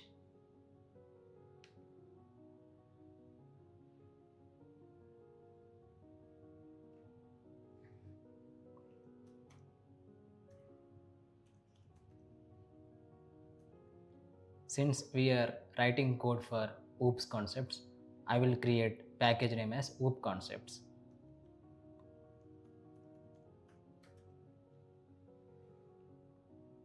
And click finish. Now our new package has been created. Inside this, now I will create a class named car.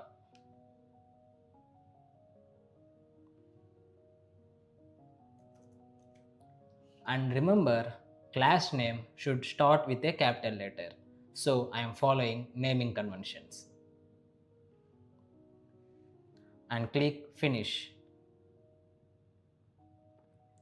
Now our car class has been created. Now inside this class, I will create two variables.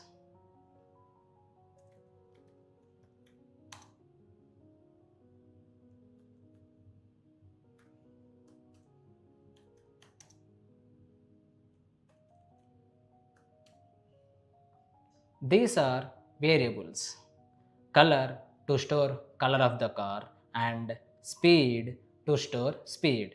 So this is the data of object.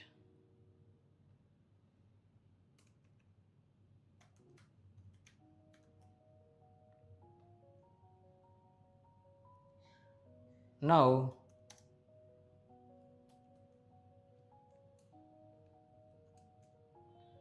this is a method start.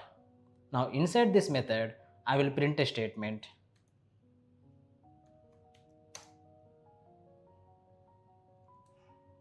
with the message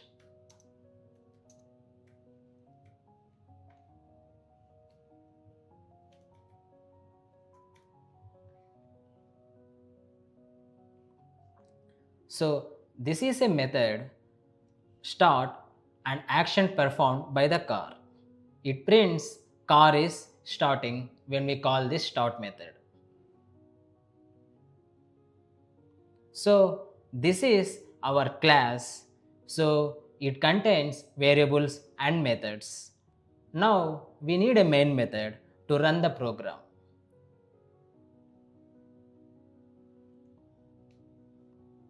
Just I will type main and use shortcut Ctrl plus spacebar and press enter. Now our main method has been created. Now inside this main method we will call so this is the entry point of the program. Execution starts from here.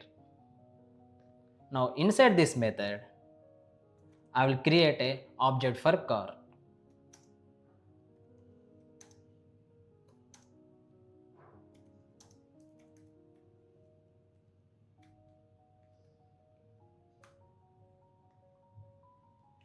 Here car is the class name and car is the reference identifier. Now new creates the object and this is constructor. Now I will set values for our variables. Car dot color equals to red and car dot speed equal to 100. So now I have assigned values for color and speed. So now object has data. Now let's call the method.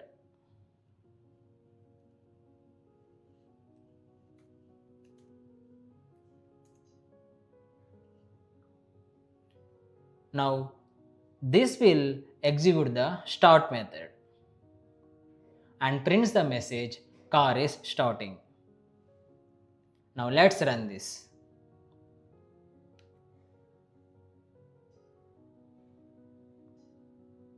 Now you can see the output in the console, car is starting. So finally we created a class car and we created an object and we assigned data and we used behavior. So first we design, then we create, then we use. So that's all about code related to class and objects. Why it is important? Class gives structure, object stores real data and helps us use that data. Without classes and object, OOP cannot exist. Common mistakes. Now let's see some common mistakes. Thinking class and object are same. They are not. Class is just a blueprint, object is the real thing. Another mistake, forgetting to create object. Without object, we cannot use variables and methods. And also using unclear or random class names. That makes code hard to understand. Class is design, object is the real usage. Best practices. Some best practices are keep class names meaningful. For example, car, student, bank account, not A, B or test. Follow naming conventions. Class names use Pascal case like car, bank account, and method names use camel case like start car, calculate speed. Keep your class simple, only include related variables and method. Don't add unnecessary things. Write clear, clean and meaningful classes. Homework and questions. Before ending this video, I have a small task for you. Create a class, for example student. Add variables like name, age and add methods like display details. Now create an object, assign values, call the method and observe the output. Try creating multiple objects, give different values and see how object behaves. Also try with another classes like car or bank account. Practice creating classes and objects to build strong basics. Now let's see questions. What is a class? What is an object? Difference between class and object. Can we use class without creating object? How many objects can we create from one class? What is the role of new keyword? If you understand class and objects clearly, OOP becomes easy. So that's all for today. In this video, we learned class and object. In the next video, we will learn about constructors. Now we know how to create objects. Next, we will learn how to initialize them. If you found this helpful, like, share and subscribe to SP Learning Labs. See you in the next video.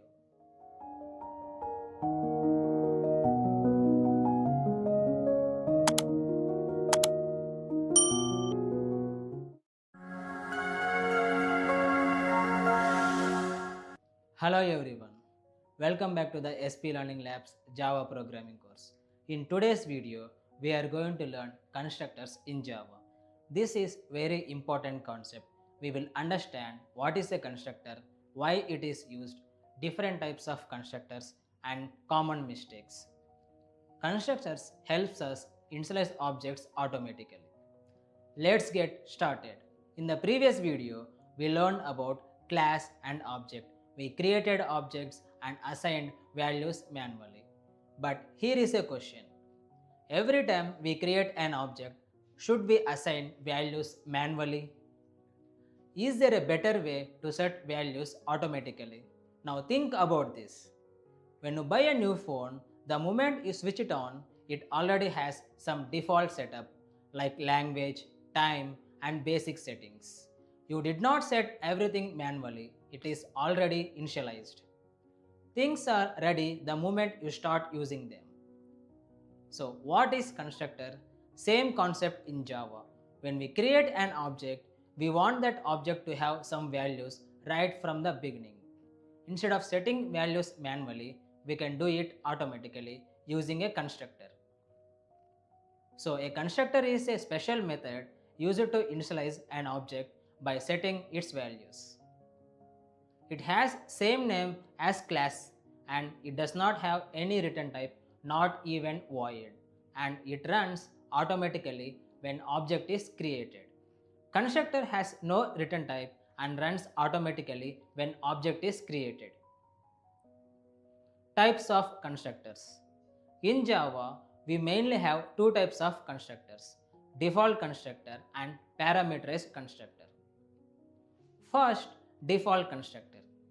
A default constructor does not have any parameters That means we are not passing any values. So object is created with default setup. Next, parameterized constructor.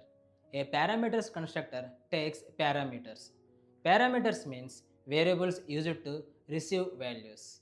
In simple words, we pass values while creating object and those values are stored using variables. So objects get values immediately at the time of creation. Parameters are variables that takes values during object creation. Now let's understand this with code. Now let's create a sub package under this com.spell.oops concepts.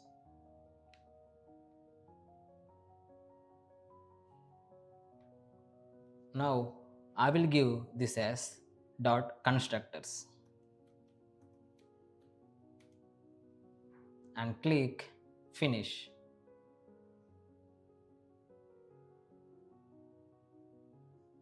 Now inside this constructor I will create a class.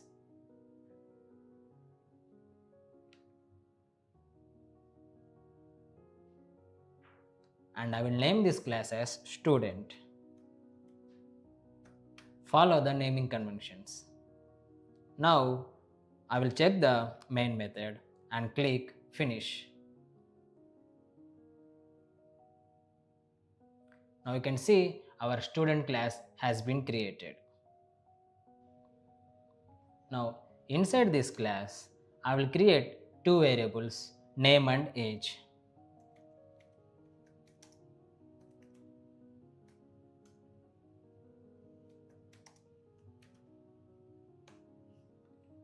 So these are variables. Name stores student name and age stores student age. This is the data of object.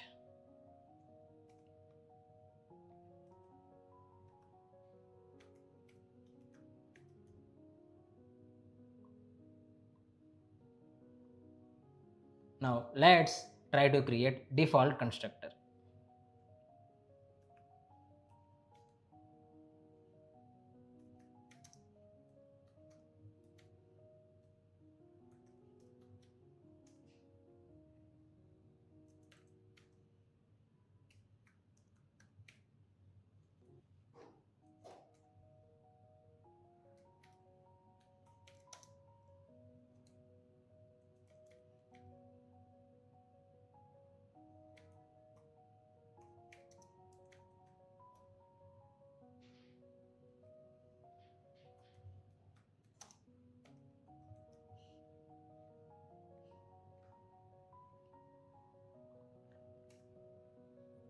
This is called default constructor, same name as class name with no parameters. So it runs automatically when object is created and it prints default constructor called. Now let's look into parameterized constructor.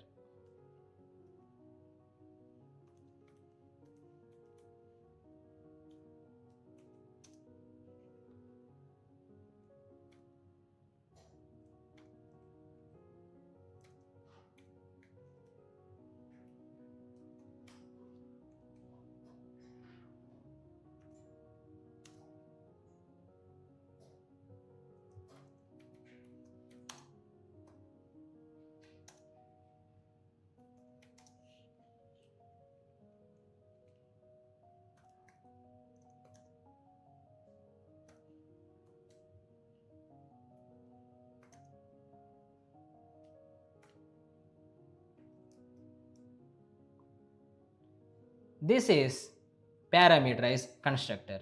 It takes parameters. N receives name and A receives age. Then we assign values, name equal to N and age equal to A. So object get values at the time of creation. Now let's create a display method.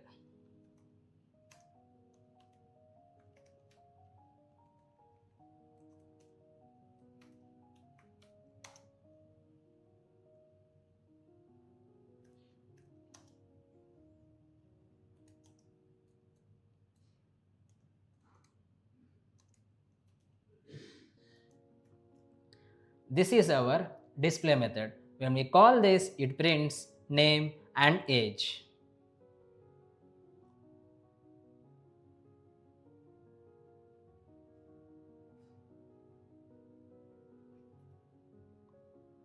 Now inside this main method, let's create object for student.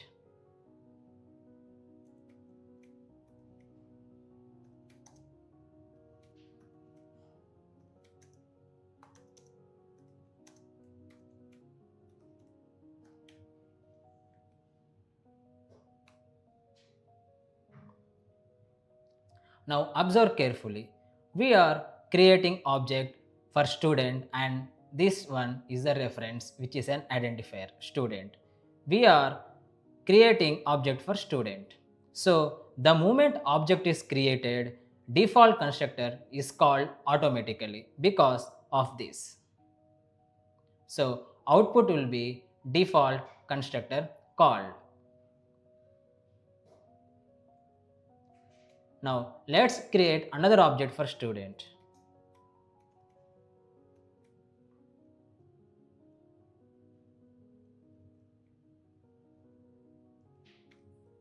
And here I will type student 1.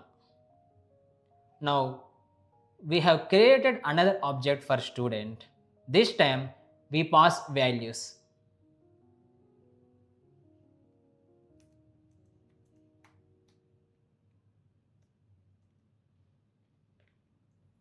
So here we passed Ravi and age 22. So object is created with values already set. Now after this, let's call display method.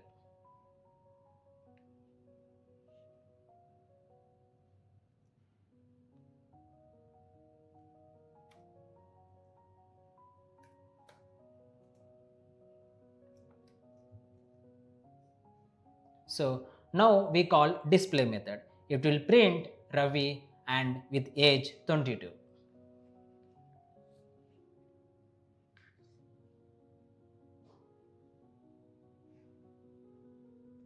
Now let's run this.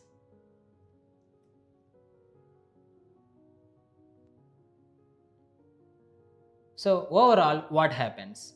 First object is created. Constructor runs automatically and this default constructor called. Next, second object is created and parameterized constructor set values with Ravi, name and age 22. After that, we call display method and use the object. So object is created, constructor runs, values are set, then we use it.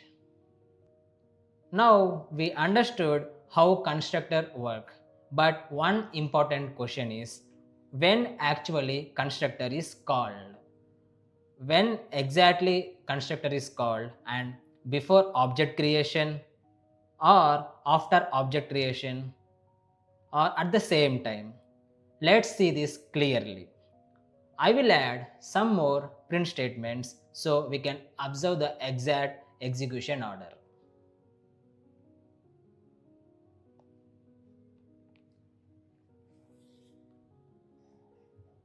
Here for default constructor already we have added an print statement. Now inside this parameterized constructor I will add another print statement.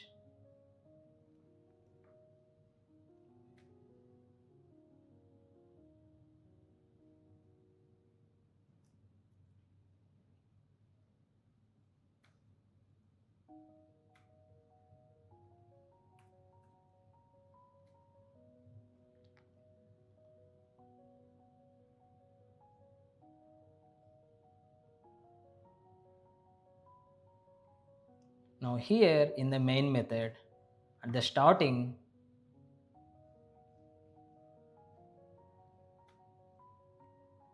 I will write here creating first object.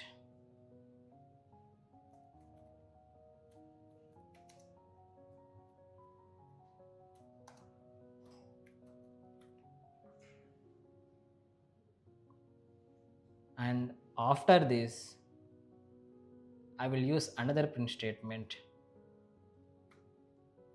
and I will write first object created.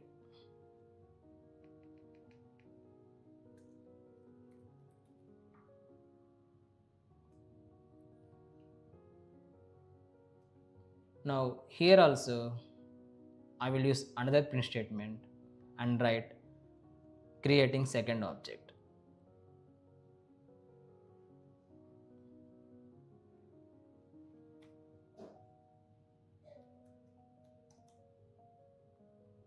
Now after this,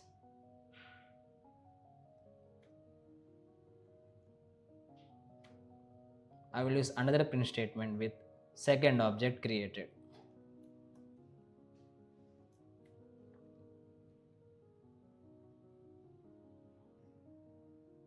Now observe carefully. First it prints creating first object. Then this line calls student, this object will be start creating, and immediately constructor is called, and so output will be default constructor called. Repeat.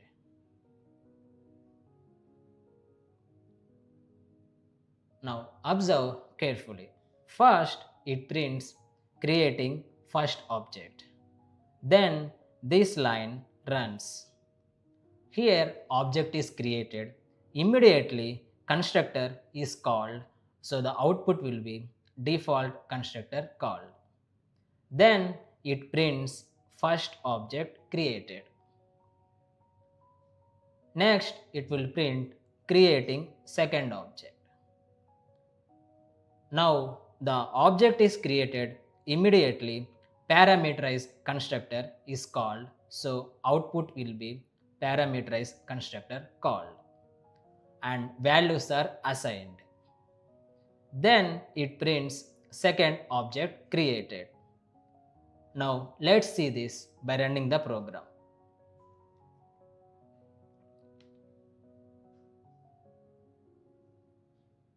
Output exactly what we have discussed. First it printed creating first object, then default constructor called, after that first object created, next creating second object, and also parameterized constructor called, and after that second object created. So clearly we can understand the moment object is created, constructor runs automatically. We don't call constructor manually. So object creation and constructor execution happens together. So this is the code part related to constructors. Why it is important? Why constructors are important? Because they initialize objects, reduce manual work, improve code clarity. Constructor makes object creation easy and clean. Common mistakes. Some common mistakes are: first, thinking constructor is just a normal method. It is not. Constructors runs automatically. Methods need to be called. Next mistake, giving return type to constructor. Remember, constructor should not have any return type, not even void. Another mistake, constructor name not matching class name. It must be exactly same including uppercase and lowercase. And one more, expecting constructor to behave like a method, but constructor is only for initialization. So constructor is not a method, it is for initialization. Best practices. Some best practices are: always use constructor to initialize values instead of assigning values later. Keep constructors simple, only initialize values, don't write complex logic inside.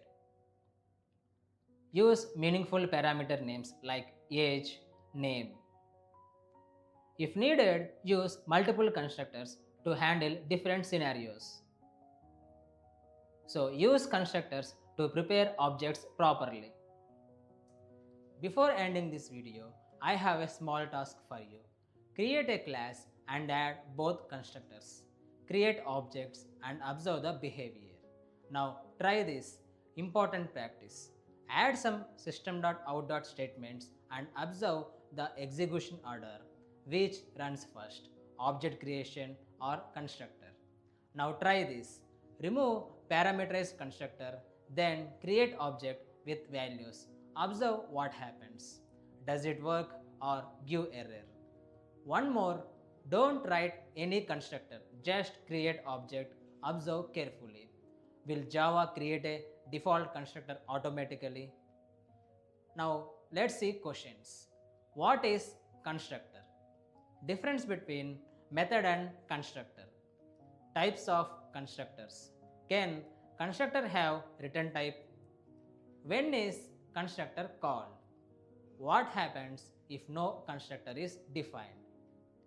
Practice different scenarios to truly understand constructors. So that's all for today. In this video, we learned constructors in Java, how to initialize objects and how constructors work. In the next video, we will learn encapsulation and data hiding and understand it clearly step by step. Now we know how to create and initialize objects. Next, we will learn how to protect them using encapsulation. If you found this helpful, like, share and subscribe to SP Learning Labs. See you in the next video.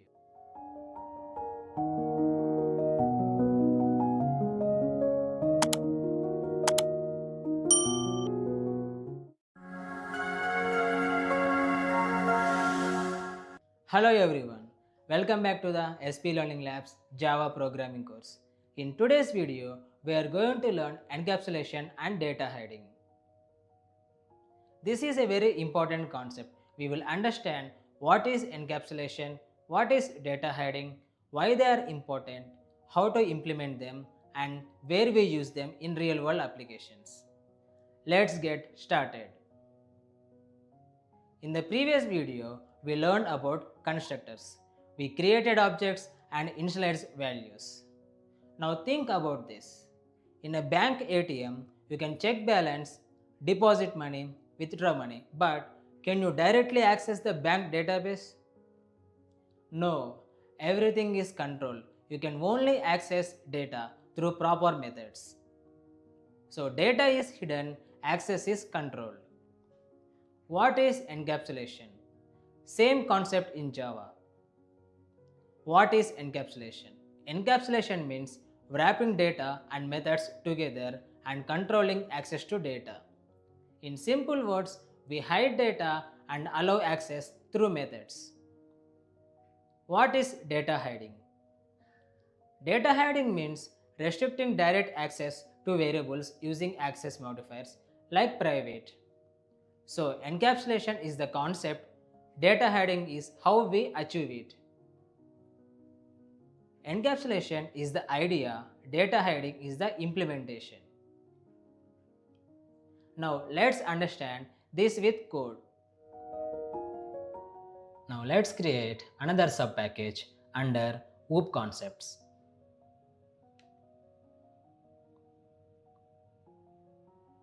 I will create a subpackage encapsulation.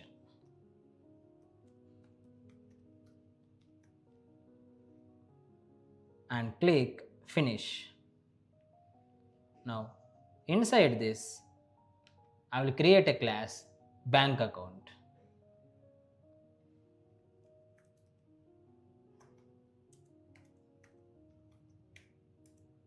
And check the main method and click finish. So this is our bank account class. Now inside this class, I will create a variable.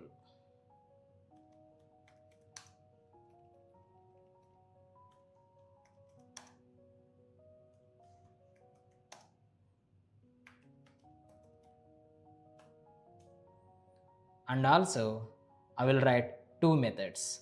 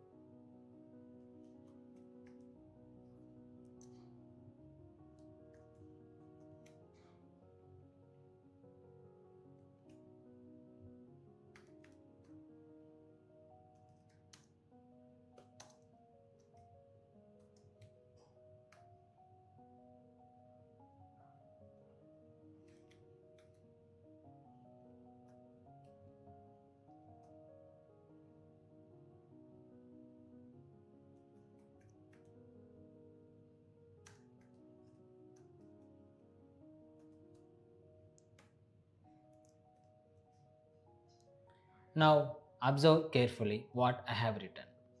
Here balance is private access modifier. This is called data hiding.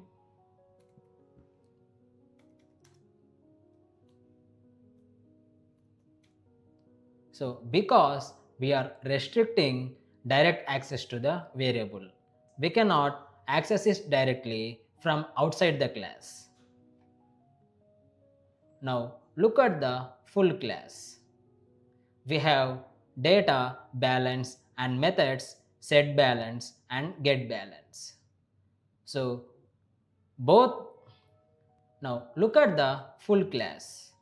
We have data balance and methods set balance and get balance.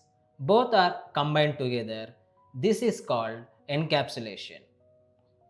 So remember, private variable is data hiding and data plus methods is encapsulation. Now look at the setter.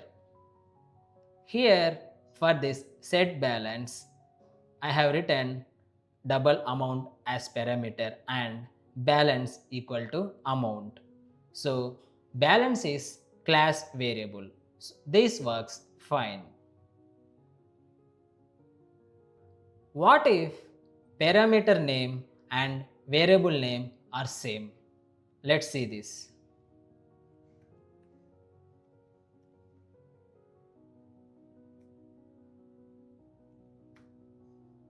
Now you can see here one suggestion is coming. The assignment to variable balance has no effect. Why this? Because both are same. Java gets confused. This will not work correctly. Now what we will do, here I will type this dot balance. Now you can see that suggestion is gone. This refers to current object. So we clearly tell Java assign parameter value to the class variable. Now how do we use this? This setter and getter methods. Setter use it to set value, getter use it to read value. Before encapsulation, we used to write balance equal to 1000 and directly anyone could change it from anywhere, which is not safe. But now we use setter to set the balance and getter to get the values. So we can control how values are set and how safely access the value. Let's see it. Now I will create object for this bank account.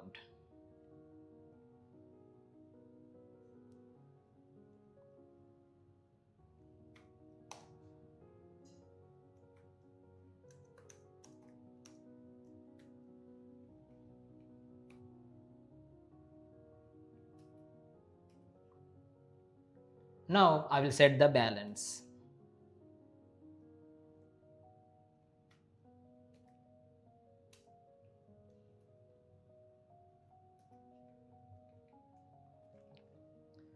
So now 1000 value is stored inside balance. Now I will get the balance. I will print it in print statement.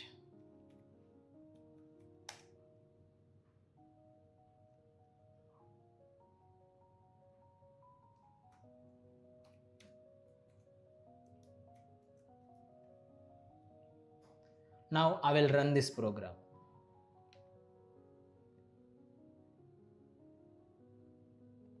Now you can see the output 1000.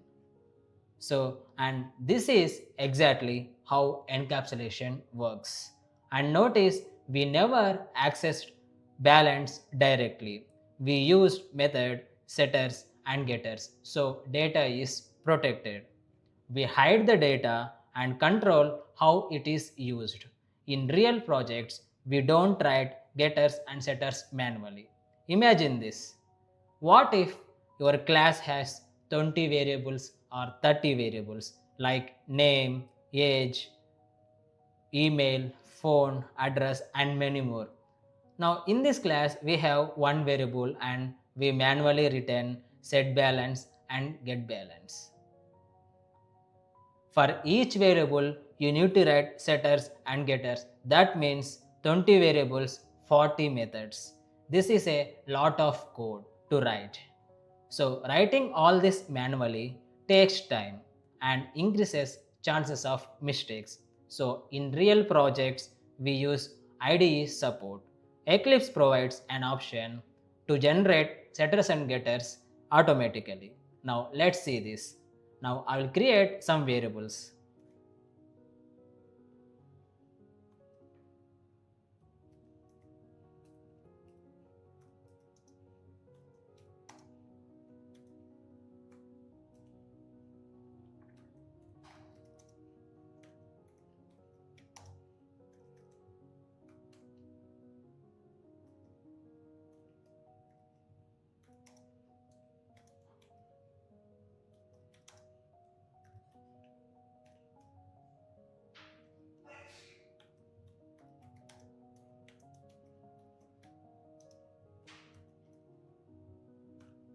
Now imagine this writing setters and getters for this variable. It will take a lot of time.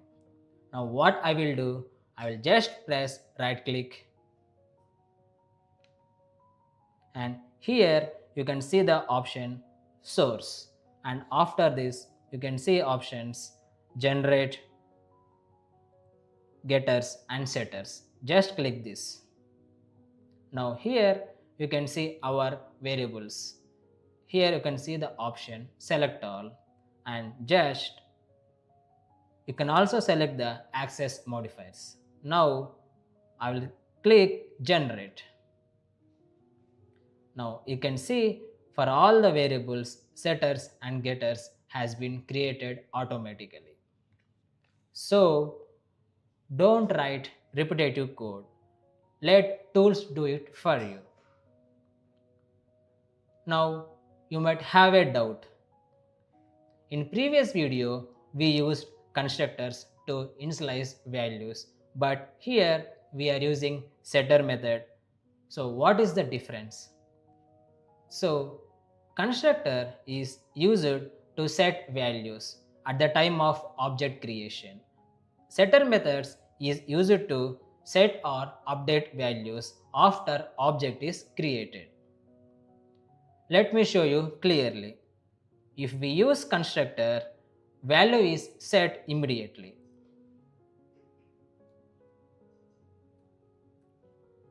Now it is showing error. Why? Because it does not have any parameterized constructor.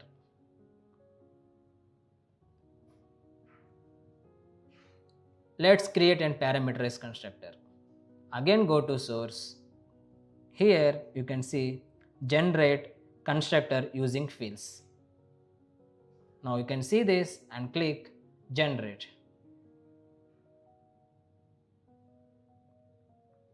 Since here we are passing only balance. Now what I will do, repeat.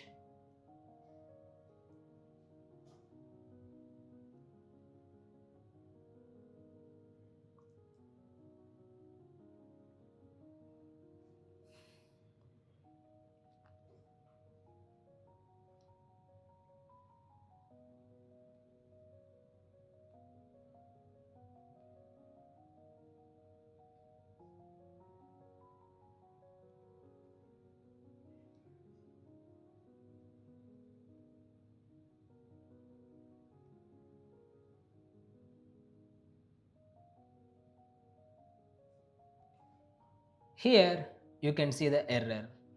Why? Because we don't have any parameterized constructor. Let's create one.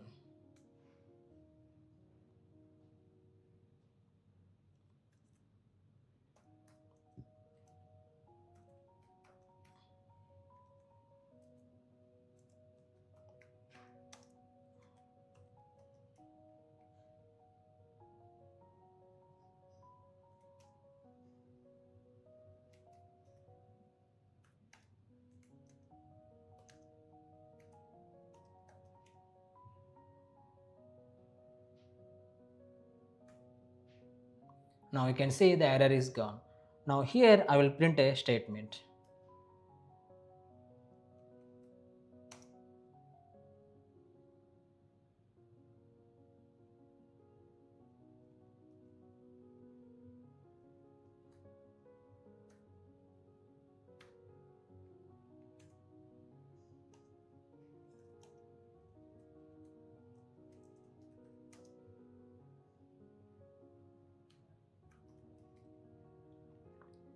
And now here I will change to 1500.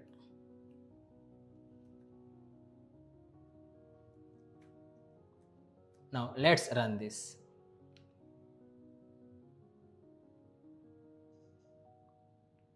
You can see here first it has printed 1000 after object and after 1500. So what happened here? Now let's see what happened. First we passed value to constructor, parameterized constructor. So what happened here? When we passed the value through parameterized constructor, it sets immediately, and after that when we used set balance, the value is changed. So the output is 1500.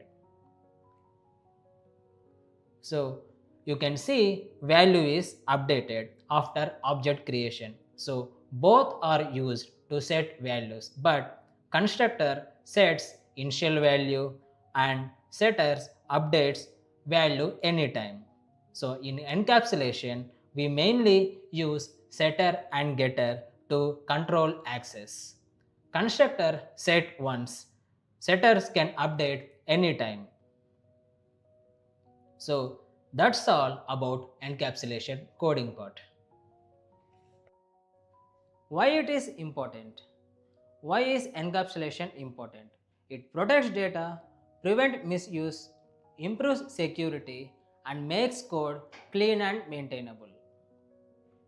Encapsulation keeps data safe and code clean. Common mistakes. Some common mistakes are making variables public. This breaks data hiding. Accessing variables directly instead of using methods. Not using proper getters and setters. Never expose your data directly. Best practices. Some best practices are always keeps variables private.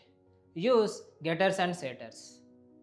Protect first, then provide controlled access. Homework and questions. Create a class, add private variables, add getter and setter methods. Try accessing variables directly and observe the error. Also try this. Use Eclipse option, right click, generate getters and setters and see how it automatically creates methods. Most asked questions. What is encapsulation? What is data hiding? Difference between both? Why use private variables? Now it's your turn. Try this code yourself. Share your answers in the comment section. If you have any doubts, drop them below. I will help you. Practice manually and then use tools smartly. So that's all for today. In the next video, we will learn inheritance. Now we can protect data. Next, we will learn how to reuse it. If you found this helpful, like, share and subscribe to SP Learning Labs. See you in the next video.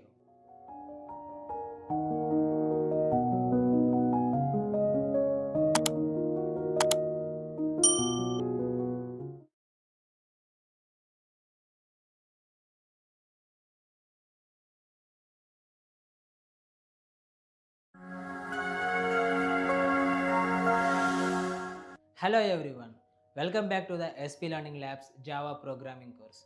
In today's video, we are going to learn inheritance in Java. This is very important concept. We will understand what is inheritance, is a relationship, types of inheritance, why multiple inheritance is not supported, and complete code explanation. Let's get started. In the previous video, we learned about encapsulation. how to protect data. Now think about real life. A child gets features from parents like height, habits, behavior. Child does not create everything again. It reuses from parent. Features are passed from parent to child. What is inheritance? Same concept in Java. Inheritance means one class gets properties and methods from another class. Parent class to superclass, child class to subclass, just like parent to child. Inheritance reuse existing code. Is a relationship. Now this is very important, pay attention. Let's understand is a relationship in a simple way. Dog is a animal. Student is a person. Manager is a employee. Now don't just listen, actually think. If I say dog is an animal, does it sound correct? Yes, it makes sense. That means we can use inheritance here. But what if I say car is a driver? That sounds wrong. So we should not use inheritance here. If it sounds natural, inheritance is correct. If it sounds wrong, stop right there. Okay, now that we understand is a relationship, next question is, are there different types of inheritance? Yes, we have different types. Single inheritance, multi-level inheritance, hierarchical inheritance and multiple inheritance. We will understand everything step by step, and the best way to learn this is by writing code. So now we are moving to the coding part. We will take each type one by one and understand clearly. Now let's create another subpackage under OOP concepts.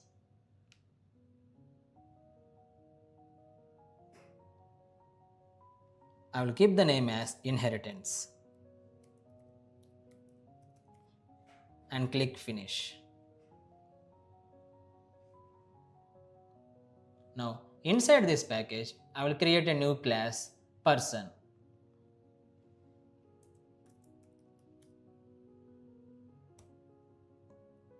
and click finish. Now inside this person class I will create two methods.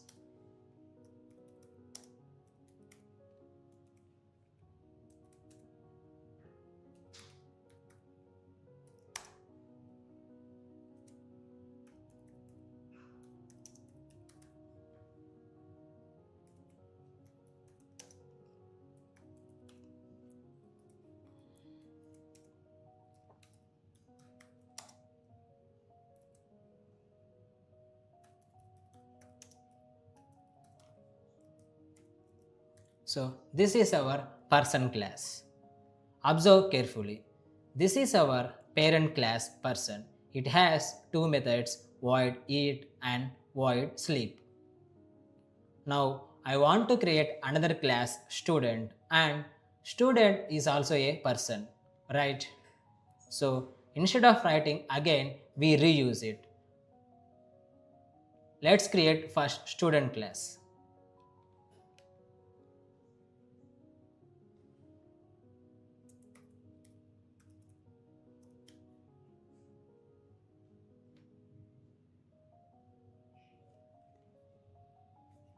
Now for that, to reuse, we use the keyword extends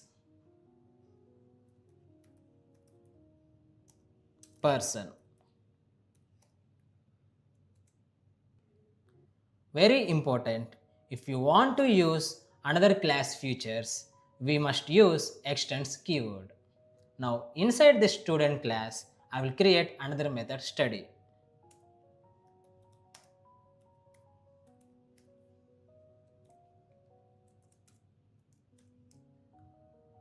I will print a statement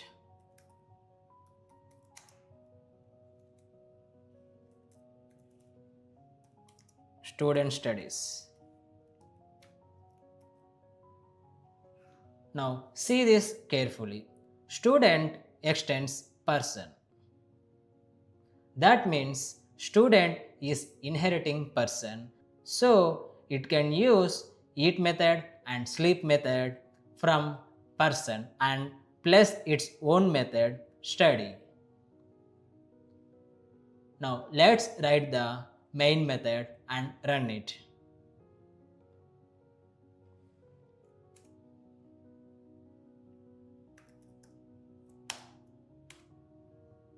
Now here I will create object for student.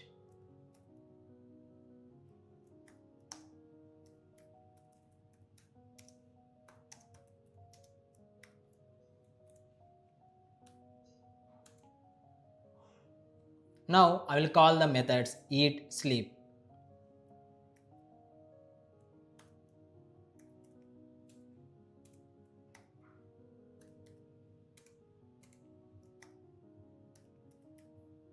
And also study. Now let's understand this. First we created object for student. This creates the object. Next we called student.eat method. This method is not in the student. It comes from person. So the output will be person eats. Next we called student.sleep method. Again it is coming from person. So the output will be person sleeps. Next we called student.study. So this is inside the student class. So the output will be student studies. Now let's run this and see the output.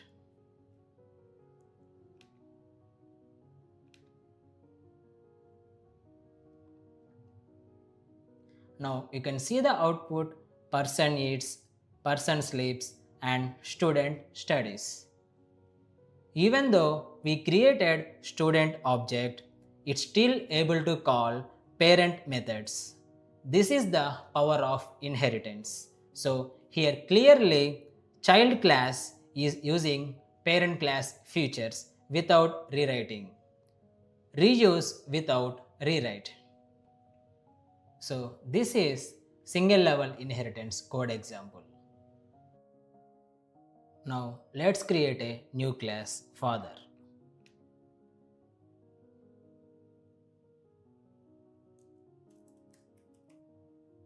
And click finish.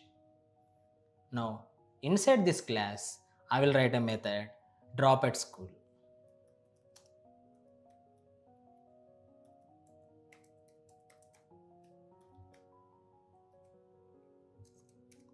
Now inside this method I will print a statement father drops at school.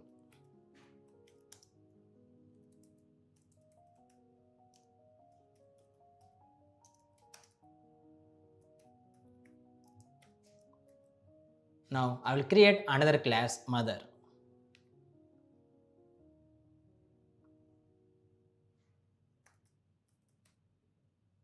And click finish. Now here also I will use the same method.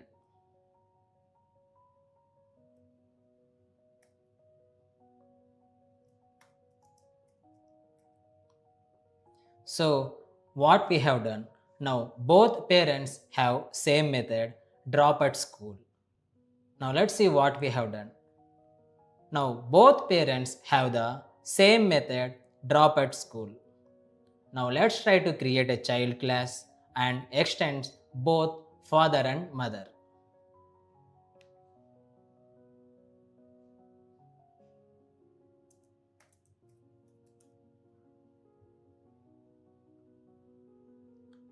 Now here I will use extends keyword and father also mother. Now immediately you can see the error here, syntax error. Java does not allow this. You cannot extend multiple classes. Now think carefully.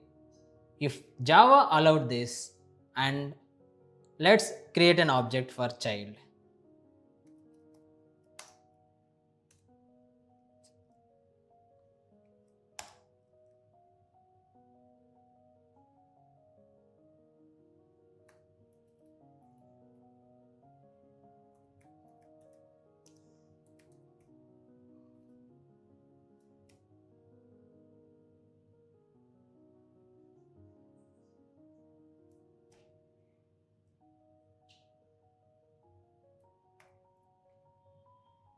Now what I will do, I will create object for child.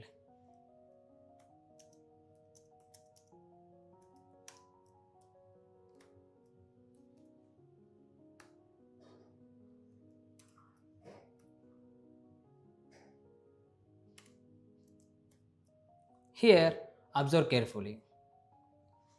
Now I am calling c dot drop at school. Then what should happen? Should it print father drops at school or mother drops at school? Java gets confused. It does not know which method to choose. This confusion is called diamond problem. So to avoid this confusion, Java simply says no multiple inheritance with classes. If I remove this, the error is gone. So remember, one class can extend only one class.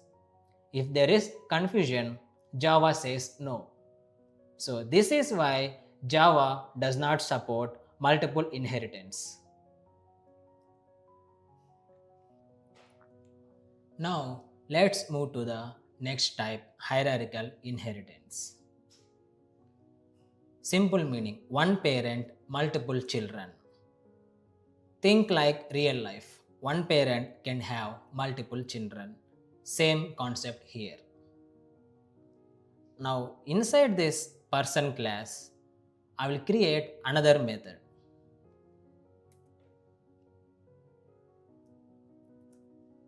Void work.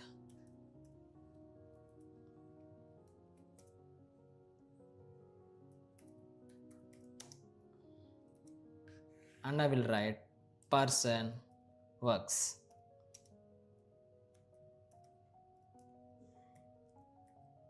Now what I will do, I will create another class teacher.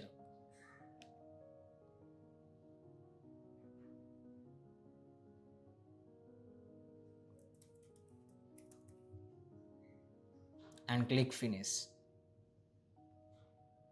Now inside this teacher, first we will extend the person class.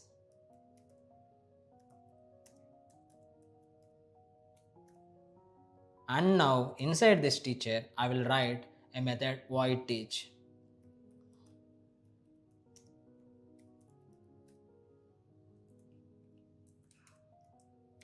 And now I will use print statement.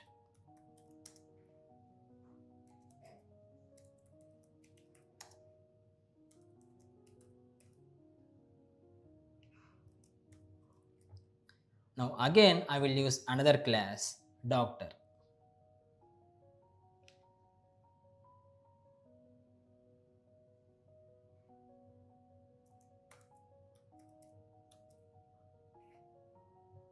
And click finish. Now here I will extend the same person class.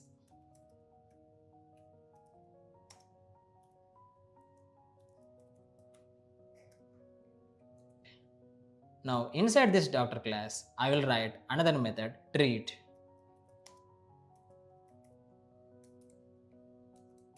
I will print a statement doctor treats.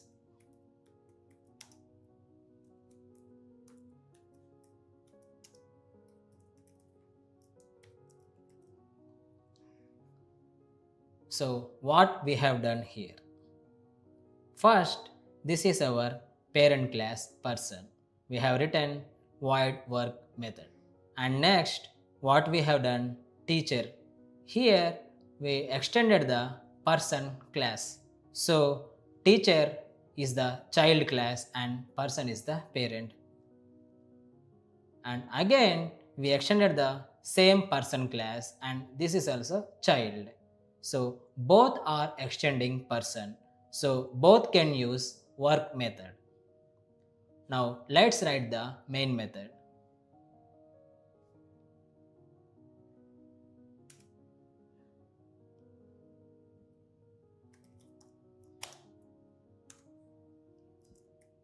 Now I will create object for both teacher and doctor.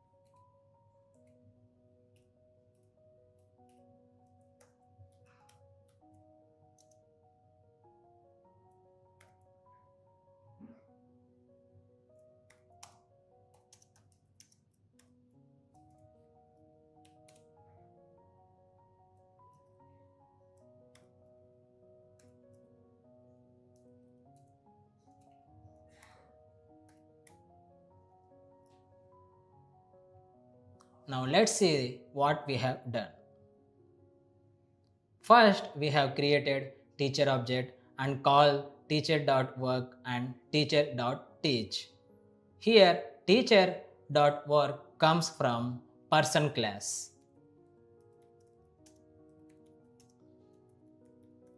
and teacher.teach comes from its own class, and it will print output as teacher teaches and also person works. Here we also created object for doctor and called doctor.work method and doctor.treat method.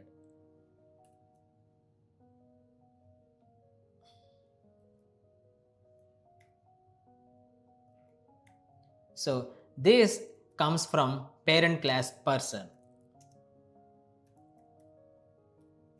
So this also will print person works and doctor treats.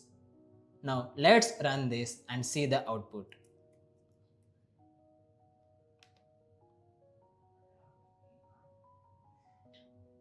Now you can see the output: person works, teacher teaches, and person works, doctor treats. So what is happening here? One parent is shared by multiple children, and each child can use parent features plus its own features. One parent, many children, shared features. So this is about hierarchical inheritance. Now let's create another class.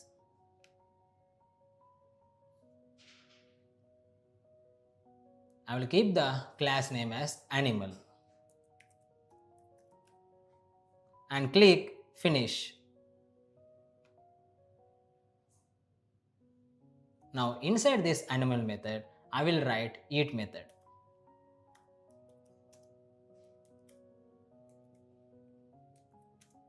Now I will print a statement: animal eats.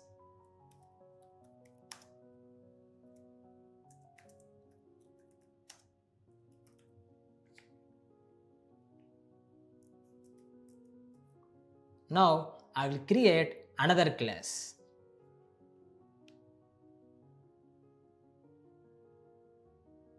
This time I will keep this name as dog and click finish. Now what I will do, I will extend animal class here.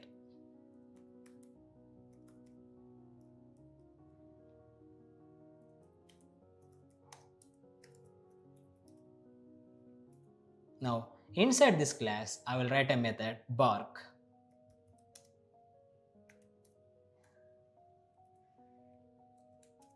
And I will print a statement: dog barks.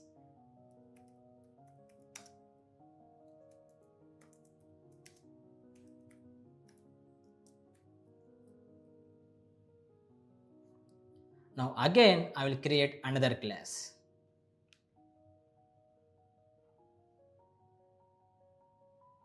This time I will name this class as puppy and click finish. Now this class extends dog class.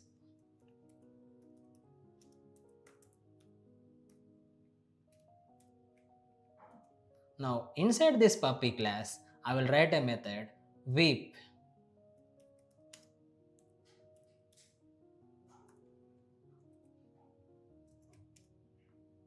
And I will print a statement: puppy weeps.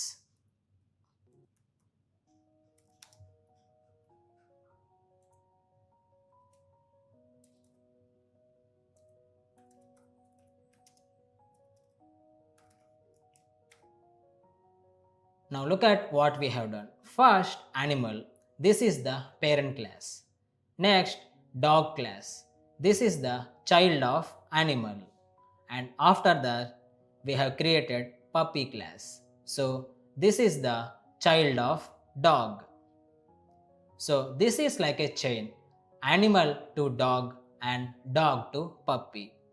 Now important point, puppy is getting features not only from dog but also from animal. That means eat method from animal, bark method from dog, and weep from its own. Now let's write the main method and see the output.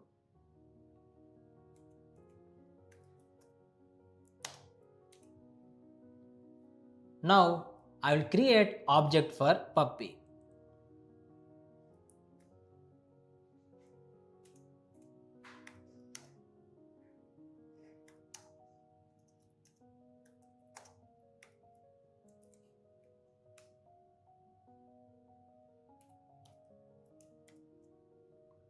Now what we will do, we will call the methods.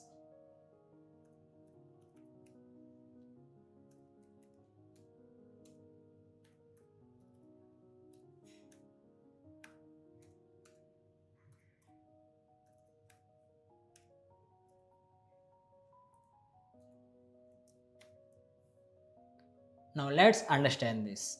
First we created object for puppy and then we call puppy.eat method.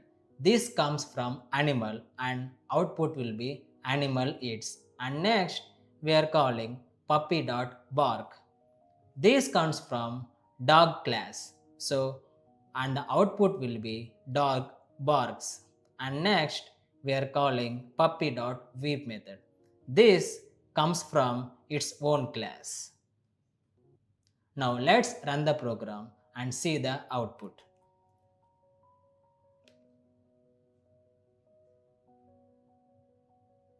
Now you can see the output: animal eats, dog barks, and puppy weeps. So what is happening here? Features are passing level by level, animal to dog and dog to puppy. That is why we call it multi-level inheritance. One chain, multiple levels, full reuse. So this is about multi-level inheritance code example. Common mistakes. Now let's quickly look at some common mistakes. One common mistake is trying to access private variables. Remember, private members cannot be accessed directly, even in child class. Another mistake is forgetting to use extend keyword. If you don't write extend keyword, then inheritance will not happen. And get the basics right, everything else become easy. Best practices. Now let's talk about some best practices. First, always check is a relationship. If it does not feel natural, don't use inheritance. Next, keep parent class simple and general. Don't make it too specific. And child class should be more specific. It should not add its own behavior. Keep parent simple and make child powerful. Homework and questions. Before we wrap up, here is a small challenge for you. Create a class person, add a method walk, then create employee, extend it from person, and add work method. Next, create manager class, extend it from employee class, and add manage method in employee class. Now create object of manager and call all methods. Observe carefully how everything is connected. Now let's make it more interesting. Try this variation. Create object for manager class and make reference to person class. And same again create object for manager class and point reference to employee class. Now try calling methods, watch closely which methods are accessible and which are not. This is where you understand it clearly. This small experiment will give you real clarity, not just theory but actual understanding of how inheritance behaves. Most asked questions. What exactly is inheritance? What is a relationship? Why Java does not support multiple inheritance? How many types of inheritance exist? Don't just watch, try it yourself. Comment your output and what worked, what did not. If something feels confusing, drop your doubt below. I will help you to clear it. Try different references, that's where real learning actually begins. So that's all for today. In the next video, we will learn about polymorphism, overloading and overriding. This is very important concept to understand in VOOP. If you found this helpful, like, share and subscribe to SP Learning Labs. See you in the next video.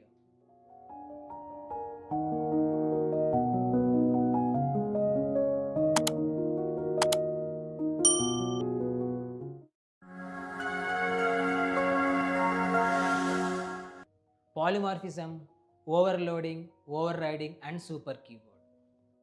Hello everyone, welcome back to the SP Learning Labs Java programming course.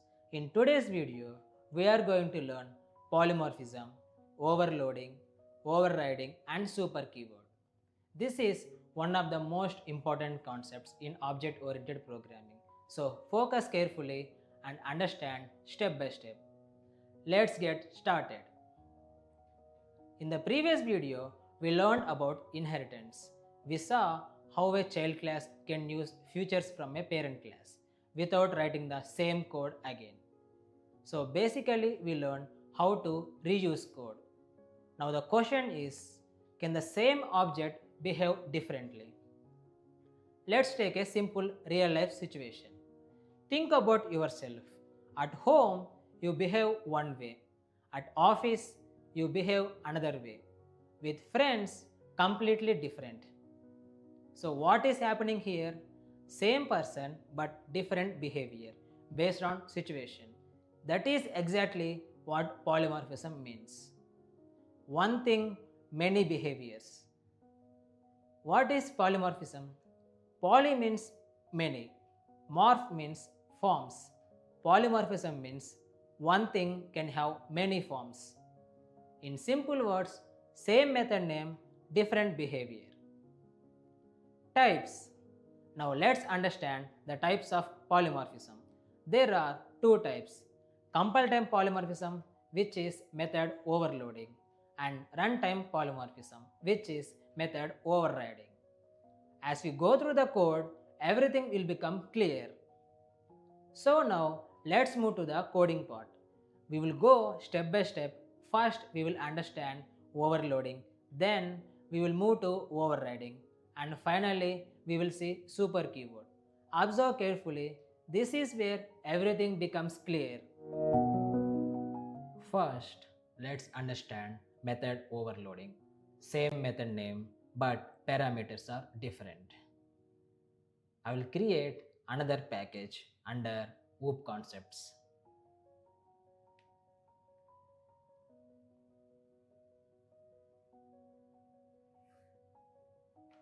I will keep the package name as polymorphism.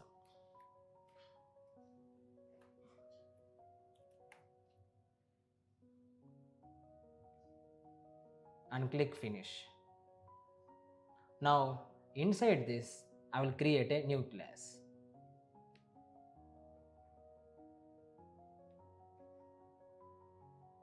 Calculator.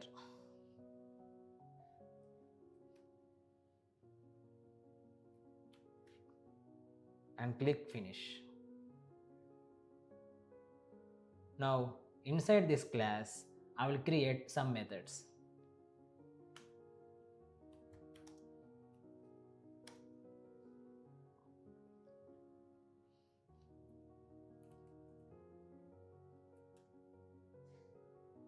And here for this add method I will pass two parameters.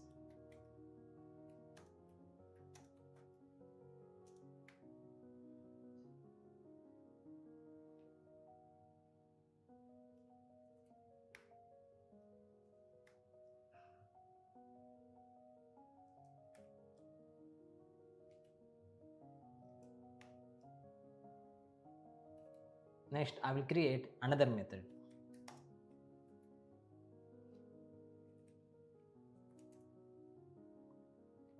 For this I will pass three parameters.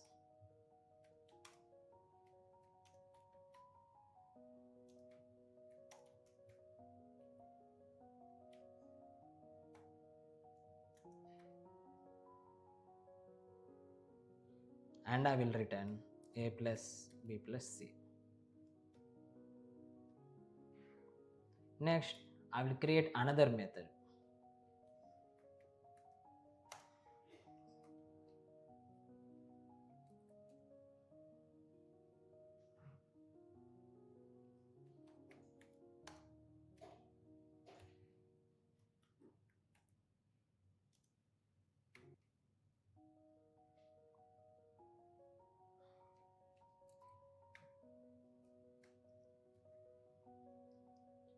Now observe carefully. Here method names are same, add, add and add. But what is changing? Number of parameters. For this method we are passing 2 parameters, and for this add method we are passing 3 parameters, and again for this add method we are passing 2 parameters. So that is why Java treats them as different methods. One important point, return time can also be different. Here you can see we are using double. So this will return double. Like here it is int and here it is double. But only changing return type is not enough. Parameters must repeat. But only changing return type is not enough. Parameters must be different.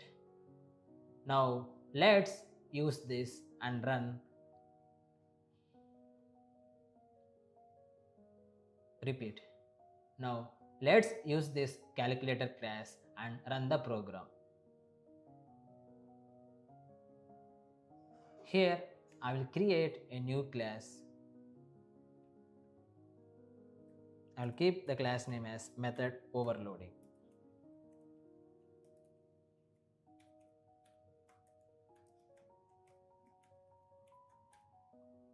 And I will check the main method and click finish. Now what I will do, I will create object for calculator.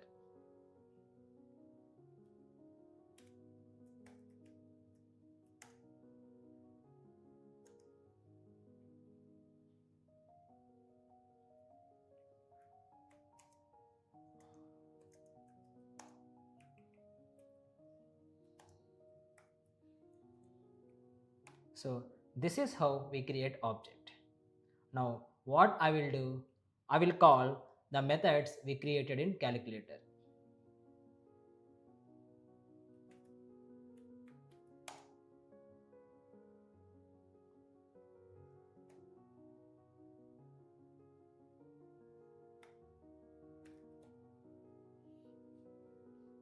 First I will pass 2 parameters. Here I will pass 10, 20.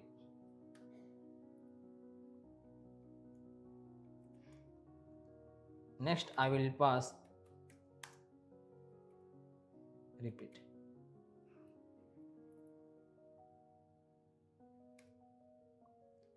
Now next I will use another method.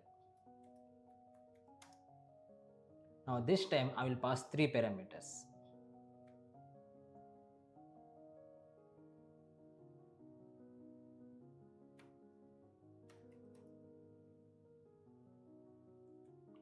Here I will pass 10, 20, 30 as parameters.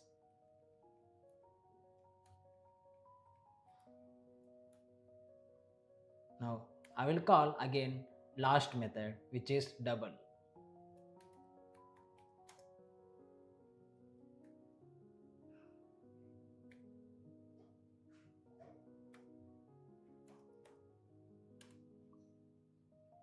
Here I will pass 10.5 and 20.5.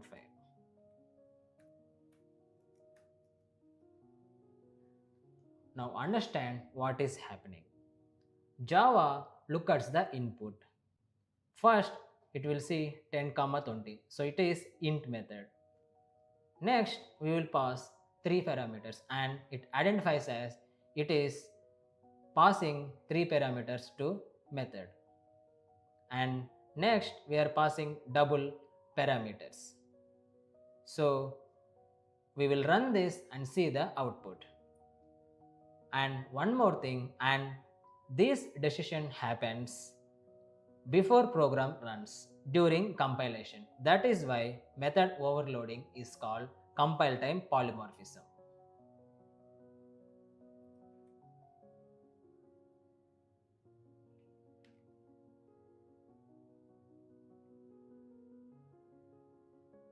Now you can see the output 30, 60 and 31.0.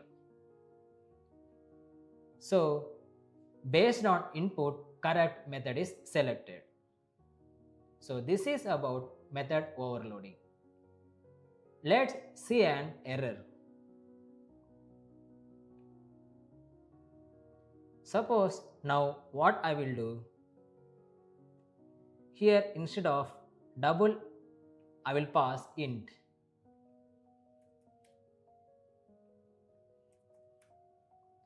You can see the error immediately.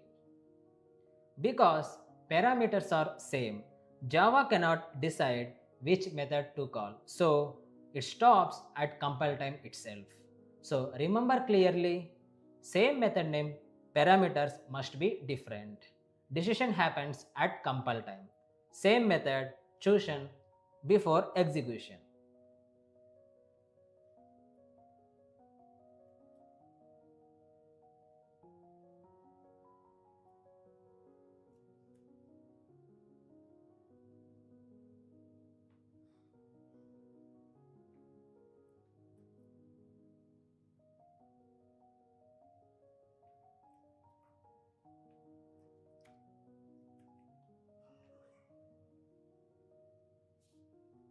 Now let's move to method overriding. This works with inheritance. What I will do, I will create a class animal.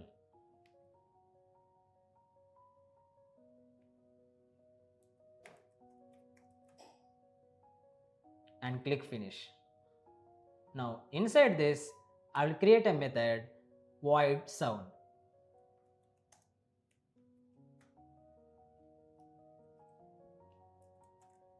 And inside this method, I will print a statement animal sound.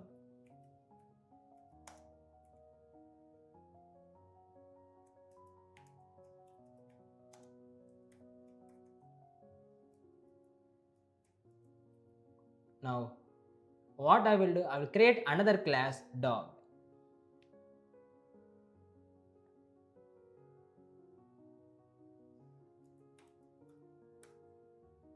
And click finish. Now, repeat.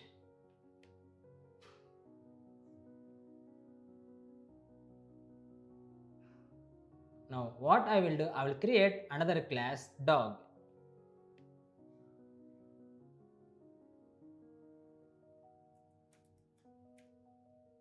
And click finish. Now this class will extend animal.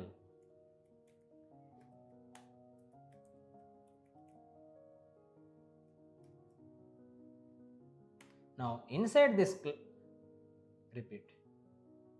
Now inside this dog class, I will create same method void sound.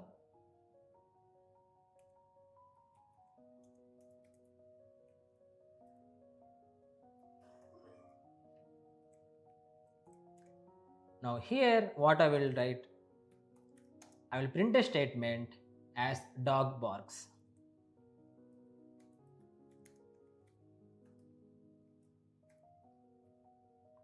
So observe carefully. Method name is same, sound.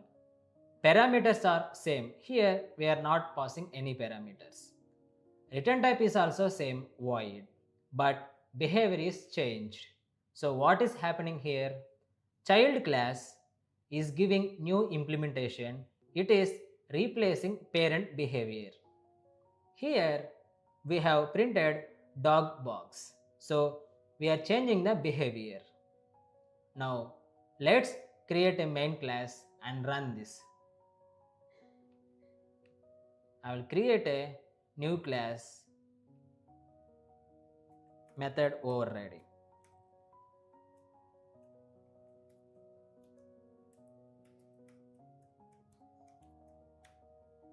And check on the main method and click finish.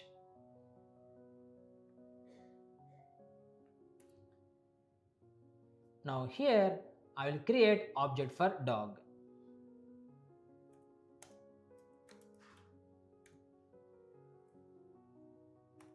And I will keep the reference to animal.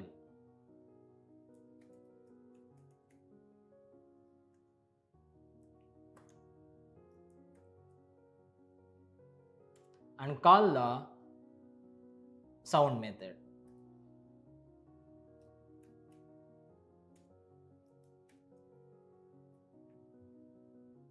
Now think carefully. Here object is dog and reference is animal.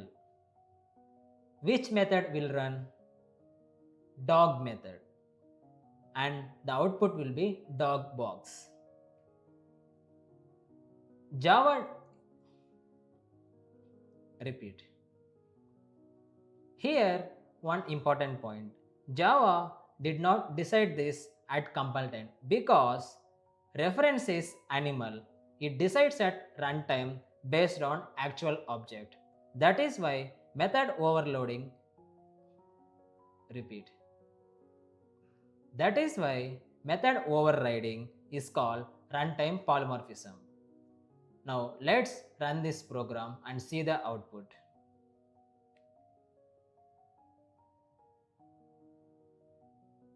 You can see the output dog box.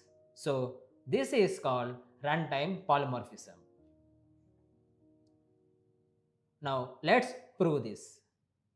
Now what I will do, here instead of dog I will keep animal.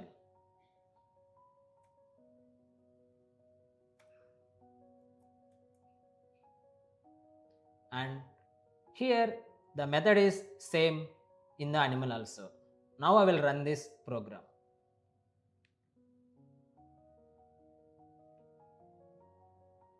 Now you can see the output changed animal sound. So when we change object animal, the output is changed to animal sound. Same reference type but different object, output changes. That proves decision is happening at runtime. So remember rules. Method name must be same, parameters must be same, return type must be same. Decisions happen at runtime based on object type. So this is about method overriding. Common mistakes. Now let's look at some common mistakes. First mistake, changing only return type. Method name and parameters are same, only return type is different. This will give error because Java cannot identify methods using return type alone. Next mistake, method signature not matching. In overriding, method name parameters must be exactly same. Another common mistake is forgetting inheritance. Overriding works only when child extends parent. Match everything, then override works. Best practices. Now let's see some best practices. Use overloading when you want, repeat. Use overloading when you want same operation with different inputs. Use overriding when you want to change behavior of parent method. Keep method names meaningful so it's easy to understand what each method does. Same name for similar work, change behavior when needed. Summary, homework and questions. Now let's do a quick revision. Method overriding. Same method name, parameters are different, return types can be same or different. Decision happens at compile time. Method overriding. Same method name, same parameters, same return type, but behavior changes. In child class, decision happens at runtime. Super keyword used to call parent class method. Super dot method name. Parent runs first, then child runs. Now your task.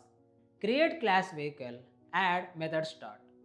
Create class car and bike, override start method. Inside child class, use super.start and add your own message. Now create objects like this. Create object car and refer the reference to vehicle class. And also create bike object and make reference to vehicle class. Call start method. Observe carefully how output changes based on object type. Here you will understand clearly. Most asked questions. What is polymorphism? Difference between overloading and overriding. Why overloading is compile time? Why overriding is runtime? What is super keyword? Try this on your own. Share your output in the comment section. If you have any doubts, ask in the comments. I will help you. Try different combinations, you will understand it better. So that's all for today. In the next video, we will move to abstraction and interface, where we will learn how to hide implementation and focus only on what we needed. This is another very important concept in object-oriented programming. If you found this helpful, like, share and subscribe to SP Learning Labs. See you in the next video.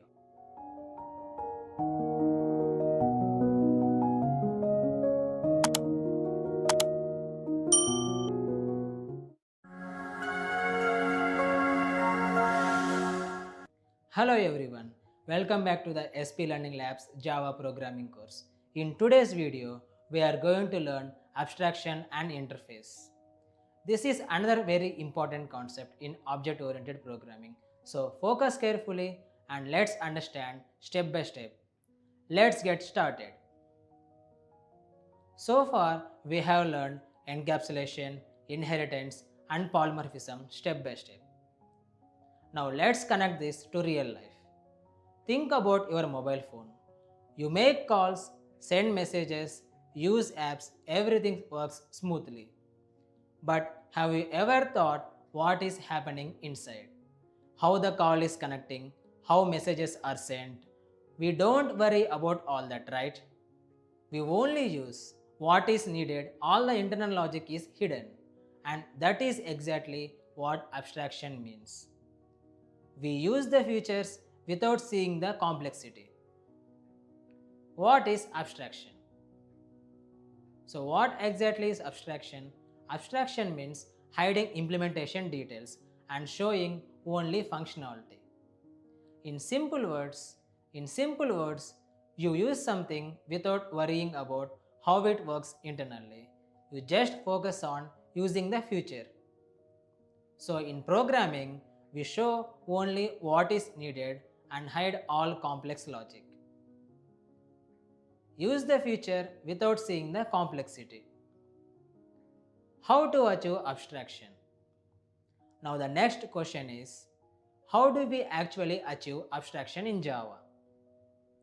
In Java, we can achieve abstraction in two ways, using abstract classes and interfaces. Now we are moving to the coding part. We will go step by step. First, we will understand abstract class. Then we will move to the interface. Observe carefully. This is where the concept becomes clear. Now let's start with abstract class. Abstract class is a class that can have abstract methods and normal methods. Let me show you.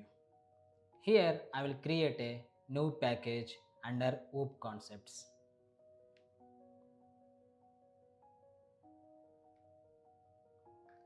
I will name this one as abstract.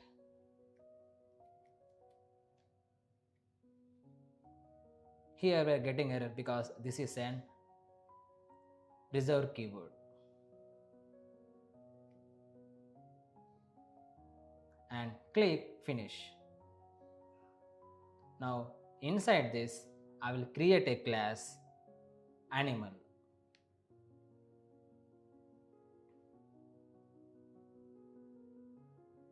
Here you can see the option abstract. We will check this one. And click finish. Now inside this class we will create a abstract method. So an abstract class is a class that can have abstract methods and normal methods.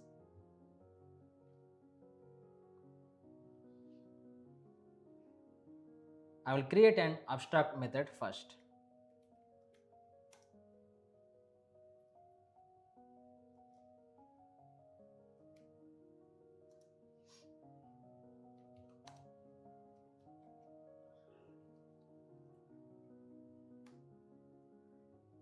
And another method eat.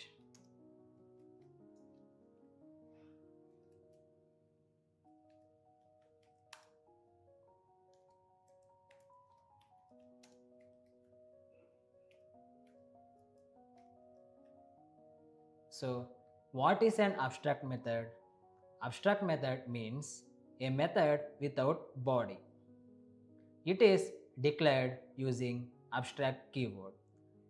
It does not have any implementation. It ends with semicolon. Observe carefully. Here we have created sound method. This is abstract method.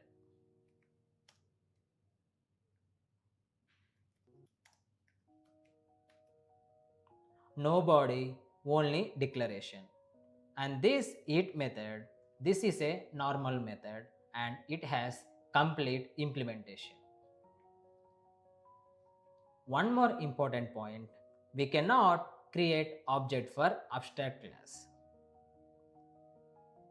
For example, if you try to create object for animal, this will give an error because abstract class is incomplete.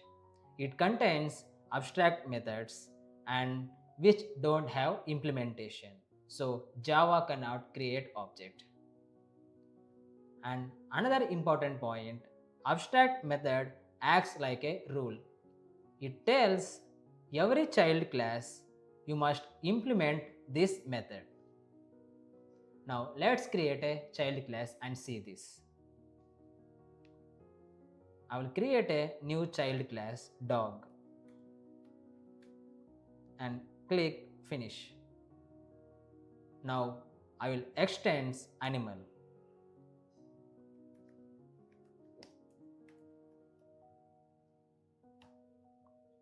Now here you observe carefully, this child class dog is showing an error that it must implement the inherited abstract method. So just select the add unimplemented methods.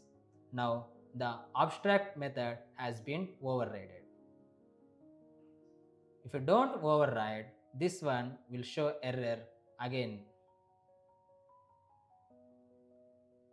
Now let's create another class with the main method and run this program. Now here inside this I will create a print statement.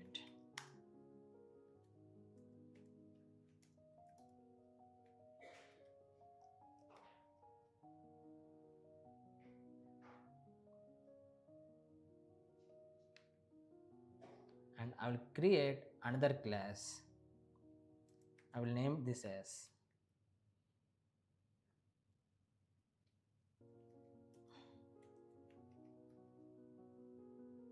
and check the main and click finish.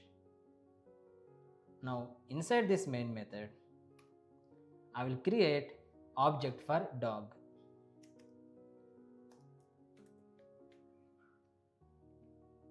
And I will refer this to animal.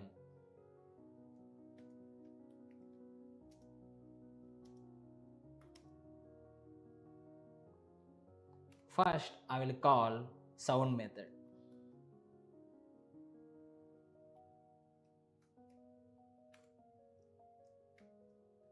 And next I will call eat method.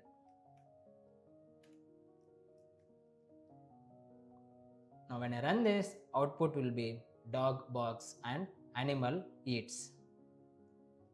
Let's run this.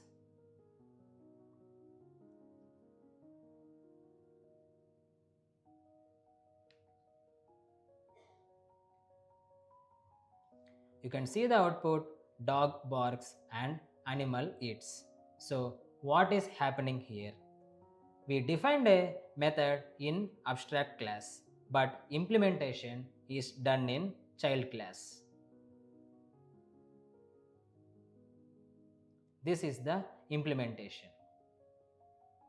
Now, one more important point, abstract class can also have different types of methods. First, abstract methods. No body, only declaration. Child class must implement. Second, concrete methods. This is concrete methods, which is normal methods with full implementation. Child class can use directly. And next, static methods. These methods belongs to the class. So we don't need to create object, we can call directly using class name. Let's create a static method.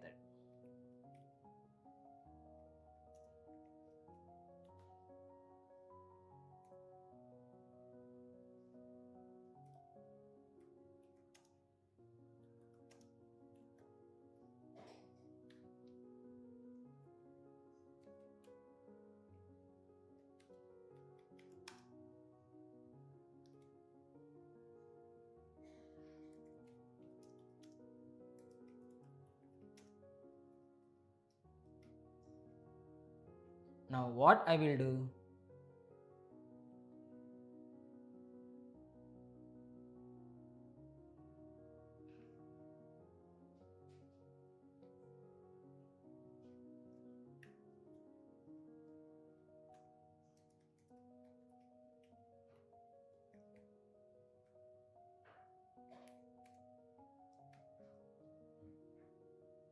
now let's run this. Here I am calling the static method directly using the class name.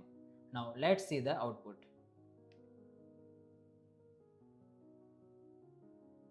Here you can see the output. This is animal class which we have written here.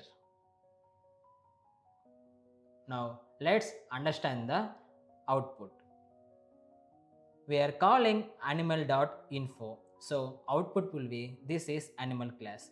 So remember, static methods belongs to class, not object. Call with class, no object needed.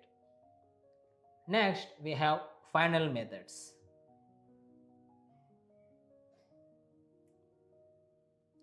These are normal methods, but they cannot be overridden. Child class cannot change them. Let me show you an example.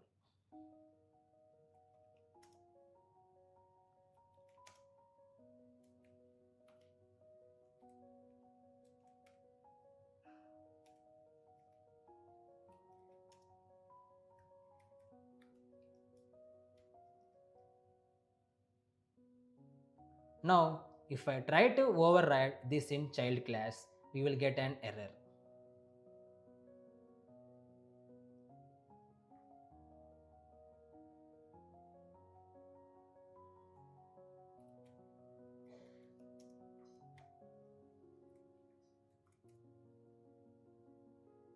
You can see the error cannot override the final method from animal.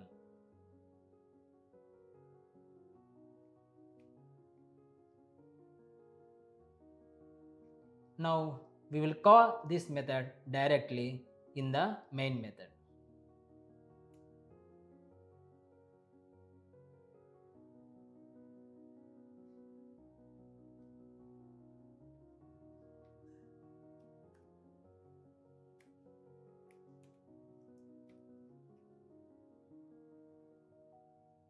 And let's see the output.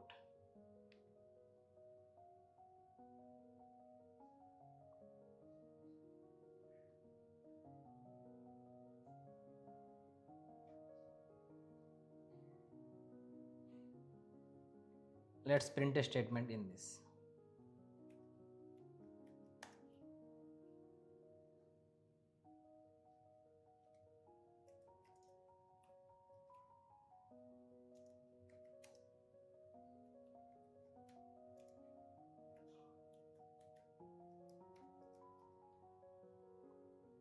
Now again run this main class. Now you can see the output animal or living beings. So what happening here? Here when we use a.type calls parent method, output will be animal or living beings, and if we try to override, Java will give error because method is final and it cannot be changed in child class. Final means fixed. No changes allowed. So abstract class is very powerful. It can define rules and also provide implementation. Define the rule and let child complete it. So this is the code related to abstract. Now let's move to interface. Imagine this situation. You are using a car. You press the start button and the car starts. You expect it should start, it should stop, and it should move. Now think about this. Do you see how fuel is flowing inside? How engine is working? No, all that happens internally. You are focusing on what the car should do and not how it is implemented. That is exactly what an interface is.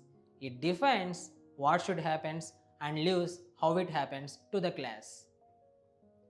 Interface defines what a class should do but not how it does it. It gives a set of rules and any class that implements it must follow those rules.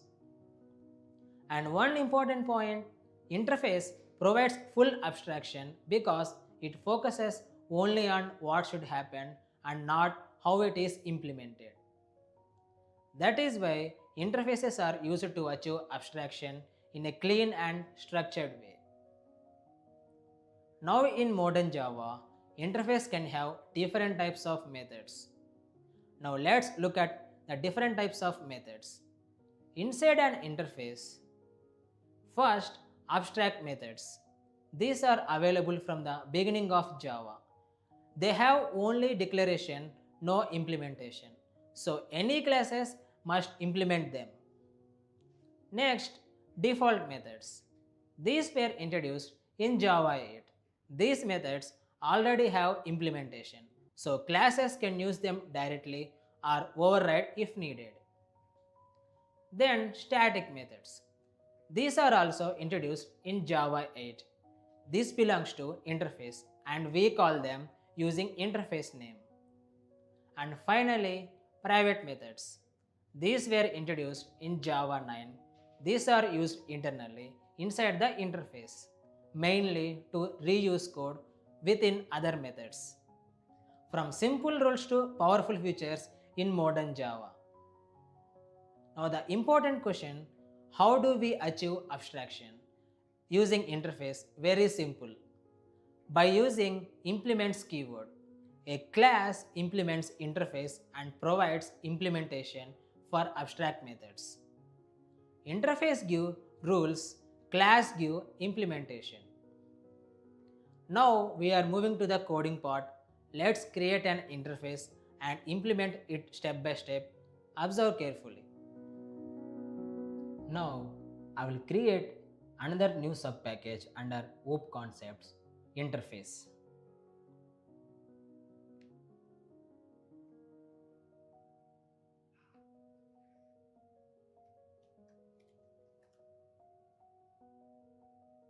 Interface is also a reserved keyword. And click finish. Now inside this package I will create a new interface. Click on this and click new. Here you can see the option interface. select this and I will give the name as vehicle.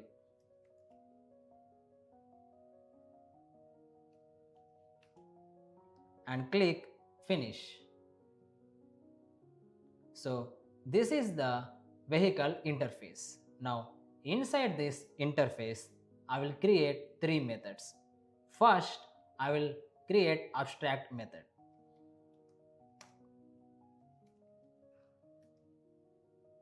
So this is abstract method.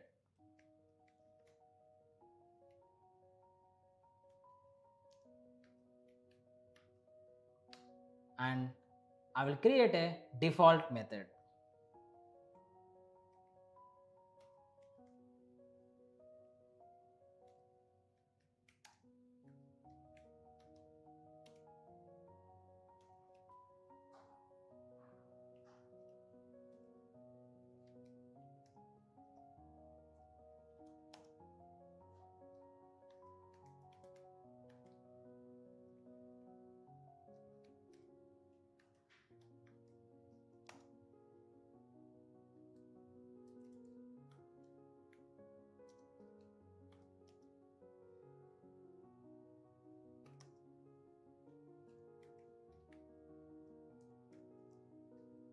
So default method we use default keyword.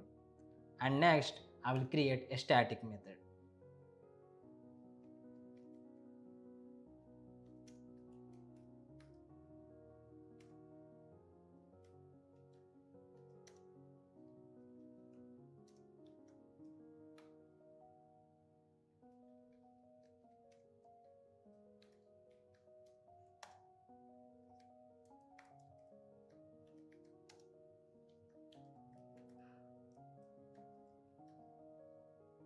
Now observe carefully. This is the start method. This is an abstract method. It has no body, so any class must implement it. Next, fuel type. This is default method. It already has an implementation. So class can use it directly or override if needed. And next, static method info. This is the static method. It belongs to interface, not to object. So we call it using interface name. Now let's create a class and implement this interface. Now here I will create a class car and click finish. Now remember, if we want to use interface, we must use the keyword implements. Here I will use implements.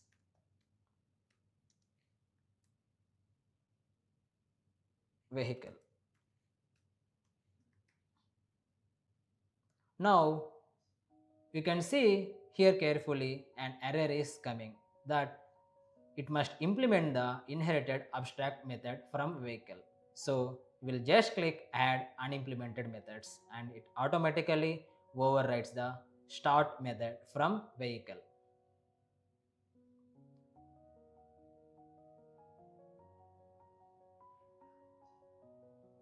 Now inside this I will print statement car starts. Now let's create another class and write a main method and create object for this car and run the program.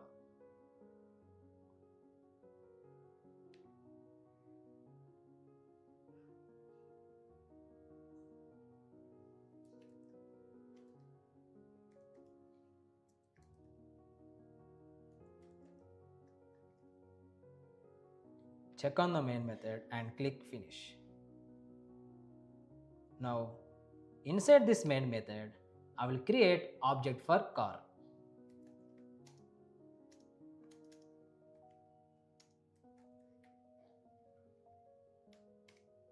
Now I will call the methods start, fuel type,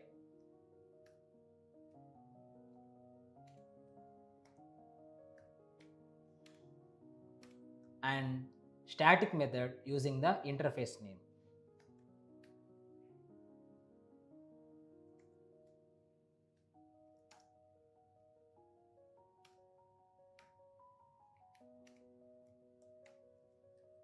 So this is abstract method and this is default method.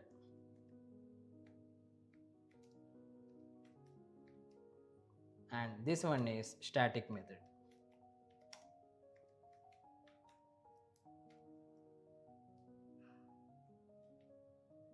Now let's run this and see the output.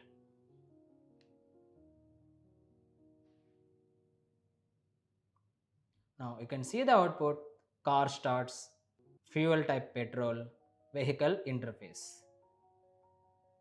First, C dot start. This is abstract method implemented in car. So output is car starts. Next, C dot fuel type. This is the default method. We didn't override it, so interface version runs and output will be fuel type petrol. And finally, vehicle.info. This is static method called using interface and output will be vehicle interface. So what did we learn here? Interface defines rules.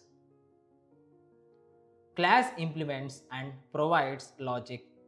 Abstract methods must implemented.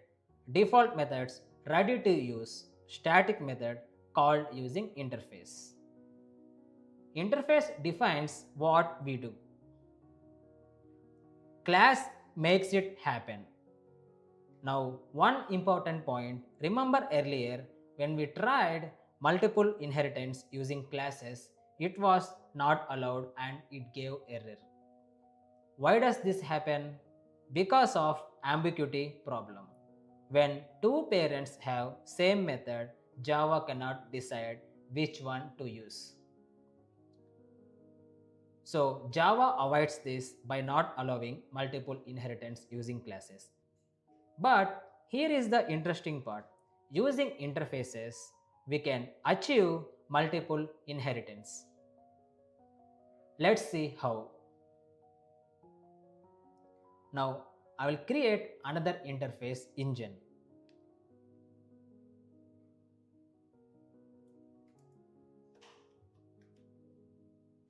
And click finish. Now inside this, I will create a abstract method.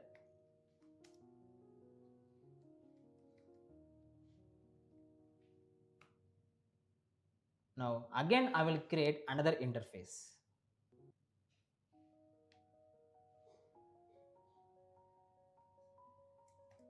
Music system.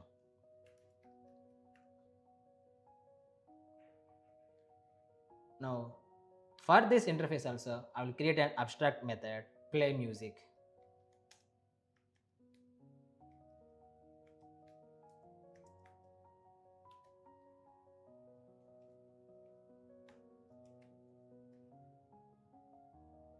Now what I will do,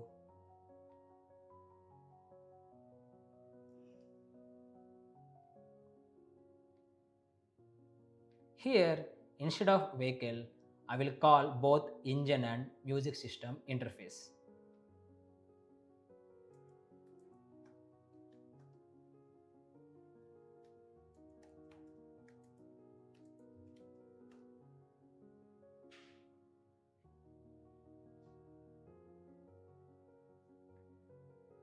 Now I will implement the unimplemented methods. Now here you can see both start method from engine and play music from music system has implemented.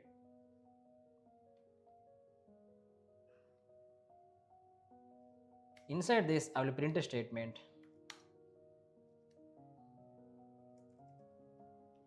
playing music. Now when I run this,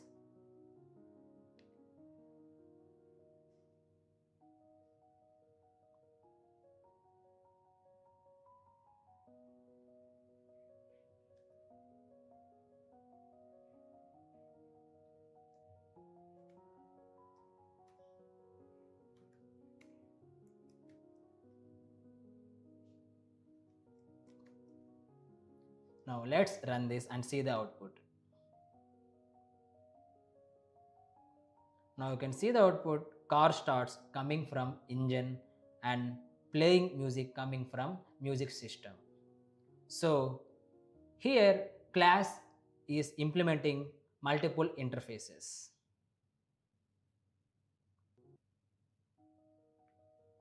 That means we achieved multiple inheritance without any confusion. So multiple inheritance cleanly done using interface. So this is the code related to interface. Difference. Now let's quickly understand the difference between abstract class and interface. First, abstract class. Abstract class can have abstract methods and normal methods. It can also have variables and constructors, and we use extends keyword. Now interface. Interface mainly focus on abstraction. It defines rules a class uses implements keyword. Interface supports abstract methods, default methods, static methods, and also variables. But here is the important point. Variables in interface are by default public, static, and final. That means they are constants, not normal variables. We cannot change this value. And interface does not have constructors. One more important point, a class can extend only one abstract class, but it can implement multiple interfaces. Abstract give base, interface define rules. Common mistakes. Now let's look at some common mistakes. First mistake, trying to create object to abstract class. Abstract classes cannot be initiated directly. Next, forgetting to implement abstract methods. If a class implements interface or extends abstract classes, it must implement required methods. Another important mistake, using extend keywords instead of implements. Remember, classes extends classes, but classes implements interfaces. One more mistake, trying to modify interface variables.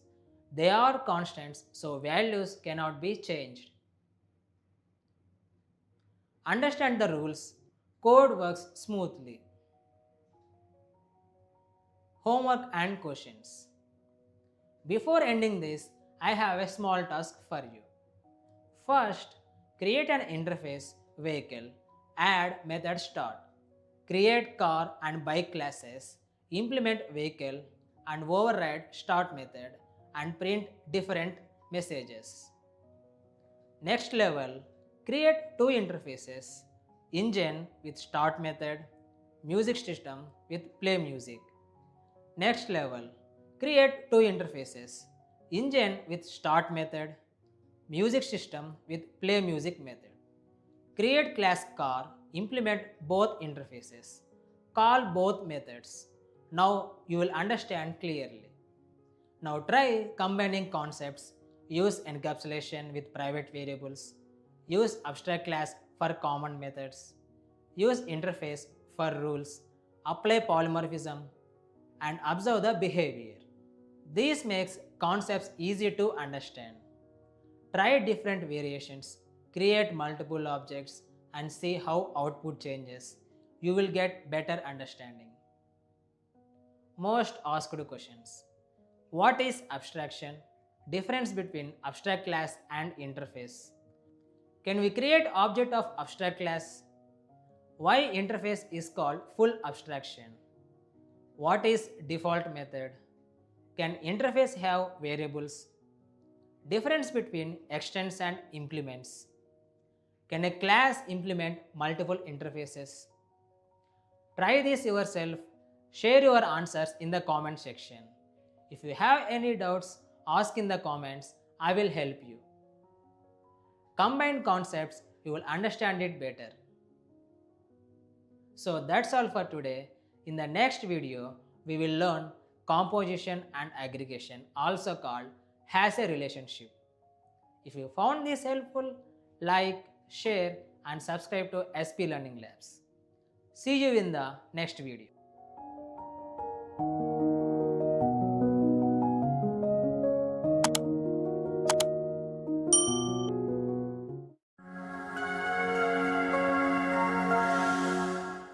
Hello everyone, welcome back to the SP Learning Labs Java programming course. In today's video, we are going to learn composition, aggregation and coupling, also called as a relationship.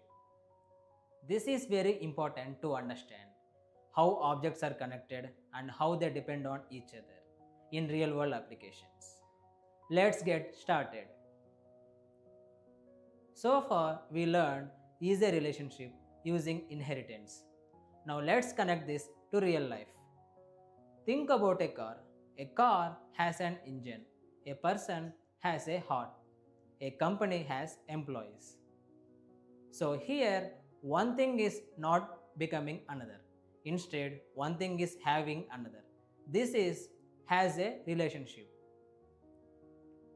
Not is a, it's has a. What is has a? So what is has a? Has a means one object contains another object, or we can say one object is connected to another. This is also called association. It represents a real world relationship. For example, car has a engine, student has a address. So here objects are connected, not inherited. Has a means connection between objects. Types. Now let's understand the types of has a relationship. There are two types, composition and aggregation. We will go step by step. First, we will understand composition, then we will move to aggregation. Let's start. Composition. Composition, this is a strong relationship. Here, one object completely depends on another object. In simple words, child object cannot exist without parent.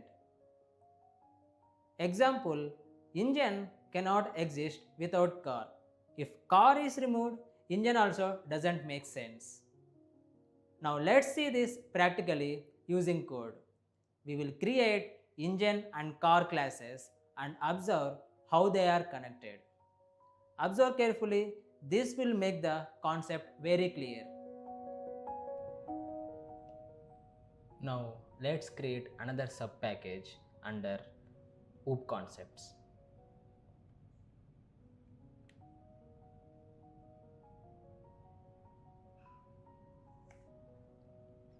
I will name this as composition.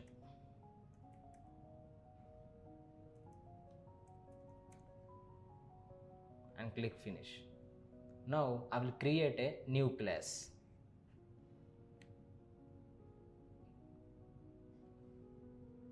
Which is engine.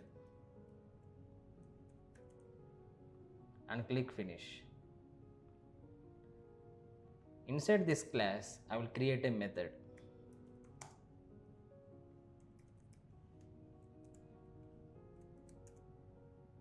And print a statement.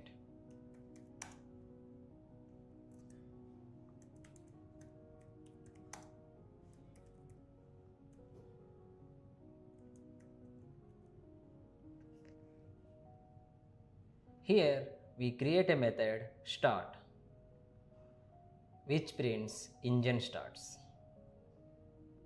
Now let's create another class.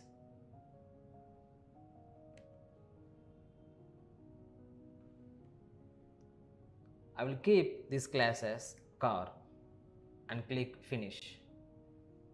Now inside this car class, I will create an object for engine.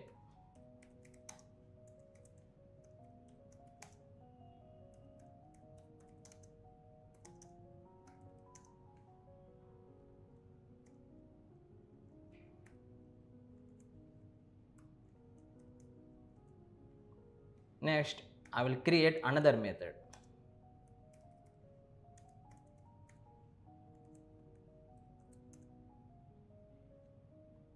Now I will call the method from the engine class.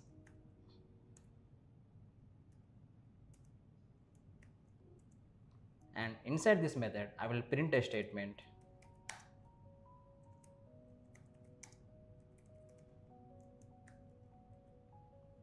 Now observe carefully. Inside car class, we are creating engine object directly inside the class. Then we created a method start car, which calls engine.start, and then it prints car starts. Now let's create a main class and run this program.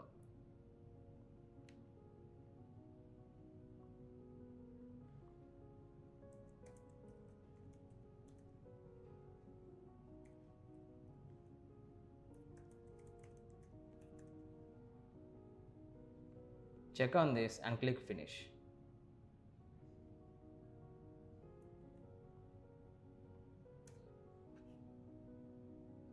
Now I will create an object for car.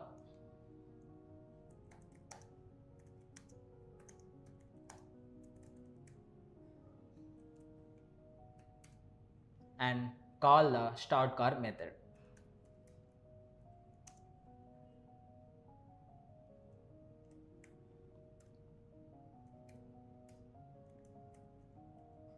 Now let's run this program and see the output.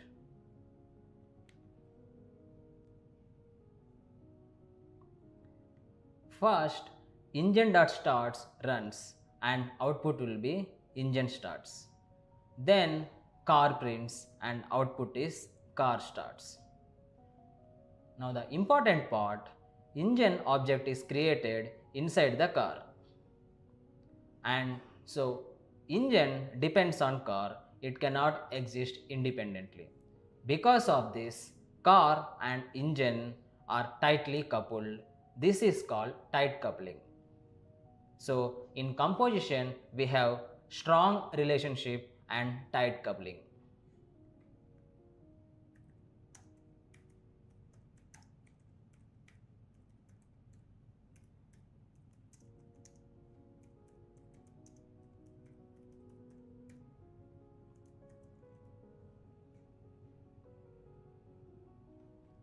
That means parent object completely controls the child object. Creation, usage, everything. Let's prove this with a small change in code. What I will do, I will remove the object creation.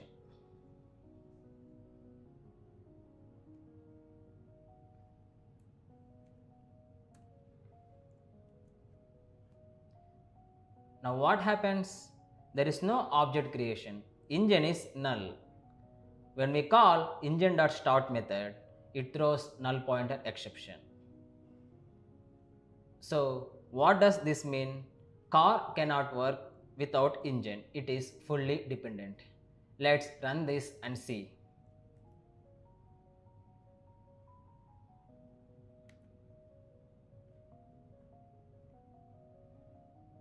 You can see the exception, null pointer exception. This is because car cannot work without engine. It is fully dependent. So since the object is not there for engine, it is giving null pointer exception. Now one more scenario, if engine class itself is removed, car will not even compile.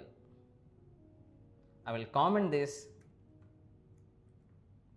And you can see error here, it is showing the compile error. So clearly car needs engine to function. Without engine, car breaks. That is why this is called strong relationship and tight coupling.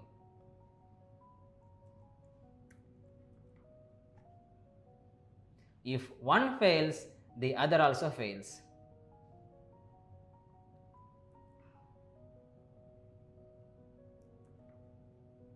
So this is the code part related to composition. Aggregation. Now let's move to aggregation. This is weak relationship. Here objects are connected but not fully dependent. In simple words, objects can exist independently even without each other. Example, student and address. Address can exist without student. Now let's see this using code and understand why this is a weak relationship. Observe carefully. Now let's create another subpackage under OOP concepts. I will name this as aggregation and click finish. Now here I will create a new class.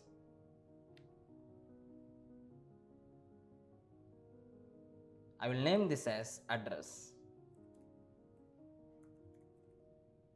and click finish. Now inside this class I will create a variable.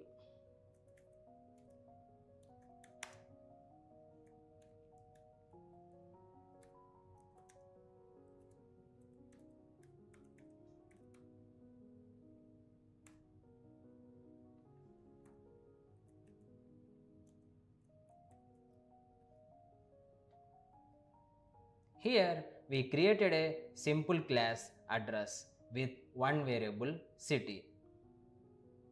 Now let's create a student class.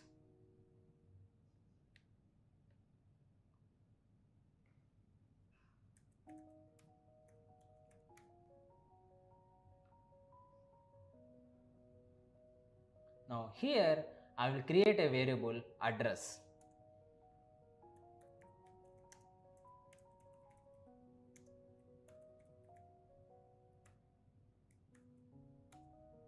Now I will create a student constructor with parameter address.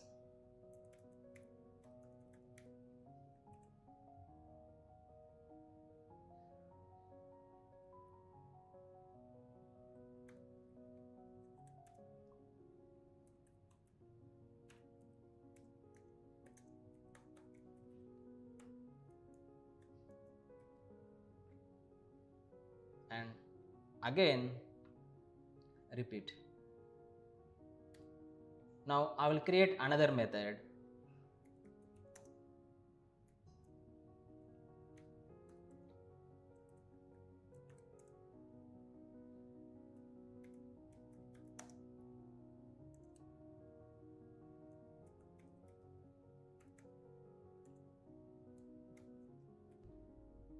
Here we are passing address object through constructor.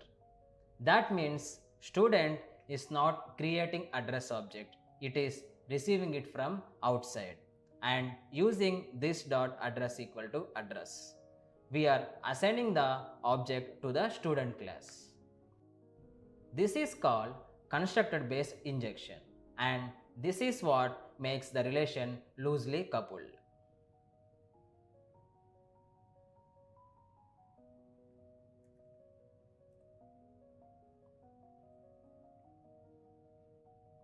Now let's create a main class and run this.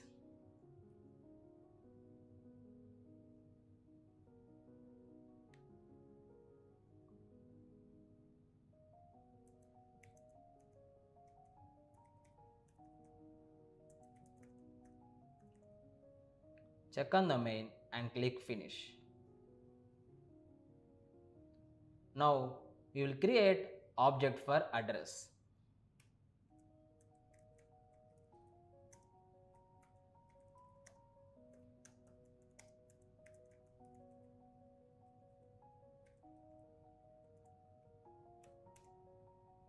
Now we will create object for student.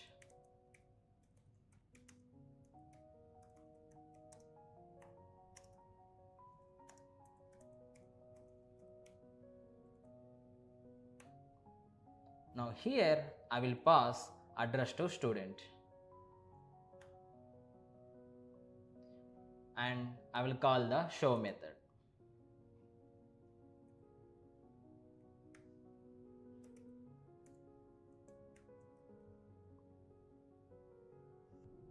Here we created separate object for address and pass it to student.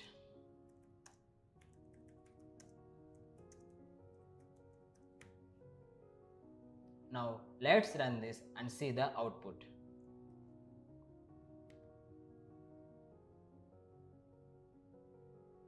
Now you can see the output city Hyderabad because address is created outside student.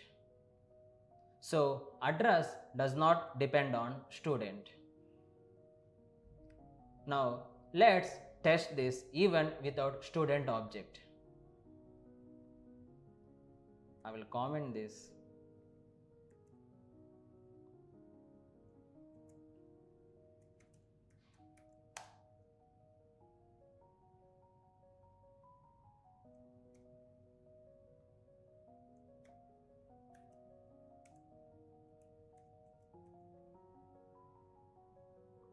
And I have printed a statement and call address.city. Now let's run this.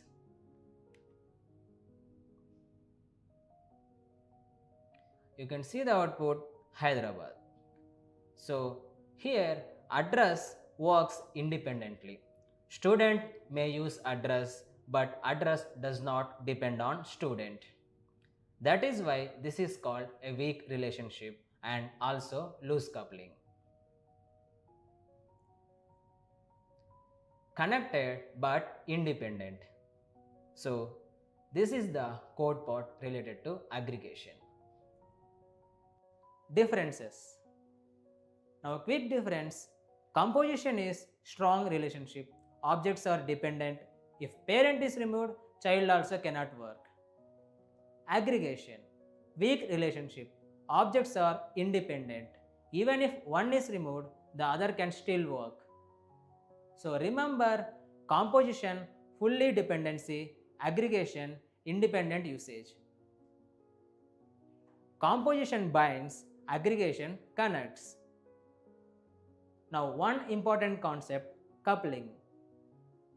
Coupling means how much one class depends on another.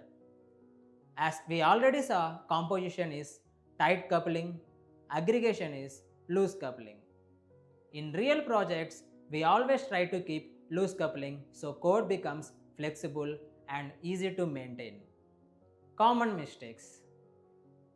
Some common mistakes are creating objects inside class when not required.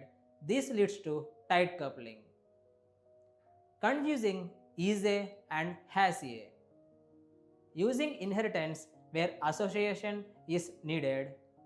Not understanding dependency leading to poor design. Wrong relationship, wrong design. Best practices.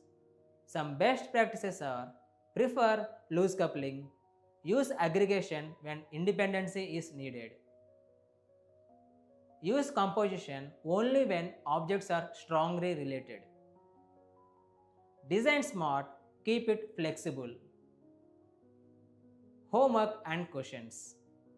Try this. Create class library and class book. Show both composition and aggregation. Also try this. Pass objects through constructor. Observe carefully how it works. You will understand clearly. Think about these questions. What has a relationship? Difference between composition and aggregation. What is coupling? What is tight and loose coupling? When to use composition and aggregation? Try it yourself. Share your examples in the comment section. If you have any doubts, ask in comments. I will help you. So that's all for today. In the next video, we will learn cohesion, typecasting, method signature and static West instant flow. This will help you understand code better and write cleaner programs. If you found this helpful, like, share and subscribe to SP Learning Labs. See you in the next video.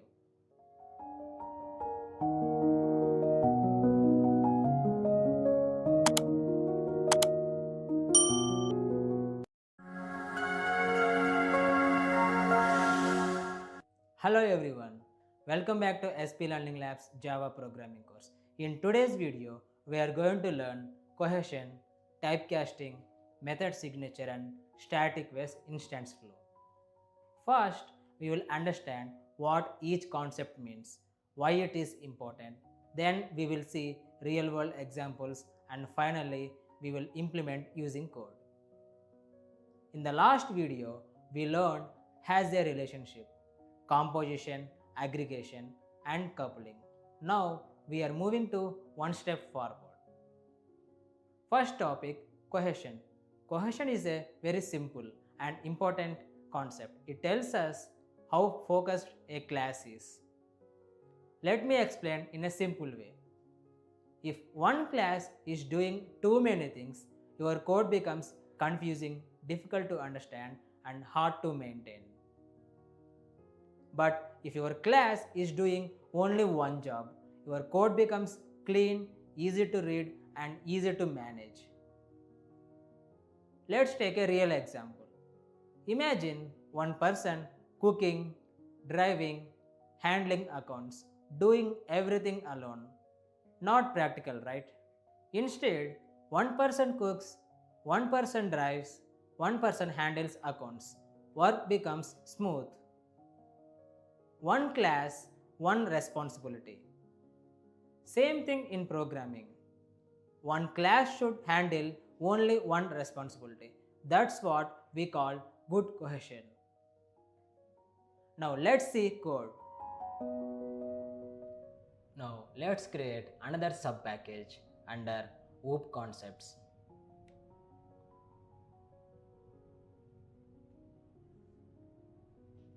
I will name this package as cohesion.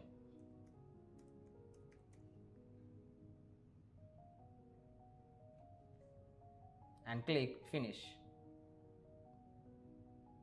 Now first let's look at a bad example. One class doing multiple unrelated things.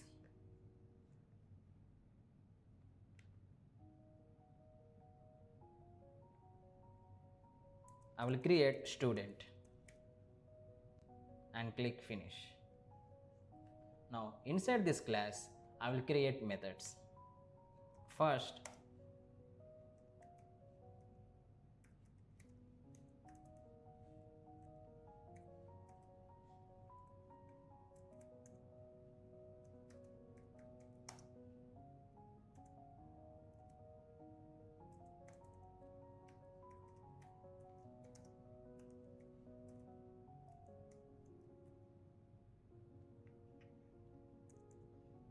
next I will create another method, print report.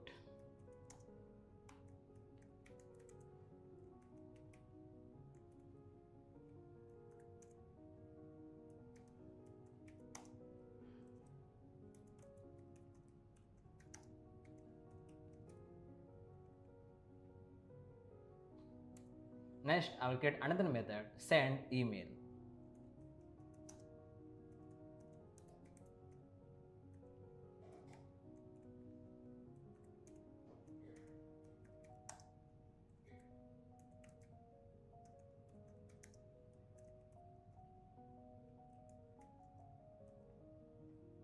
Here observe carefully.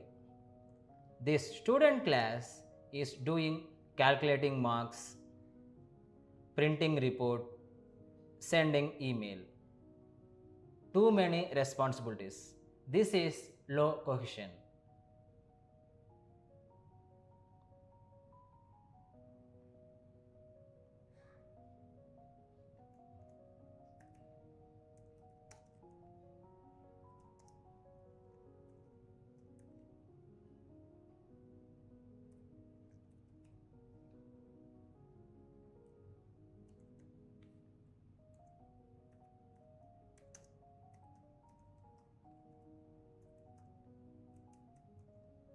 What I will do, I will create separate classes for this.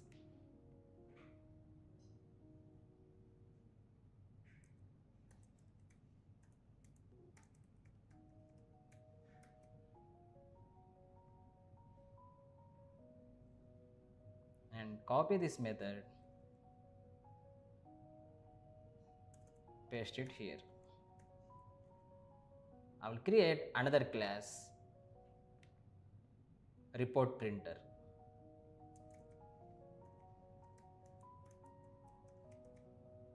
and click finish. Now I will copy this method and keep it here. Again I will create a new class, email service, and click finish.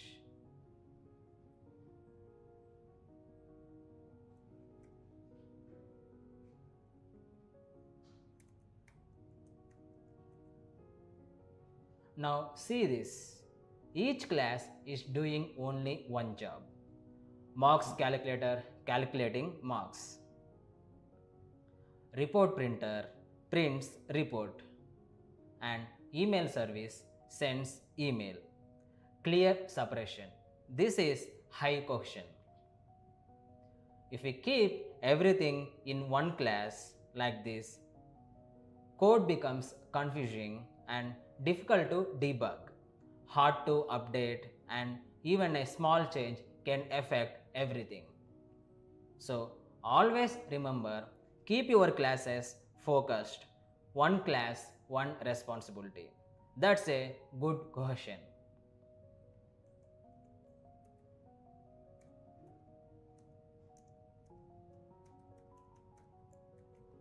So this is the code part related to cohesion.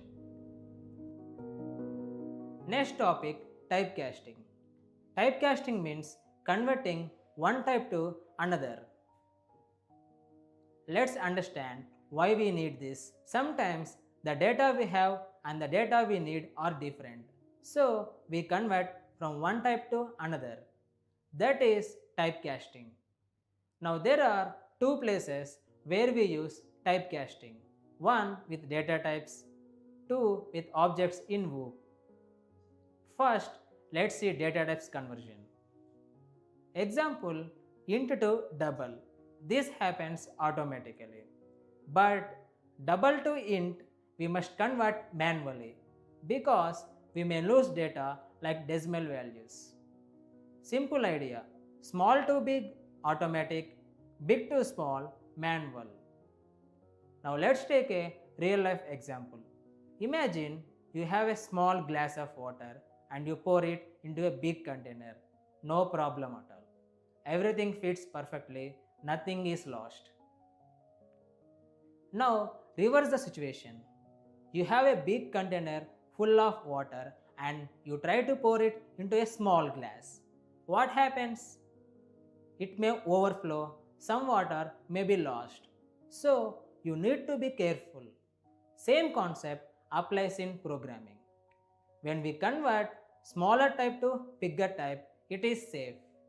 But when we convert bigger type to smaller type, we may lose data like decimal values or extra information.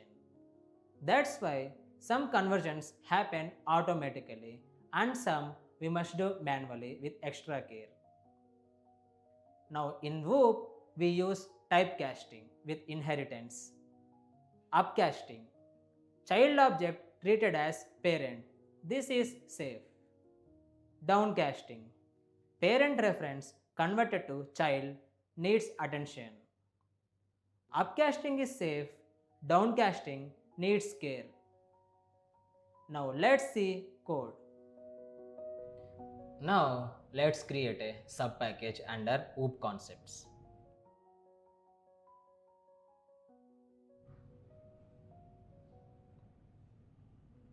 I will name this package as casting and click finish. Now let's create a new class. First we will look at data type casting.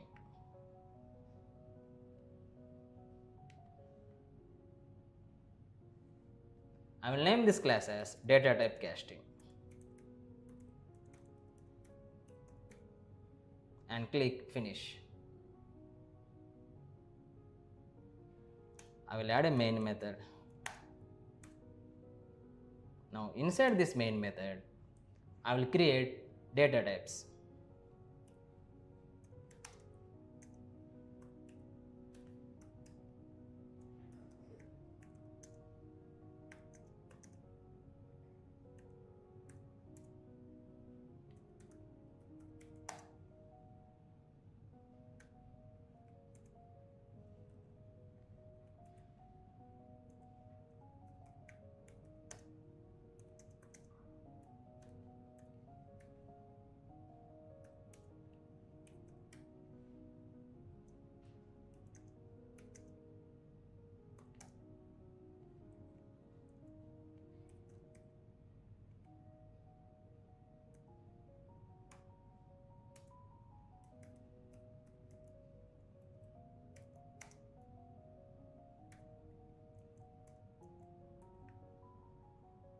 Here observe, int a equal to 10. We are storing an integer value. Now this value is assigned to double. Here Java automatically converts int to double. This conversion is called casting, specifically implicit casting.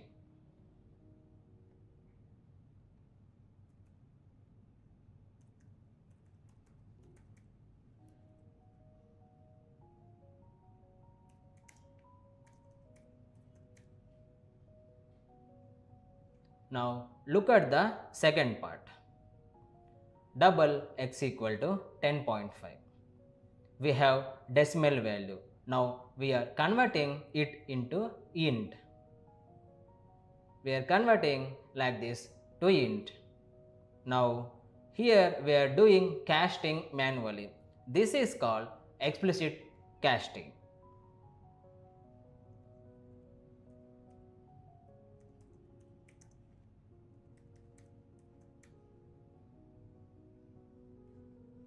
Now let's run this and see the output.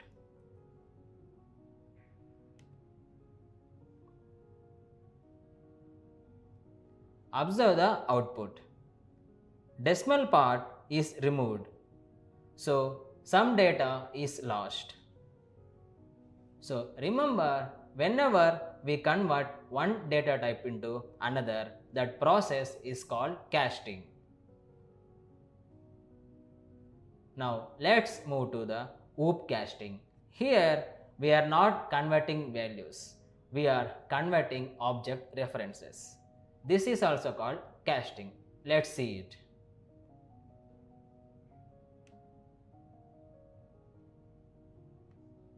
I will create a new class animal. Now inside this I will create a method void sound and print a statement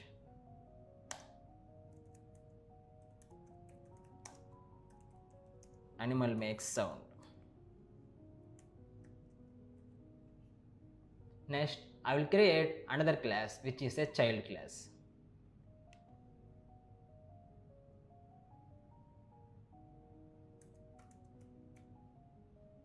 And click finish. Now inside this child class, first we will extend the animal.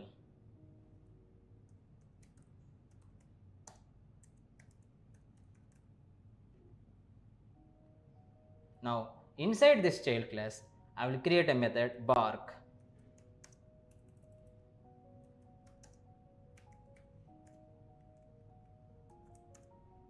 And print a statement dog barks.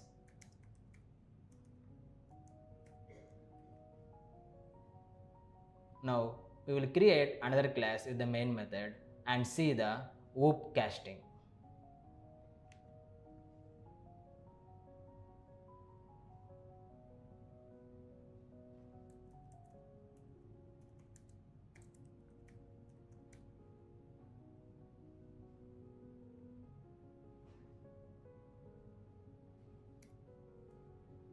Now I will create object for dog.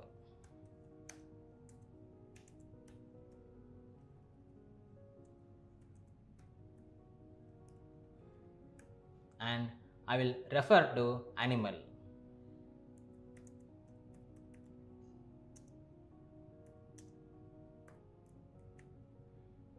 and call a dot sound. Next, I will create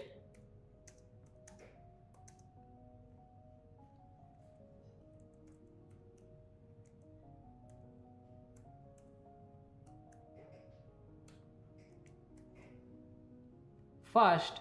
Look at this. Animal A equal to new dog. We created dog object but storing it in animal reference. Here dog to animal, child to parent. This conversion is also called casting. This is called upcasting.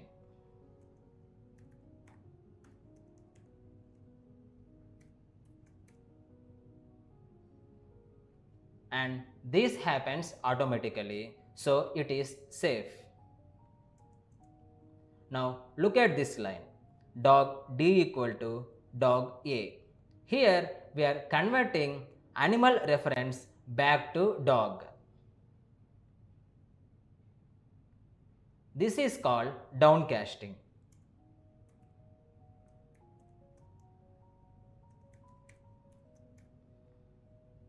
That's why we use dog inside brackets. Now we can call dog specific method bark.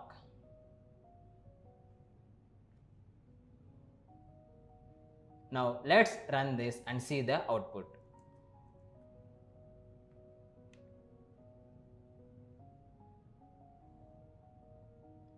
You can see the output, animal makes sound, dog barks. Now let's see one error scenario. Let's create another class.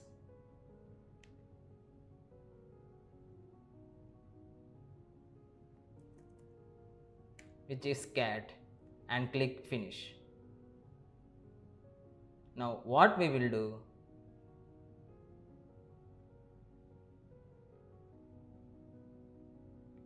this also extends animal.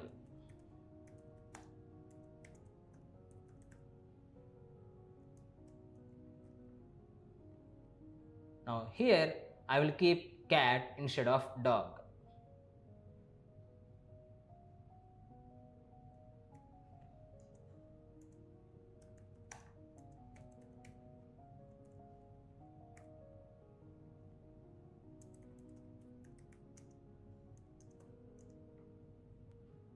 Now here we have created object for cat and trying to convert to dog. This is wrong casting. Let's run this and see what happens.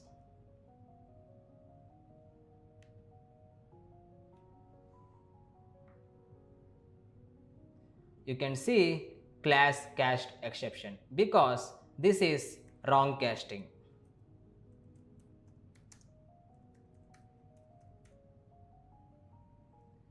Even though both are animal types, but actual object is not dog. So Java will throw class cast exception at runtime. So always remember, before doing downcasting, make sure the object type is correct. For safety, we can use instance of to check the type. So understand clearly. Data type casting means converting values. OOP casting means converting object references. Both are called casting, but used in different situations and both should be used carefully. So this is the code part related to casting. Next, method signature. This is very important. Method signature includes method name, parameters. It does not include return type. Why it is important? Compiler uses it to identify methods. It helps in method overloading. Let's take a simple example. Imagine you are calling a friend, same person, but sometimes you call for study, sometimes you call for playing. The name is same but purpose and input changes. That's how methods also work. In programming, same method name but different parameters makes them different. Method signature is name and parameters. Now let's see this in code. Now let's create another subpackage under OOP concepts.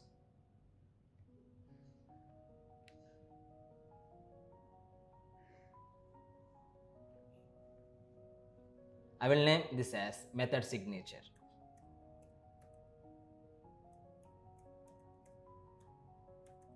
And click finish.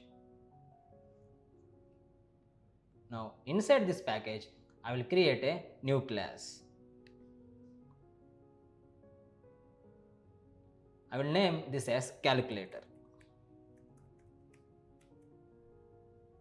And click finish. Now we will create multiple methods, same name but different parameters, method overloading. First, void add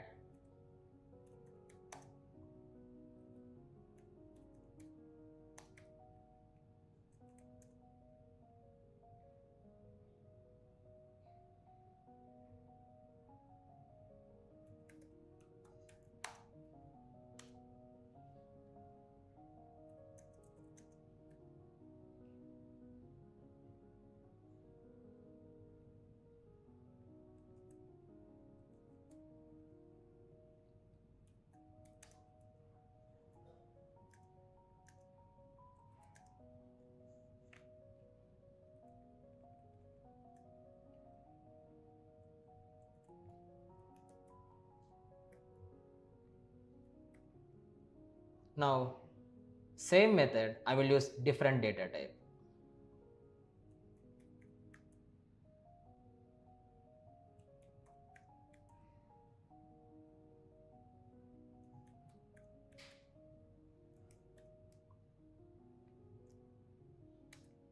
Now, same method, again different parameters.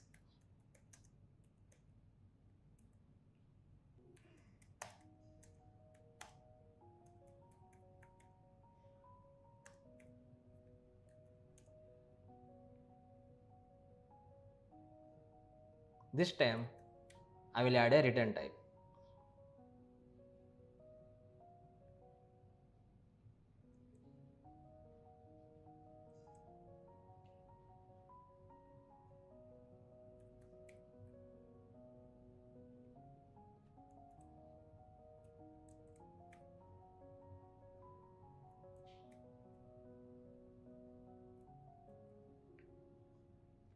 Now, observe carefully. Method name is same, add. For every method we kept add, but parameters are changing. Number is changing, type is changing, order can also change. All this together, method name, number of parameters, type of parameters, order of parameters, this is called method signature. Based on this signature, Java identifies which method to call. That is why all these methods are valid. Also notice this method, int add, and we are passing int a and double b. Return type is different, but parameters are also different. So this is valid. So remember clearly, method signature decides method uniqueness, not return type. So now let's see error scenario.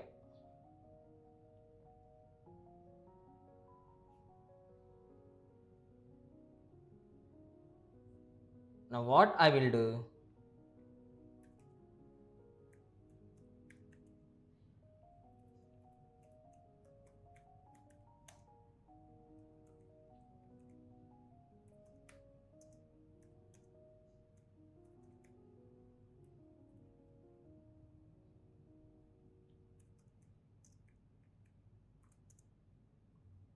here we are passing the same parameters and same data types, Since it is giving error, duplicate method add. So this is invalid and it will throw the compile time error. So final point is method signature means method name plus parameters, and this is what Java uses to identify methods.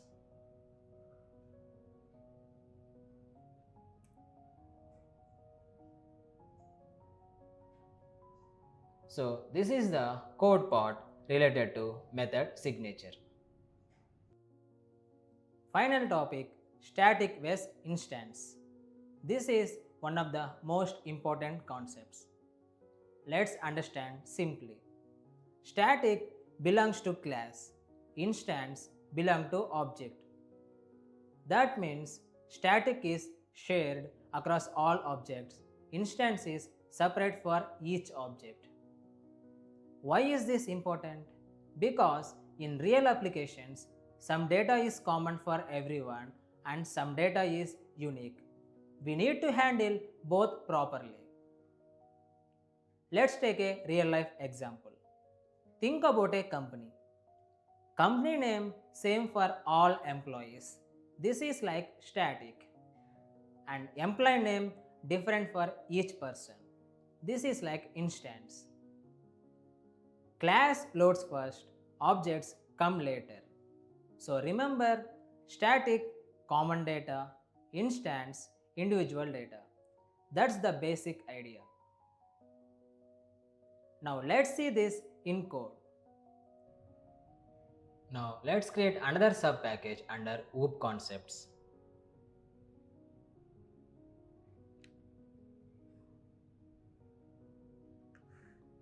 I will name this as static was instance flow.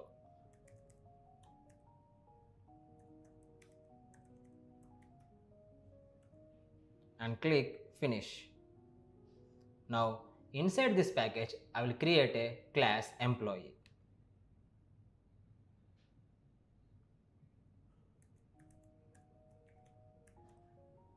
And check on the main method and click finish.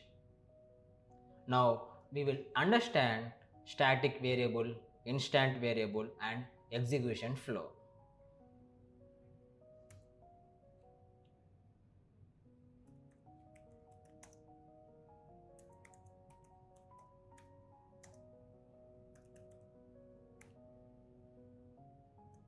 This is instance variable.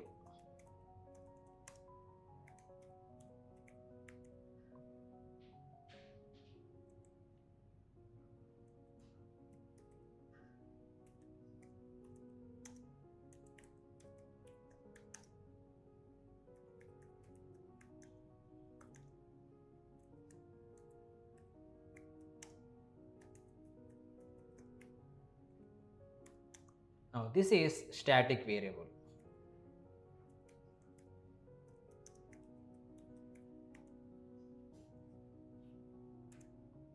Now I will create a constructor.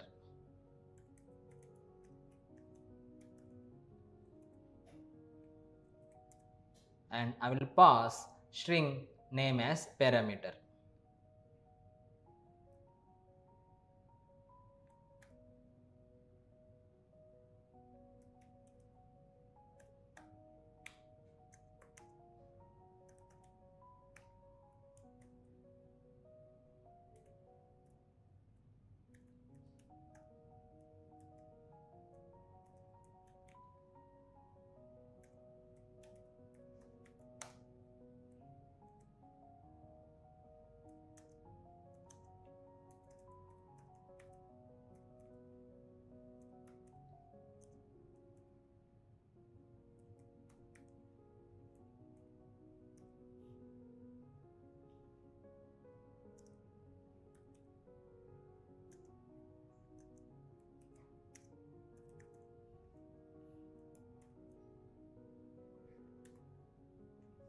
Now next I will create a static block.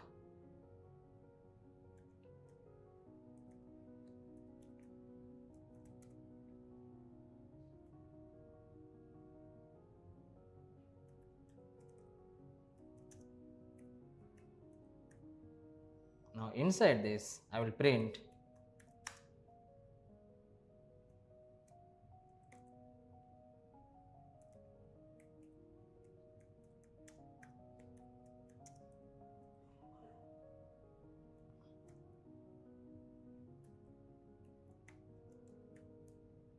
now I will create another method display.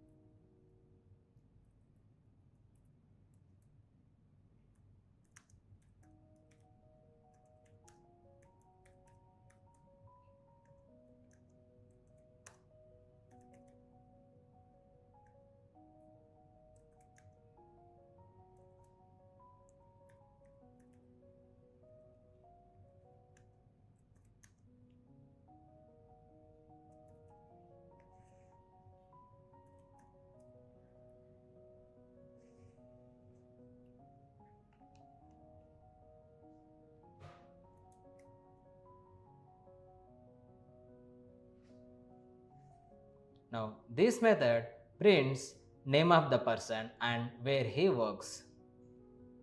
Now inside this main method, first I will print a statement.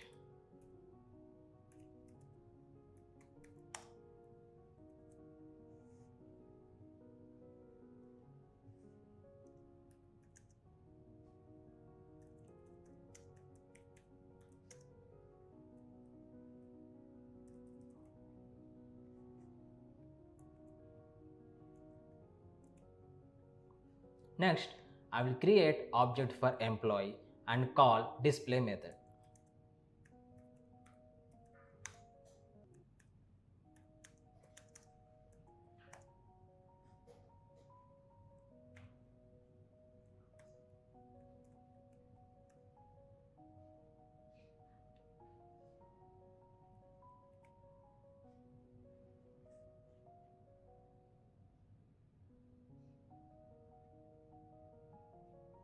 And I will pass the name.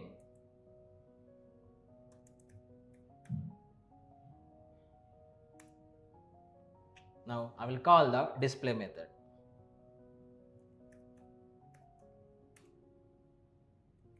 Next, I will create another object for employee and call the display method.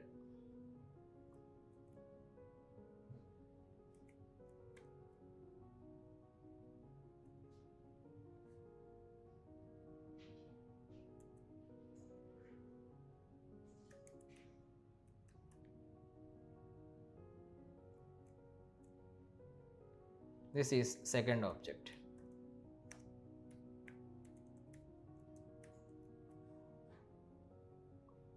Now observe carefully.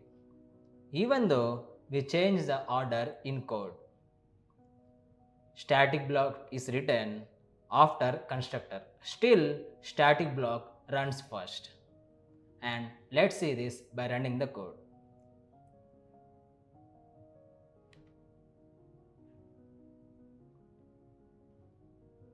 You can see the output.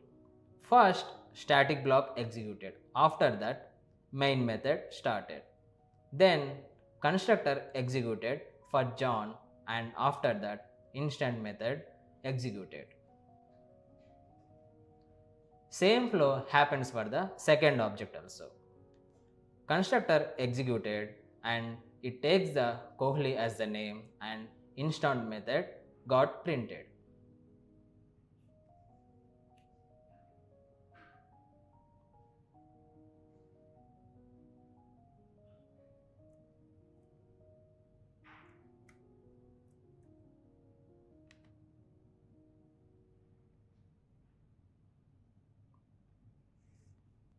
Also observe company is static, Same for all employees.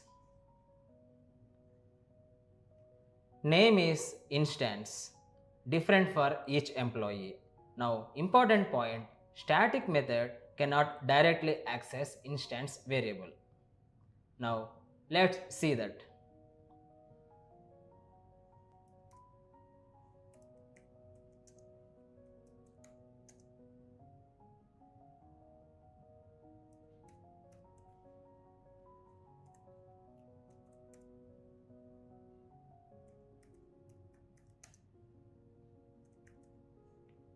Now you can see the error here. Here, static method is trying to access instance variable. This is not allowed, but instance method can access both.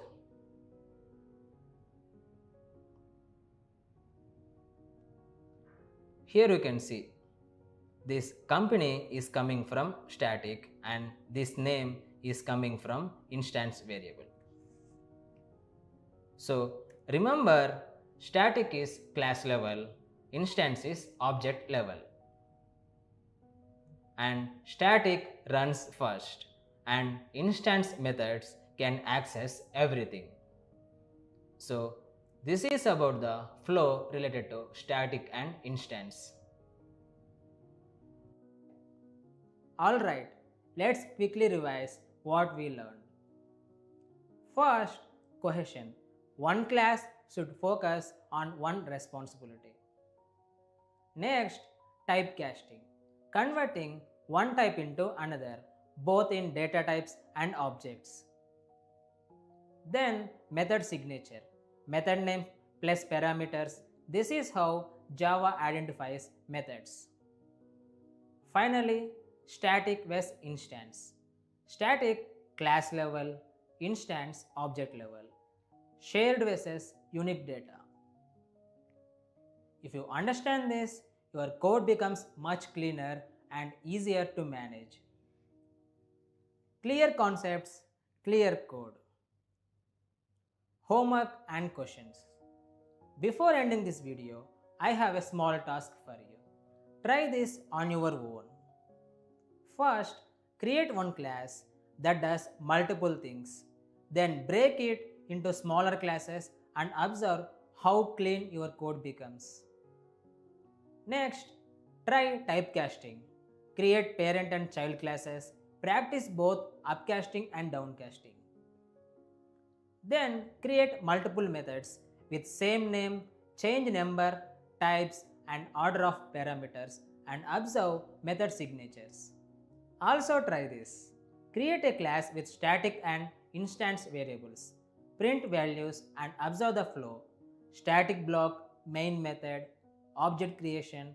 Understand which executes first. Now some important questions. What is cohesion? What is upcasting and downcasting? What is method signature? What is the difference between static and instance? Clean design plus clear concept is strong developer. So that's all for today. In this video, we covered some very important concepts which will help you write better and cleaner code. In the next video, we are going to learn strings in Java, one of the most used topics in real